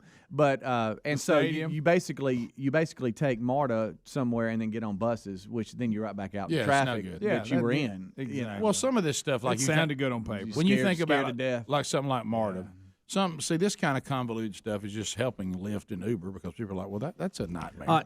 I mean, and then you think about the parking situation. All that's doing is helping Uber and Lyft because people get to the point where they're going to go the path of least hassle. Not every, people think I'm the only person that's that way. Most people are. Where's this line of people that loves to be hassled?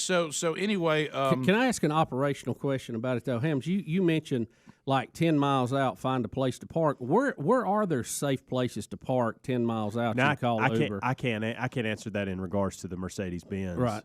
place, but where we, for instance, with the Nashville Predators, we were actually at the guy's work. We met at his place where he works. All right. 9 minutes.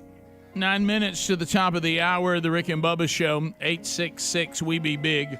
As we make our way back. Thank you for being with us today. Wednesday Bible study back today at noon Central Time, 1 o'clock Eastern. Genesis 22 today as we continue to walk through the book of Genesis. Also, have you registered your Little League team for the USFL again this weekend? The Birmingham Stallions still undefeated. How about that? If you wanted to have your team there for the action this weekend and get VIP privileges, the teams that have won, man, they've loved it. They've had a great time. So if you haven't registered your team, you can by going to rickandbubba.com and you see the contest button there. So I was thinking to myself, we all talk about, we're a bunch of old fogies now and all that. But, parenting has changed quite a bit. And some of it maybe can be good, but a lot of it, not. And so, and let me be clear, as we fun around here, I think it is great to encourage your kids. And I think that, the mix of discipline and keeping them humble, but also encourage them, you shouldn't leave out the encouragement part. And I'm not suggesting that at all, but we've talked about this before on the show, but I started thinking about it, bringing it into modern technology. So if you've been around social media any amount of time, you also know that this offers an incredible platform for people to brag on their children. Oh, right. And and encouraging your kids is always good. Now some of the things, we just came from a different era. And you remember, and I talked about this before, I think we even did a best of bit about me being at a tournament and this kind of stuff. And so I got to picturing at home, looking, and it is, you want to give your kid an accolade, and and you got to be careful that it doesn't look like you're wanting everybody else to know about it. And so I started thinking in my mind, what if our parents had social media? What if they posted during the time of when we played sports or we were in school? And I got to laughing. I got to picturing. Different. I got to picturing like this would have been parents from our era. Okay, you go on Instagram and there is the dad from our era, and you see his son on the field jumping up and down with his team, and I pictured this would be the message underneath. Well, kind of proud of my boy. Threw a touchdown pass for the win. Of course, it shouldn't have been close because he missed two guys wide open earlier in the game. Yeah, that's right. He's getting better because he's just a big old baby. Kind of proud of my son playing better. Of course, he's still pretty, as big as he is, he ought to be telling people what to do as opposed to missing many blocks as he did. And if I get him out from his mama's skirt, he's big, but right now he's just a big old baby, but pretty good job. Yeah. Whole other world. You'd say, hey, man, your kid's pretty good. Lazy. Lazy. That's it. Congratulations on my team's, my kid's team. They won, of course, in spite of his play. Yeah. All right. It would have been, that was good, but there's no telling what he would do if he really applied himself. Really proud of my kid's team. Of course, he appreciate him coming through there at the end. Of course, that would have been in that position if he hadn't fumbled in the second quarter. Because do you remember, and I know this is a strange concept to some of you out there, do you remember like your dad or your coach actually going over the things that didn't go well in the game? Mm-hmm. Oh. There's a list. Oh, wow. Yeah. You remember? Remember on film day when you knew it'd be coming up? Right. You messed up and he was going to address it when it came up. Oh yeah. Rewind and all of a sudden you hear click, hey, I'm glad for Junior and his team winning today. Of course, shouldn't even been close. Imagine if I actually tried. We won this one because the other team gave it to us. That was always the hey, he has a pretty good catch in the outfield. Good job, son. Of course, you drop one like to kill the team. Yes, sir, I did. You're right. Yeah, Rick, about time you run one down. Yeah. Well, about time you hung on to it. Picture of you dancing in the end zone, Rick, when you shouldn't have. Yes, good night. Nice play by my son, picking up fumble running in. Of course, he turned into a hot dog, embarrassed his whole family, and brought shame to us. Yeah. acting like Now an he's a idiot. dancer. And that explains his grades. Is that him hitting it? Yeah, picture of them posting this stuff on social media. People be like, "Oh, that's so mean. That's so mean." Rick, back in those days, they would have had to put it on a punch card and run it through a reader to post it. I tell you what got me was they said that somebody put out, and I thought, well, that's an old school dad right there. He was right. They put out that one of the kids had gotten valedictorian. Of course, that's nothing my parents ever had to worry about. No. And it had like a thing. The one brother, so and so, valedictorian of his class. Then it had, and also congratulations to so and so. Under his head said not valedictorian. Yeah, we had a big graduation come this week. We was all shocked to see our son get a diploma. Yeah. It certainly wasn't because he applied himself. Congratulations, class of '83. Yeah, he made it. At least they called his name. Barely. Right. Of course, he could have applied himself and been on the AB honor roll. Of course, he chose not to do that. I guess they'll let you out if you just stay long enough. Big day at graduation. Great party. Great memories. It just them bragging on the kids. It was. If you got a compliment, it was followed up by something that you didn't do right. Right. Now let's talk about what you could do better. Yeah. I mean, of course, you shouldn't have been in this situation. I got that. I remember walking off the field. I'm talking about big heartbreak. And, of course, whatever, I'm not making I was an alternate on the All-Star team, and I felt like that I was good enough to make the team. And we were walking off. And he said, well, he said, first of all, you got to learn that life's not fair. Yes, sir. And I said, but Dad, I said, I was at the last 7 games. I had this many home runs and those kind of stuff. He goes, yeah, you did. Of course, if you played that way all year, it wouldn't even been up for debate. And I was like, you finished good, but it was a whole season, right? And I was like, okay, thanks, Dad, for a little spoon of reality. Yeah. Then he's like, do I think you should have been on the team? Sure, but there's one way to be sure that nobody kept you off the team if you played that way the whole season. Mm-hmm. Okay, that's true. Then hey, Roger that. Yeah, call that one. Had a bit of a slump there at one part of the season. Might hurt me. Because and then he taught me about life's not fair. Well, sometimes there's a weird concept. Sometimes it's good to have somebody that's hot, though. Yeah, right. Well, that's what the coach of the team said when he kept trying to kick somebody off. Of course, he got. Remember that, Greg? When he started trying to see if he could get somebody to leave the team. He wanted to give me the slot. Open one up. He said, "Hey, big boy, keep coming to practice. I'm gonna see if I can't run somebody off." Because now that you got a 31-inch bat, you hit the ball now. But it was just a different time. It was big. Yeah, encouraging your kids. There's nothing wrong with that. Bragging on them for the wrong reasons on social media, though, probably not great. The top of the hour. We'll be right back. Rick and Bubba. If you were at a hotel. And it was about 4 or 5 miles from the Bridgestone Arena. Here's the other question. Simple thing, like you're talking about, Bubba. You book your hotel. Mm-hmm. You just leave your car there and have Uber or Lyft come get you there. Yeah. And then you're never in a handle. Let me ask you this. What happens if you're at the ball game's over, and 40,000 people click for Uber? And when they pull up, how do they know? Do they know who they're picking up when they pull up? Well, go ahead. I'm sorry. Well, no, just for us, it was you. There's so many of them out there, especially in these for these areas. You're not. It's not like you're going to be left behind. Well, when you say Uber, are they looking for a particular person? Well, there's a person in that area just driving around or whatever, and it's available, and you pick that person. But here's the thing you need to know: when you pick them, they're a minute really from being there. You don't have time. It's not like you're waiting. Hey, well, I got to wait 5 minutes for them to get here. I just got here. They'll pull up in a minute. But like at the end of the game, I go out there and there is 20,000 Uber drivers pull up. Do I have one for me, and how do I know which one's mine? Well, you know what car they're in. Yeah, because you see that. Like, you booked the car. 2015 I'm learning, Rick. I'm sorry. Ford, whatever. Right. Or I know when we walked out, and it's funny because the two parents are now texting me going, "It wasn't me," and I understand. But when we came out and they pulled up the Uber app, it said, how many people we need, passenger vehicle, like, let's book it, like, now, boom.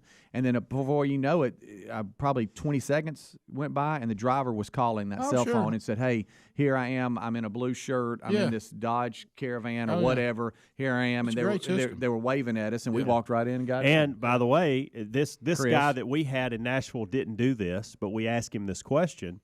They can actually drive for both. So They are both Uber. It's not like they're just one. I drive for Uber. I got an update Uber on Lyft and Lyft. I got an update on Lyft for you, by the way. Is it bad? What is it? No, it's good. Oh, okay. But what I'm saying I don't is, have the Lyft app. Do I need to Speedy, get that? Speedy, I understand that y'all's playing for the Atlanta Braves that night. It's actually going to be a Geico commercial coming up. It probably could be, Rick. All right, so here's what. That's good. Here's How do you somebody. spell Lyft? Here's somebody. It's who, Lyft, I think. to your point, here's somebody who said I was trying to pick up extra income, so I applied for both to be a driver. Okay. And he said Lyft has more qualifications they require for drivers, and the pay's better. Okay. Yeah, I heard a little bit So of they've that. come in and upped the ante just a little bit to be more competitive. And they have a coal factor that's much higher. Yeah. One thing I did enjoy is that you can pay when you just through the app and through the phone. Yeah. And they so, tax and out so, all that so there's stuff. no transaction or anything in the car. You just Which you're is already awkward. paid and see you later. You know. Speedy, you remember that time when we were in New York and we were in that cab and you asked that driver where he's from? He said Egypt. You remember that? Yeah, I think I did. And then Yeah, I remember that. had to engage. Yeah, but and then Several people telling me they use Lyft over Uber. Uber will have to dial it up. They Be will. competitive. They'll just have to adjust. Look over there. There's Bill Bubba Bussy. How about you? Hey, buddy. You doing good? I'm great. Rick, we talked with James Spann earlier today about the bomb cyclone Yes. that is attacking the Northeast and actually going to affect a large part of the United States. More than 2,700 flights on the East Coast canceled so far. So Wow, that's a bunch transportation of across the country is going to be a mess. That's a bunch of- Schools have been told to shut down, and drivers are staying off the road as all this bears down. And James Spann told us about it earlier, but it is it's going to be a bad situation for a few days on the East Coast. All right, this has been a topic we've talked about a good bit on the show, and I'm going to first of all lay out what I understand. I do understand, but this thing, when you have these Arctic blasts and polar this and vortex and bombs and cyclone and all this stuff, it's cold. It's very cold, and It's, in some parts of our country, It's winter. It's cold. Some of the parts of our country are colder than it usually is for a long period of time, but not unprecedented cold, but really cold. And this thing starts with dogs and pets. And so we're sitting there at the house the other day, and the way our situation operates currently is we have one dog. The dog comes inside some, stays outside, not in the yard, but in like a screened-in porch where he's got a bed and he's got water and he's got food and he's got all of his little stuff and all that out there. And then he comes in and he has a bed and the rooms that he's allowed to go into where he goes and sits, or he can come sit in your lap, whatever you want to do. He's a very furry dog. What a sweet little puppy. Now I understand that dogs have been domesticated and they're not coyotes and wolves. But they still got that I got it. in them. I got it. And I understand that we've bred some dogs for some reason to be naked with no hair. I don't know why we would do that. But Seems cruel, doesn't it? But we have. I don't know who would want that. But so we start this thing that somehow the dog is not going to survive the cold. And I constantly say, yeah, I really think if the dog's able to curl up in that ball it curls up into a bedding, some towels, some sheets, pine straw, whatever, it will stay warm. It's not going to freeze to death. Okay, because there were times when these canines didn't live with people in homes with heating and air. And so, and then you go, well, it's still a good thing to bring them in. And I'm with you. There's certainly nothing wrong with that. Or put them in a garage where they got a little extra coverage. That's fine. But then, like I was noticing, when the dog goes to bed in our house, the dog is inside when it goes to bed, and it goes to bed in a crate, which is great. It's crate trained. It's great. No problem. He likes the crate. It's not a big deal. He'll go get in it when it's time to go to bed. All that. Very well trained. No issues there. Okay. Then he'll maybe get a little treat. That's just a little good night thing he likes. Yep. So.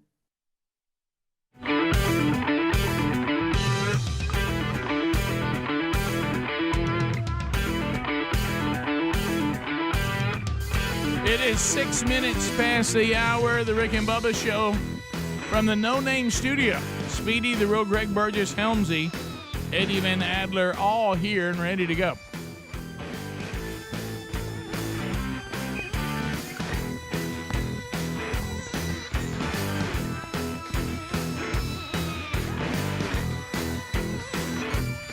Welcome back for a brand new hour. There's Bill Bubba Bussy. Rick, glad to be here, and thank all of you for joining us on the little party we call Rick and Bubba. Bubba, he's 67 years old. David Lee Roth is teasing that he may come out of retirement. You know, I just looked him up on Wikipedia, and it describes him as a retired former American rock star. To paradise. And this was recent that he retired. Yeah. This wasn't like last year or two. Right? Yes, and here's what they do, and it has to make you mad. First of all, he's terrible now. He was terrible in the heyday, but he was so cool it didn't matter. Right. Now he's not cool at all, and he's just terrible. But there were people that were buying tickets because it was his last show in Las Vegas, and he was done. It's just his last chance to see him, and then he scheduled more shows. Now he's doing it again. So That'll guarantee. Well, he asked if he was going back on tour. He don't look like this anymore. No, he does not. Asked if he was going back on tour anytime soon. He responded, "There's always a tomorrow for a singer. Not so much for a trombone player these days." He always got good material. Yeah. I'm telling you, Greg. Now, is he still raising the sheepdogs? I haven't seen that lately, but last time I gosh. saw him, he was getting interviewed. Like one of his bottom teeth were missing. I mean, he's just. He looks goofy up there now. Goofy. He says that Greg said that I'm right there when he's flying through. Greg, how about cool as ever? How about this? He says I'm in the middle of my first retirement. First, so he's messing around. He's not going to give you a serious answer because he don't care. No. It won't bother him in the least if he gets another show and gets to come do one for a big guarantee. You know what people say? I thought you said you retired. Yeah, I'm coming out of my first retirement. Look, the Motley Crue's doing it. They got the stadium tour they've been trying to do for 3 years. Yeah, same thing. They were done, signed a contract. We're done. And they had a farewell tour last time you can see us, but that movie came out and a whole another audience come up and they offered him huge money. So all of a sudden we're back. What do you think? I mean, he's reached the highest pinnacle. Look at David Lee. He being a rock was the star. man, Okay, so very few ever reach that level. But what do you think he thinks when he sees the Rolling Stones going back out, well into their 70s? Oh yeah. Do you think that gripes him a little bit? Well, I think that there's a payday that can get anybody back on the road. Yeah. Rick, have you seen him lately? Have you seen his? Yeah, it's not good. Lately? No, I can't watch it. So I'm not a I can't watch concert it. goer. I can't watch it. What acts though, like him, are done, but they keep going? Well, we're hearing that Bon Jovi's struggling. I keep hearing that this tour that people are complaining because they pay this money for tickets and that his voice is really bad. Yeah, I mean, there's people asking for refunds. The ones we saw of was it from Genesis? Phil Collins. Well, Phil Collins. That was him out. the video we saw. That was Oh my embarrassing. goodness, you got to stop now. Look, we always say don't mess with the memories. We've seen how that looked. Oh yeah. The good news, see, the Rolling Stones and Mick was the only one. If you've ever seen the Stones, and you have, Bub, I know, but Mick is the only one that moves. I mean, Keith Richards stands there and makes a bunch of weird motions, but he can do that no matter as long as he can stand up. Mick his moves are just like they were when Charlie he was young. Watts, when he was alive, he wasn't actually back there killing it. No. And then, of course, Bill Wyman just stood there. He never moved. And so, but Ronnie Wood, Richards makes more facial expressions. Yeah. And as long as they get tied on him, he'd give you some. Ronnie Wood's too busy smoking. Right. and if Mick will do, I will tell you, if you're a health expert and you want our country to get healthier so we can live longer, you have to act like the Rolling Stones don't exist. Right. Well, I mean, you just want to run them out. You're so tired of them. They should be studied like, we would study an ET that landed. Yeah, exactly. We need to know what their secret is. How do they keep going? Oh, there was a. I'm afraid I know some of it. Oh, But, yeah, you're right. Some, and that's a health regimen. But but the TV4 a minute ago, what ran across the screen is a study that's out now that says those who drink coffee actually are living longer than people that don't. Oh boy, it's good night alive. Mick Jagger drinks a lot of coffee. Now, is Kiss still touring? Oh yeah, and that's embarrassing. It is. Yeah. It is embarrassing. To me, it is. No makeup. I haven't seen it. No, they got makeup on. They got makeup. They just on. replaced the other two, but with makeup, the same makeup Peter Criss Same and Ace character. had. It's just not the original people. Right. No way. Gene and Paul. Well, see that's how they should have done it all along because Batman is Batman no matter who's playing. I know. You know. But if you're a purist like me, But when do they replace the whole group and put them back They've out said and have they a will. movie and they all have that? they have said that it's possible that when they retire they'll keep touring. Just that they'll have a band that looks like them. But isn't there already tribute bands out there? There are. Yeah, but it's not the official one that they sponsor. Right, exactly. And license. But Any chance you go see David Lee Roth in his current state? No, Rick, No I way. Now, if somebody just like put me in a car and drove me there and said, "Yeah, here." Do you remember when he still had the cool factor and he'd got tired of the Van Halen brothers and he was out and he said, "I'm gonna come back and I'm gonna roar." And he came back and he went out and got some of the best musicians on the planet. The Eat 'em and Smile band? Eat 'em and Smile, That was yeah. good. And all of a sudden, I remember I went to see it in Birmingham, and these musicians are some of the best in the world. Steve Vai, Billy Sheehan. Billy it was Sheehan, good. and they come out. I forget who the drummer was out there, but he was phenomenal.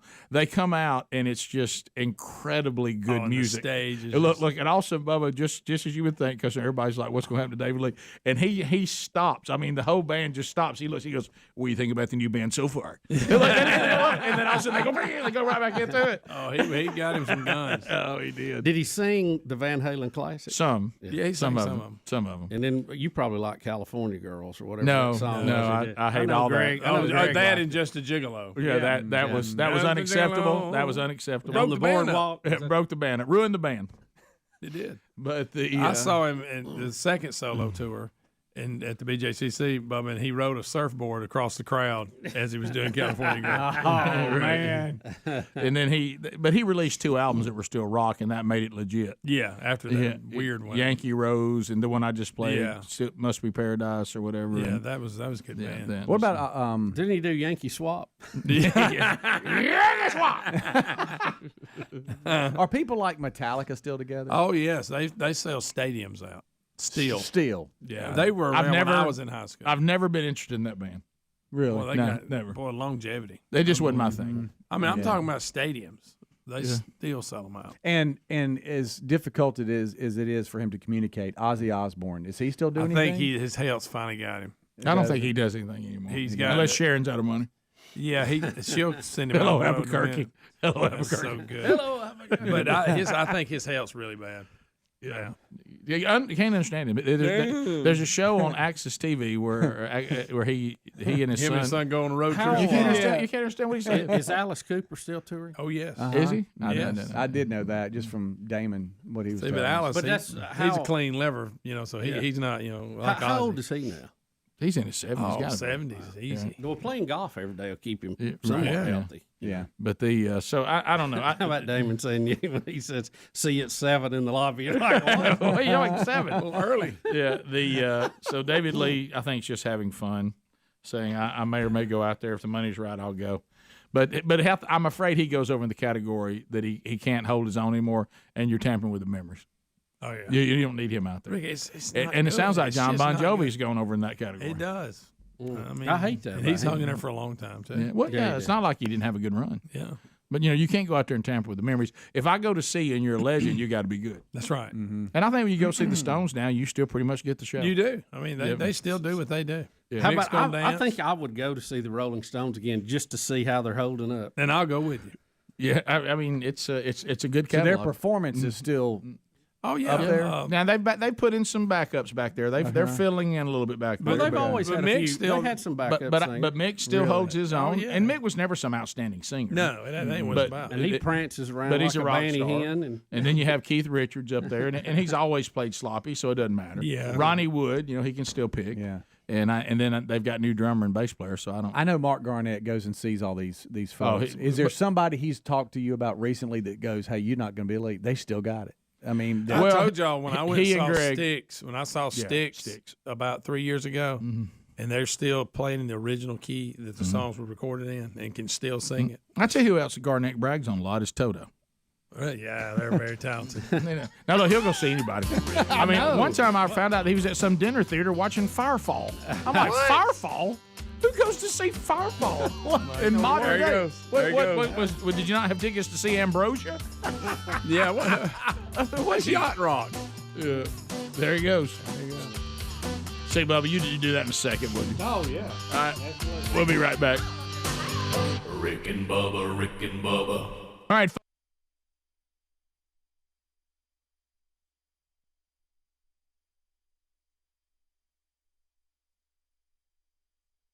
I was sitting there listening, and we were getting ready for dinner, and one of the boys said, "Hey, I'm taking the dog out."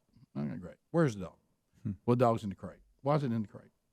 Well, where none of us are settled in any room right now. We don't let the dog roam the house, and so I didn't want to leave it on the porch where it normally lives when it's not in the house. Why? Well, it's cold. So I mean, it's a dog, and it's covered in fur.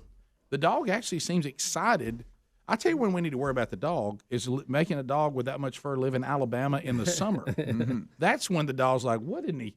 You know what I mean? You talk about, got no energy, I'm burning up, good night, somebody throw water on me. Every time it cools off, this dog, because he's covered in fur, begins to go, yeah.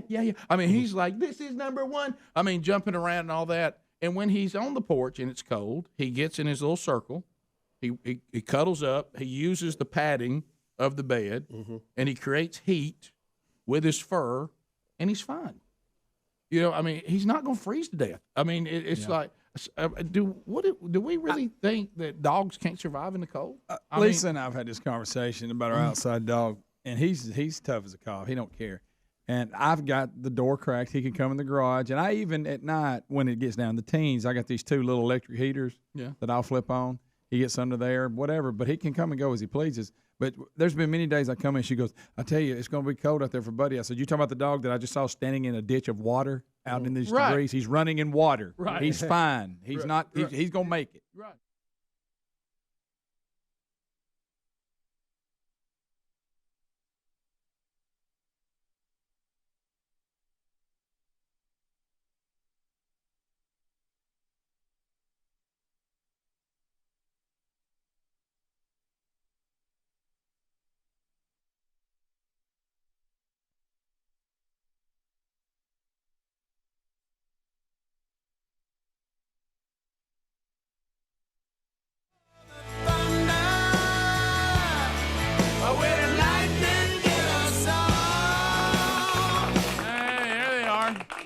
Blackberry Smoke. Hadn't heard him since it's been away a while. How about it? We love it, Bubba. We do have business to take care of on the program today. So we've talked about the college football playoff deal. That will happen today. So that giveaway will be done.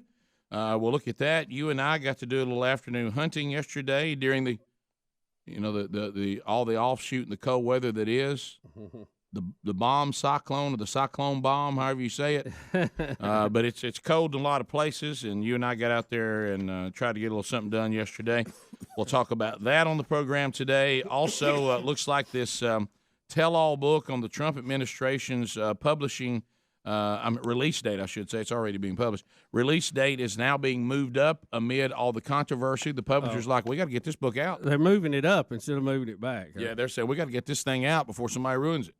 So that baby's hot as a hot potato. So that will go out sooner than later. They say they're moving up to today. Is that it? Oh yeah, I mean, some already got their hands on it. They're trying to move that baby out there before all the lawsuits start and all that, I guess. But Bannon was talking. O'Bannon is take a drink. Yeah, so he really does. You're right. So we got that out there. More a lot of good news still continuing. Speaking of the Trump administration, we'll give you some updates on that. I saw an article that was really, really good too. And I read the whole thing talking about how Trump's administration is right now trying to be one of those great administrations of our history, where the economy and so many good things are happening. And there's a warning out there about be careful if you look at some of those who have shared in this kind of success in the past. Sometimes getting caught in a war will destroy that and take away all of the things that are being accomplished. And they're giving a little warning about it. We're kind of heading to a little face-off with Russia, possibly, and little some things going on. It was a really interesting article, but what's really important about the article is it lays out, here are the facts about the things that are happening for our country that are good, regardless of how you feel about the president. Right. And so that's interesting. And this book coming out will kind of plays in all this too, but we'll look at that a little bit on the show today too. And take your phone calls at 866-WE-BE-BIG and just kind of chat with you and see what's on your mind. And I think, when we looked at all the ways to give away these tickets today, and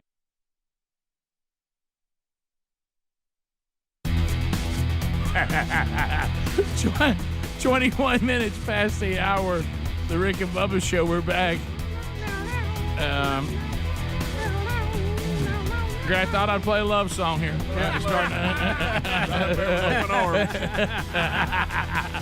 How long could I miss you? He was serious as he could be that day. He was.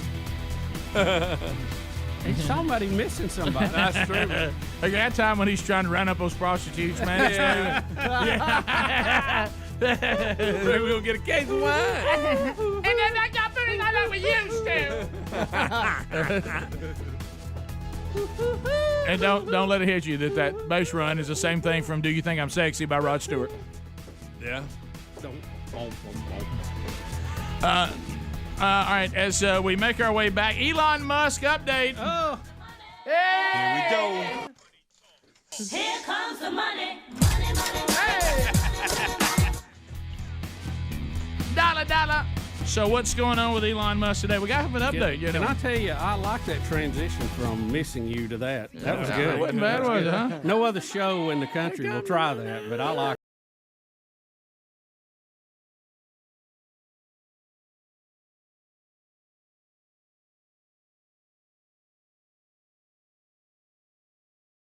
it. Elon Musk has filed plans for an all-night Tesla restaurant, diner with a drive-in cinema and charging station.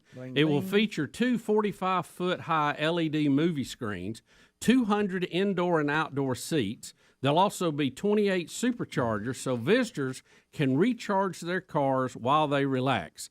Elon wants to build a facility, Rick, on the historic Santa Monica Boulevard in Hollywood. Here comes the money. Here we go. Wow.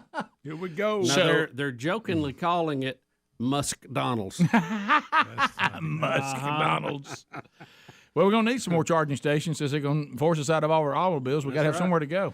Also, at the restaurant, you'll be able to pay with your favorite cryptocurrency. Oh, yes. If all the proposals are approved and he gets the green light. And there's some very detailed drawings online about it. It looks, the whole layout of the facility is round, so it looks a little bit like a spaceship. You love that, don't you?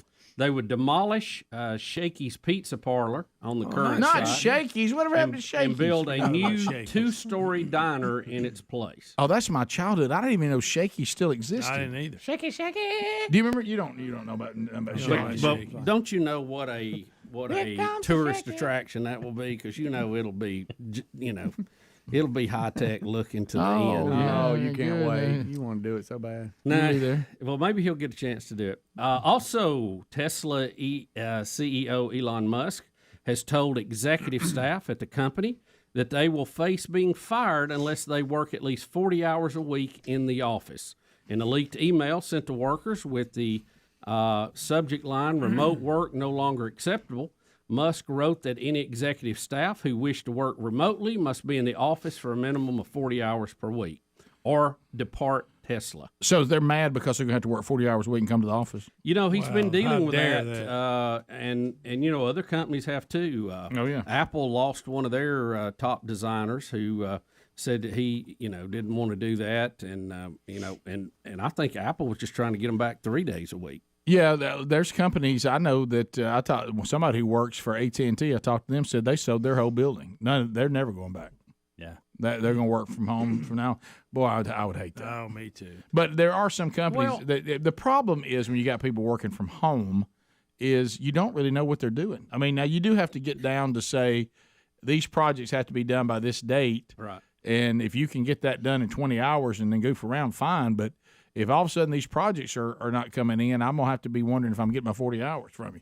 Well, that's the thing. And I know there's probably a happy medium here on some of this that you could attract the top-level employees if you only worked maybe a 4-day a week. I don't know. I mean, different companies have tried different things. If you can make it work, do what you want. I'm that freedom guy again. Mm-hmm. Yeah. But if you can't make it work, then I gotta have you. Well, I just can't help but think if you're at home, whatever you're doing, whatever that you do, that you're going to be interrupted with kids or spouse or dog or whatever. it just seems to me it would be hard to concentrate fully on what you're doing, not being at the office. But I'm kind of old school in that. I don't know. Maybe you can. Maybe you can lure away some of the better talent with a little less pay if you let them work, 4-day week or something. I don't know. I got a buddy that owns an engineering firm, and he kind of went through this. Why do we even have the office during the pandemic? And so they kept paying their lease, and then they were going to have to make this decision. Lease is coming up. What do we do? Well, he had several employees that thrived from working at home, but he also had employees that didn't. It's a mix. So it was either fire those employees that didn't or bring everybody back to the office because he said, I couldn't go. You two, you thrive at home, go home. If I bring these in and mandatory bring them in, then they're going to be frustrated because they can't work home, even though they're not doing anything. They're not being productive. They actually can't be productive. And so that's a little battle too that people are going with. Some people are actually thriving from home. Yeah, but you can't have it. You can't do it both ways. I don't guess, or you because then you're going to have that, and you're going to have people go, well, he gets to do it, so why can't I? Yeah, I know I live in a world that is not the real world. I would say, well, if your rear end had been productive at home, you'd still be there. Thank you. Yeah, but the fact that you know why they're getting to stay at home in their home office is because they're getting the job done. Yeah. It really comes down to that. If people being on a remote gets the job done and they're okay with it, fine. If they're not, then you got to do the other. But then you get into personal. Now, personally, for me, I'm not a do it from home guy. I like my home life to be completely separate from work as much as it can. Yeah. And sometimes you can't help it. But I don't like my work being at my home. It's just me personally. I'm not saying you can't be productive doing it. Some people are quite productive doing it. I'm not that productive doing it because I keep walking outside. Distractions are high too distracted. Even if I had the house to myself, I'd be farting around the house. You know, yeah. I think there's some companies too that try to find a happy medium, like what y'all are talking about. We're not going to be all at home, and we're not really all going to be here. We're downsizing our space so the overhead's not as much, and we might have maybe weekly meetings in person. But as far as cubicle space and stuff, we don't really need it. Yeah, it's a combination. Yeah, whatever. But like you say, you'd also have to be and pull some leadership and say productive people can stay home. Yeah. Non-productive people either come into the office and get productive, or you're gone. Yeah. A lot of it, I think, would have to do with the job. You got to be productive, don't you think? I mean, yeah. If you're like you were talking about an architect and you draw, maybe you can draw at home. And this guy had a. Sure. But obviously, if you build something, you're gonna have to be where they can assemble it. One of the people that was not thriving at home, but they do in house, is one of his key guys. It's like, man, we got to have him around. He's one of our key guys. We just can't send him at home. Right. So it's just such a mixed bag. We had one more Elon Musk story we'll hit and go into phones coming back. 866 We Be Big. We'll talk to you when we come back. Hang in there. Rick and Bubba, Rick and Bubba.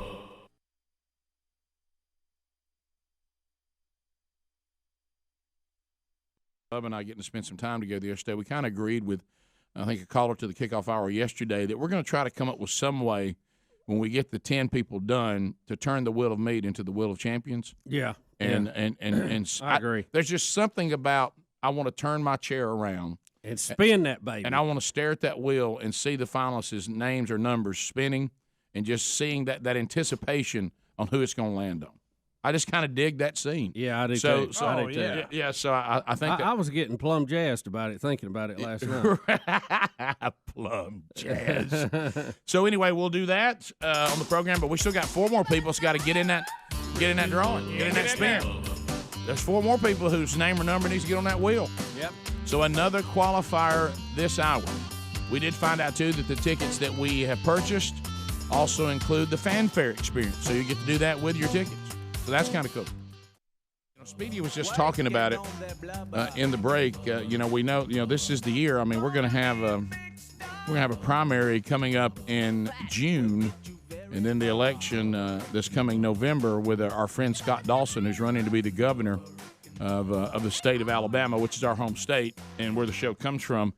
And, of course, you're out there trying to, here's an upstart guy that doesn't have all the connections there in Montgomery, which is the capital of Alabama, and he's not like these other people. It seems like they've been around forever and ever and ever, and they got all these connections, and He certainly doesn't have the bully pulpit of being the sitting governor, and that's a tough deal. And it's a big story, and it's been out there, especially in our state. But that the Green family, who founded Hobby Lobby, have just given his campaign $100,000. That's awesome. How about that? There's your little shot in the arm. There's a little shot in the arm. So that was big. Very, very pleased with all the people involved and us involved in his campaign. That was a big help. So thank you, Green family and Hobby Lobby, and they've always supported Scott's ministry, the Scott Dawson Evangelistic Association. Always been big believers in what God is doing through Scott, and now they also believe that this call for him to run for governor, they want to do what they can do to give him his best shot to win it. So that's awesome. Yes, it is. Congratulations, Scott. Some other things that we need to talk about. So, Bubba, do you want to talk about us going hunting yesterday? I mean, it was. I know you're not crazy about talking about it, but I mean, we had fun. Rick, we had a great time. We had some big laughs. I want to thank the Ainsworth family and Dream Ranch for letting us come up for that, and it was it's always fun. Always fun. Enjoy those guys. Yeah, we love Dream Ranch. Speaking of that, the great Josh Benner. Yes. Speaking of that, Will Ainsworth, one of the Ainsworth brothers that runs Dream Ranch, he's running for lieutenant governor. If we could get Dawson and Ainsworth in there at the same time, my goodness, guys, we'll just be palling around everywhere, won't we? Yeah. So well, you know what? We know them, and both of them. Yeah. This is unsolicited, but I have a lot of faith in them. That's why we said we would support them. I know they're good guys, know them personally, and I see how they've run their business and how they conduct things, and I think they would be a real asset for our state or anywhere. Right. Well, I think what our state has to decide, and I know there are other states maybe in the similar situation, I think it's how our country went another way this time, is, when things in our state where we live, I mean, there has to, surely at some point, there has to be a generation of Alabamians that say, I'm kind of tired of being embarrassed by our government. I'm kind of tired of it. I'm tired of being the butt of all the jokes. I'm tired of us being subpar in everything. I'm tired of the embarrassing corruption that has lived down there for, decades and decades and decades. And I'm ready to kind of clean house and try something different. Let's go out there and find some of these people that either haven't been there very long and are making some change, or have never been there, and we know they're people of character, that we know they're people beyond just having character, but they kind of have an idea on what to do, and they also love the state. And we were talking the other night. Scott was like, what do you think? And I said, I think the thing we need to be talking about is, are you just tired of being subpar? Mm-hmm. And if somebody's telling you, well, I've been down here forever, you go, yeah, and losing. You know what I mean? If one of the worst things you can say right now is, I've been down here forever. Okay, and accomplish what? So anyway, hopefully that'll. Well, and I think what you're saying, Rick, and this spills into the giveaway today, and seeing what football teams in our state do, and how they compete on the national level, and not only at Division I, but 1AA and Division II. We've got such a history of great sports and athletes coming out of our state, great musicians coming out of our state, great race car drivers coming out of our state, astronauts and things. I was going to say radio shows, but I think people would. Well. Like it.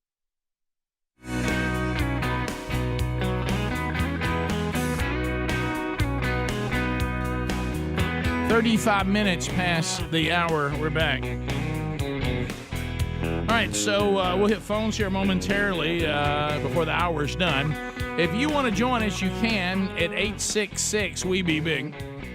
And we'll get to some of your phone calls coming up. We got a couple things we'll hit before we go to phones. So if you start moving now, you will get in. Let me point you to HelloFresh.com. HelloFresh.com/Bubba 125. So the code Bubba 125. Hang on to that. So Bubba 125, what does that get me, Rick? I'll tell you what, it gets you $125 off. That's what foodies everywhere unite. If you like to eat like we do, delicious food, and try some variety, well, you go to HelloFresh.com/Bubba125. The Memorial Day flash sale continues. Get $125 off with that code Bubba125. Bubba, this has got you written all over it. Barbecue pineapple flatbread. Man. That sounded good. I know how you like a little pineapple on your pizza. I love pineapples. Matter of fact, I got some in there I haven't eaten. And throw some barbecue on there too. Oh yeah. Now Greg ate that pineapple. I saw it. Also, they've got the Power Bowls. They've got cherry balsamic chicken. Some great things. Their chefs come up with great stuff every week. You go pick the menu for that week. It's shipped right to you. Each meal's in its own bag, got its own recipe card. Here we go. So get $125 off with the code Bubba125 at HelloFresh Bubba125 or check rickandbubba.com under the sponsors. One more thing on Elon Musk. One more thing. Did you see the picture that he posted that's going what you're going to talk about? No. Oh, is he having fun too? Well, and it's true. It's got all the logos coming at him. Really? Yeah. I don't know what to do now with Elon Musk and Bill Maher. I don't know what to do with them because they're starting to almost speak like they've developed the superhero of common sense. Yeah. And they kind of want us to that. You know what they're going against? We're in a fake world right now. And look, however you may feel about the LGBTQ plus month of June, knock yourself out. You have the right to express yourself however you want to. But what Elon Musk is mocking is what he's mocking is these companies that'll take this month and they'll throw a little rainbow symbol up there. And he says, all this is pandering. I mean, he said it's just pandering. There's nothing sincere about it. This is the thing of if I put my logo in a rainbow, will you leave me alone? Now, sometimes they don't think it through, and people who like your product and disagree with us having a month devoted to this or don't want to participate in it, they may see your rainbow logo and go, I don't really want to be here anymore. But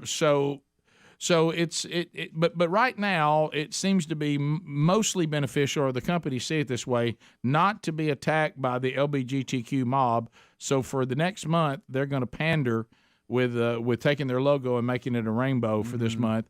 And Elon Musk says this is nothing but pandering. It's insincere. It's signaling.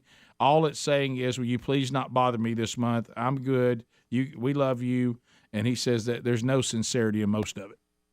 And I tend to probably agree with him. I think there's probably very little sincerity in it. He also pointed out that they don't change their logos in countries that they deal with that does not allow that activity. No. Yeah. Not at all. That's the point that proves what he's saying. If I'm really going to stand up for the plight of the LGBTQ community, well, right now in this country, you do that, and they should. I think they have access to all the freedoms everybody else does. Mm-hmm. I don't know what you're protesting, but to Elon Musk's point, why are you not rainbowing up your logo in countries that mistreat LGBT, the letters? Yeah, where you'll be persecuted if you are openly gay or transgender or whatever. I notice they're not very bold there. You think that should be where they really stand up for. Mm-hmm. So he makes a good point. Yeah, he really does. Adler, what's the scoring system you talked about a month ago? ESG. Is that okay, Bubba? I know you knew that. Yes, and so that's all it is. They're just trying to do what they need to do to get the scoring to be left alone. To your point. Yes. Well, and like I said, if you're going to do government bids, you have to have a high score. If you come down to some kind of tie, they'll go to that as a tie break, for getting a government contract, which is ridiculous. To the phones we go. You can join us at 866-WE-BE-BIG. We got room for you. Adam is out of Wetumpka. Hey, Adam. Welcome to Rick and Bubba. How are you? Adam. Hey, guys. Getting back to an earlier topic y'all were talking about, movies that'll make you cry. Yeah. There's one that I have sworn off, and I will never see it again because it made me cry so much I was embarrassed. And that is Radio. Radio will make if that doesn't make you cry. It's got its moments. Psychopath. No, wait a minute. What? Yeah. Which movie is that? The football team. Cuba Gooding Jr. Jr. plays Radio. The guy. Special needs guy that's the mascot of the football team. I don't remember that one. True story about Radio. Oh, that's a good one. I don't think I've ever seen it. Seriously? I'm not all the way through. I know I haven't seen it. No, it's good. I've seen I bits was out of the loop. It has its moments. Did it make you cry? Yeah, I can say where at one point. Really? How did it make you cry? For me, the one that always got me was Simon Birch. I don't know if you can remember that movie. Hit the foul ball and killed his friend's mother. Oh, just so many terrible things happened to that kid. What? And he's all tiny, and so I think that's why I could relate to him. He was real tiny, and it was him against the world, you know. But did that not surprise you when he hits that foul ball? I didn't know that was. What in the world? I mean, I just foul see that ball. coming. His What are you mom talking goes about? down. What? I've never seen this movie. Simon Birch was this movie. When did it come out? 1998. Yeah. And wow, Jim Carrey was in it. I forgot. Was that. he? So here's your little movie synopsis here. 98. And they really did have a child, or not a child. Yeah, well, he was a child at the time, but a guy that had kind of a small, a little person, kind of little, majorly little. But it's a tearjerker. I'm telling you, especially if you relate to smaller people. Okay, such as myself. Watch that foul ball. Yeah, what are you talking about? Foul ball. What are you talking about? I mean, I've never seen this movie. I know nothing about it. He's on a team. It's an old movie, so I can tell it. Yeah. He's on a baseball team. Of course, he's God love him. He's not any good, but they put him in and let him bat. And it's his friend's mom, right? It ain't his mom, or is that his? I think it's like friend's it's Ashley mom. Judd. It's Ashley Judd. Yeah. She takes. Rick, and he finally gets in the game. He hits a foul ball and hits her in the head and kills her. No, you're making that up. Pretty much, right? You're That's making it. No, that's that it. didn't happen. He fouled one. That did not happen. It did. I was like, wow. You know, I'll tell you one that I cry. why you want to ride it this way? There's one I cry every time I watch it, Roadhouse. Oh, Rick, it was on again the other day. Gosh, it's on Tearjerker. It's on every other day. Rick, the name is Dalton. That's embarrassing. Blind guitar player. Rick, that's one of those things that make us all uncomfortable. The name. Frank in Pell City. Frank, go ahead. Frank. Hey guys, good morning. Hey. I think the lady up there, the truck driver, her CB handle was Honeybee, and the reason they got into an argument, he'd found out that she'd been cheating with this guy that come from South America, jumped the border, named Killer Bee. Okay, that's terrible. That's I'm terrible. giving that to you. That is He's awful. leaning back. Danielle and Wedowie. Danielle, how you doing? Good. How are you? Fantastic. Well, I'm celebrating my 20th wedding anniversary today, so I just want the anniversary song sent out to my husband, Brett. Brett and Danielle, 20 big ones today. 1, 2, happy anniversary, baby. I got you on my mind. Danielle, we hope you have a great day. Thanks for listening to Rick and Bubba. Come on. Lane, Mississippi. Lane, go ahead. Hey, I don't know if this has been touched on or not, but I drive a truck, and I just wanted to run this by you. I believe that lady truck driver, I want to say I saw her at a truck stop. Her CB handle is home wrecker. Literally. Oh, that's good. 10-4. Let's go to Chester in Huntsville. Chester, go ahead. Hey, I was wondering if the Sixth Sense ever choked anybody up when that little boy was talking to his mom in the car close to the end.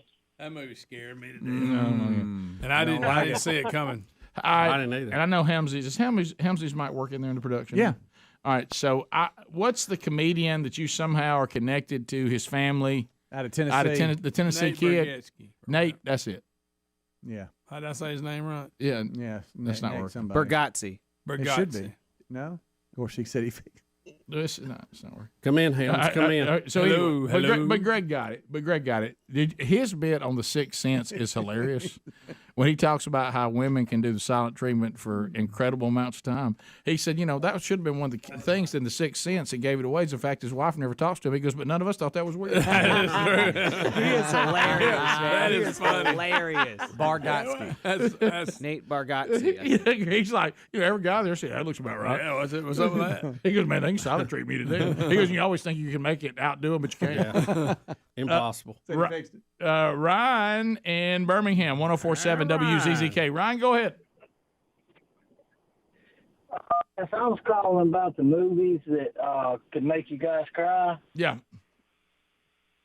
Yeah, I believe all y'all would agree with this. Passion of the Christ.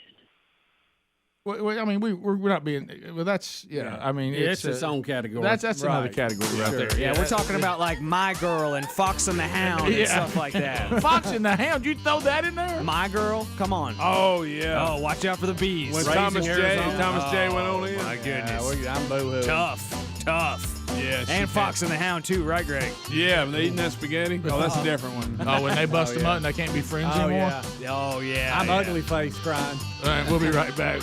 More phone calls coming up. Rick and Bubba, Rick and Bubba.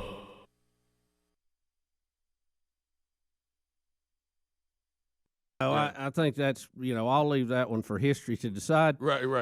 But we excel in so many areas. Isn't it time we ask the same thing out of our government? Yeah. I mean, for a change. Sure. Yeah. Isn't it time? Yeah.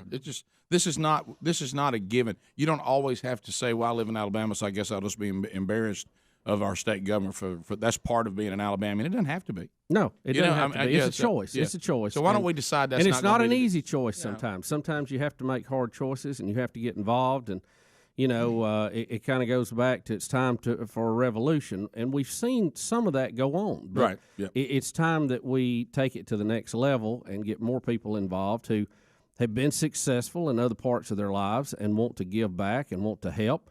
And, people who I know this is crazy, but you deal with budgets and you deal with revenue and how to take care of the people of the state. It just makes sense to me that you might want somebody who's pretty good at running a business to do some of that stuff, who are budget people. Yeah. As opposed to, this is just kind of what I've done. Right. Well, we have a friend that's down there and is new there and went there for that same reason.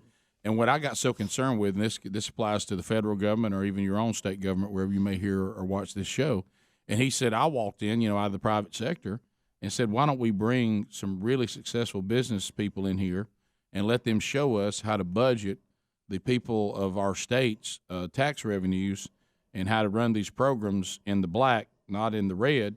And he said, all those people that have been down there in the government they looked at me like I was crazy. Right. And I was like, now why wouldn't we want them to come in who have done this on a daily basis and say, here's how you do it? And he said there was this feeling that they thought that made them less important.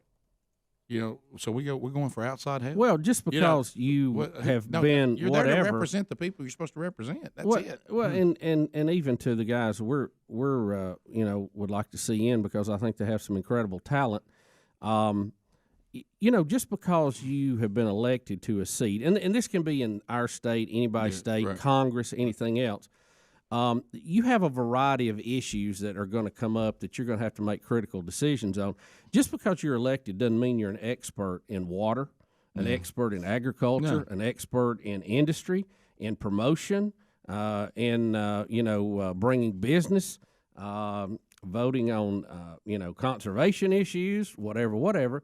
The one thing you do have to do is be sure you have somebody of character first, and then let these guys and that see this is a perfect example with the guy you were talking about. I know you're talking about. I'm not going to throw his name out, but if you run a business, right, and we need something, we go to somebody who's an expert in that field, right, and we may look at 2 or 3 different options and decide what's best with what money we have to spend. And I don't think there's anything wrong with that. I think people who don't reach out to expertise in a certain field are the ones who are ignorant. Right. Well, I don't know how else to say that. Let's say something like if I was in because I'm not arrogant enough to say I'm an expert in everything. I have some areas I know more than I do others, but I still want to gather, expertise, opinion, look at options, not just do what I think is going to look good in the soundbite. Yeah. If I'm out there and let's say I've got you the taxpayers' revenue that we put out there for roads. Yeah. You know what I'm going to do the first day I'm in? Hey, let's bring the people in here that build the roads and let's talk about where we're wasting money. So they can tell us things we're throwing money out there a waste of time. Can they tell us how we're not being efficient on getting these jobs done? The guys who run that, and I'd actually talk to the people who actually do it. And Rick, you know what I mean? And Rick, not only the guys that run the company, but I'd also like to talk to the flagmen out there. Yeah, I'd like to talk to the guys who are actually measuring the temperature of the asphalt when they put it down. They have to do that. Sure. And find out where they think the waste is. So we'll come back. So, Bubba, we did get the opportunity, and I'm not trying to say that I use this political, aspirations of Will Ainsworth as lieutenant governor and, for any advantage of ours. I don't want anyone to think that. I just happened to mention, that you and I with 2 really big deer up at Dream Ranch, in our camo, getting our picture made with Will might be a good promotional thing, and thought if I said he just might want to consider that. I mean, it's not something I would expect. You know what I mean? Right. But if he found a place in his heart to invite you and I to come up, and because you and I for years we've loved Dream Ranch. You finally found a way around this, but I just have too many kids, so it never worked for me. But the Dream Ranch experience for me for what? How many years? 10 years, maybe? Yeah, at least. I know my Kathy boys were last little night. boys when we first started going there. She said she had worked there. Rick and Bubba's in Ohio. Rick and Bubba. Pass the gravy, please. Rick and Bubba. Ooh, it brings me to my knees. We're back. 9 minutes to the top. 866 We Be Big is our number. Thank you for being with us. Wrapping up another hour of the Rick and Bubba Show. All right, a couple of audio videos here. Have you seen this one? This is we got a Ferrari that loses control on Hagley Road in London and plows headfirst into some parked cars. Believe it or not, the driver is okay. Which after you see this video, you're going to be a little surprised by that. We don't have any audio with it, but wow. I mean that ooh. There's the Ferrari coming in there wide open. How fast? Rick, this Ferrari is over $600,000. Oh, there's only 500 made. Oh, and look at this dude coming out. Exist. So it's about $4.99 now. Yeah. Wait, what am I doing getting out of that thing? Yeah. What is Bubba doing getting out? It's funny too because in the story it says, "How on earth can it take 2 days to track down the driver of a car which only 500 exist?" Yeah. So yeah, you think that would be so we don't have any update on like was he texting? I mean, what's he doing? You know, I mean, you got cars parked on the side of the road. Really, they're where they're parked is not great. I mean, if you look at the lane he's supposed to be in, I mean, he could just be sitting there messing with his phone, couldn't he? And it's hit almost them. like they're in the road. Yeah, I mean, look. I mean, I see there is a little parking spot there, but Right. to your point, it does look like. Right. I wonder if that's a bike lane right there, and then Probably. parking, and then $600,000. And some change, they say. And this happened in London. I think he was maybe trying to get to the pub. That's Ireland. That's sorry. That's Top Ireland. of the morning to you. No, that's Ireland. That's still in Ireland. Ireland. Okay, my bad. Bubba, next under our videos that we just kind of want to watch before we wrap the hour up. This is from yesterday. We didn't get to this. A huge moose chases a grizzly in Alaska. Ooh, I heard about So the moose goes after the grizzly. So we can hear the first part, but I have to take it down after that. You got it, yeah, so I can pop it. But all right, so where's the moose coming out of the water? Oh, look at that big thing. look at it. Oh, those things are big. Yeah, that's a big moose. And this moose is about to chase the bear out from behind this house or whatever this. So there's a bear over there, and is it worried about the bear coming after him or something? Yes. Okay. Oh, it's a female moose. Oh, is that what that sounded? Looking at the bear run. Listen to that bear run. Wow. Yeah, and then the people, Right. a lot of action happens, so the people start cussing a little bit. Wow. But the bear's actually look at continuing this. to run, and he crashes into a bunch of pots and pans right here. So it's like clang, clang, and everybody's like, whoa, and then the bear finally gets away. I love your play-by-play. Did you just give it clang? So what we find out is if a moose is big enough, the bear doesn't think. I mean, are you surprised that the bear's running, Bubba? It's a big moose. Yeah, I don't think the bear could take the moose. It doesn't have the horns on it, but I think the bear might fight, and if it was cornered or had young ones, but clang clang. That thing's just so much bigger and faster than it is. That's probably a good move for the bear not to take him on or her on in this case. Yeah. Well, it That's must a big. I mean, you talking about a moose? Look at That that thing's thing. bigger than a horse. Oh yeah. Oh, Which yeah. one of them's making the noise right in the beginning? I think it's the moose. Yeah.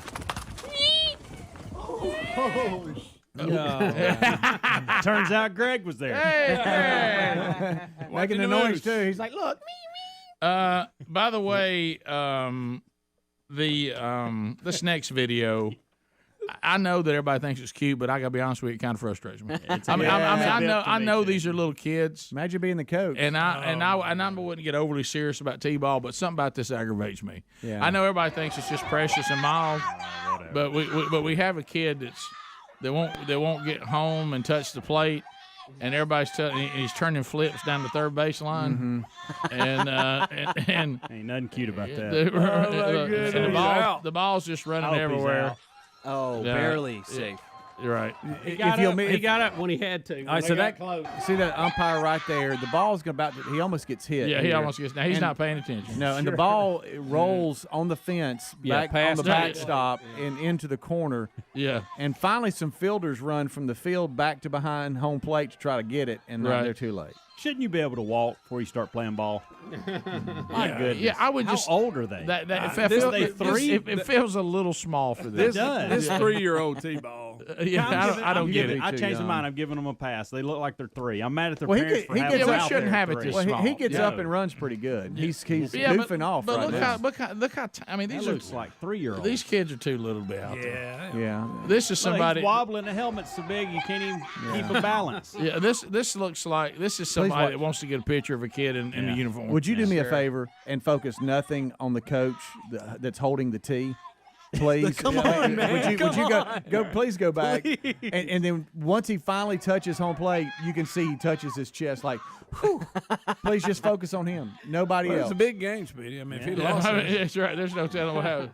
He might have lost his job. Right. Run to the base. Hey, here's something else to focus on. I want you to listen to the parent screaming from the stands, "Run!" Yeah, that guy can't believe it. And I've watched it so many times. There's people in the stands. Watch him. What's that lady hollering? I mean, well, here's what somebody shoot her with a dart gun. Right.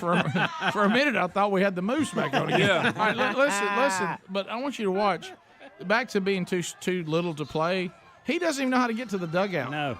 Look, and his helmet's so heavy, it's wobbling him back to first. Yeah. Listen to that lady. That woman. Imagine having to go home to that. Well, it's the championship, yo. I still love the ump nearly getting hit with a ball. Yeah. I mean, some kid from the outfield just launched it. Yeah. So and there's the. And by the way, the fielders who can't get this kid out, amazing. Y'all should have tagged him out 18 times. He's rolling to the home plate. Yeah. I mean, come on. Come on. This is an important game. I remember that age like it was yesterday when my boys would be playing on the field and it would go to one area of the field and nobody would stay in their position.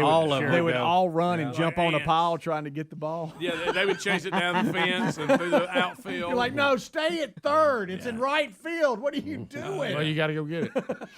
And then they fight over it. Oh, yeah. I think maybe a little young there. I didn't like. Yeah, I think mine were a little older than that. But I'm just saying, I remember before they really understood what was going on. Yeah, of course, I remember we had pitching right out of the game. We could field one throw to first.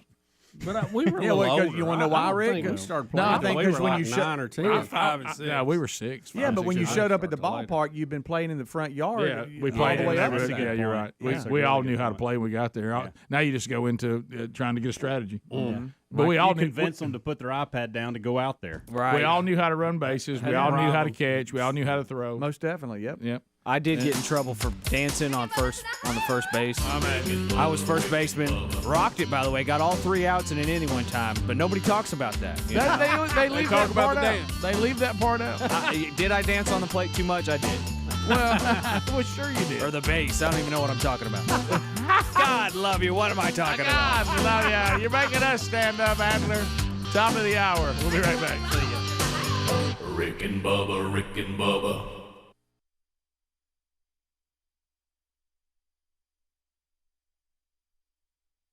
Hey, thanks for watching Rick and Bubba live on YouTube. We're here live at 5 with a kickoff hour, bright and early, Monday through Friday. Don't forget to subscribe and click the bell for notifications on our YouTube channel. And catch a commercial-free Best of Hour on Blaze TV every day. Rick and Bubba, it's must-see TV. Or radio. Well, yeah.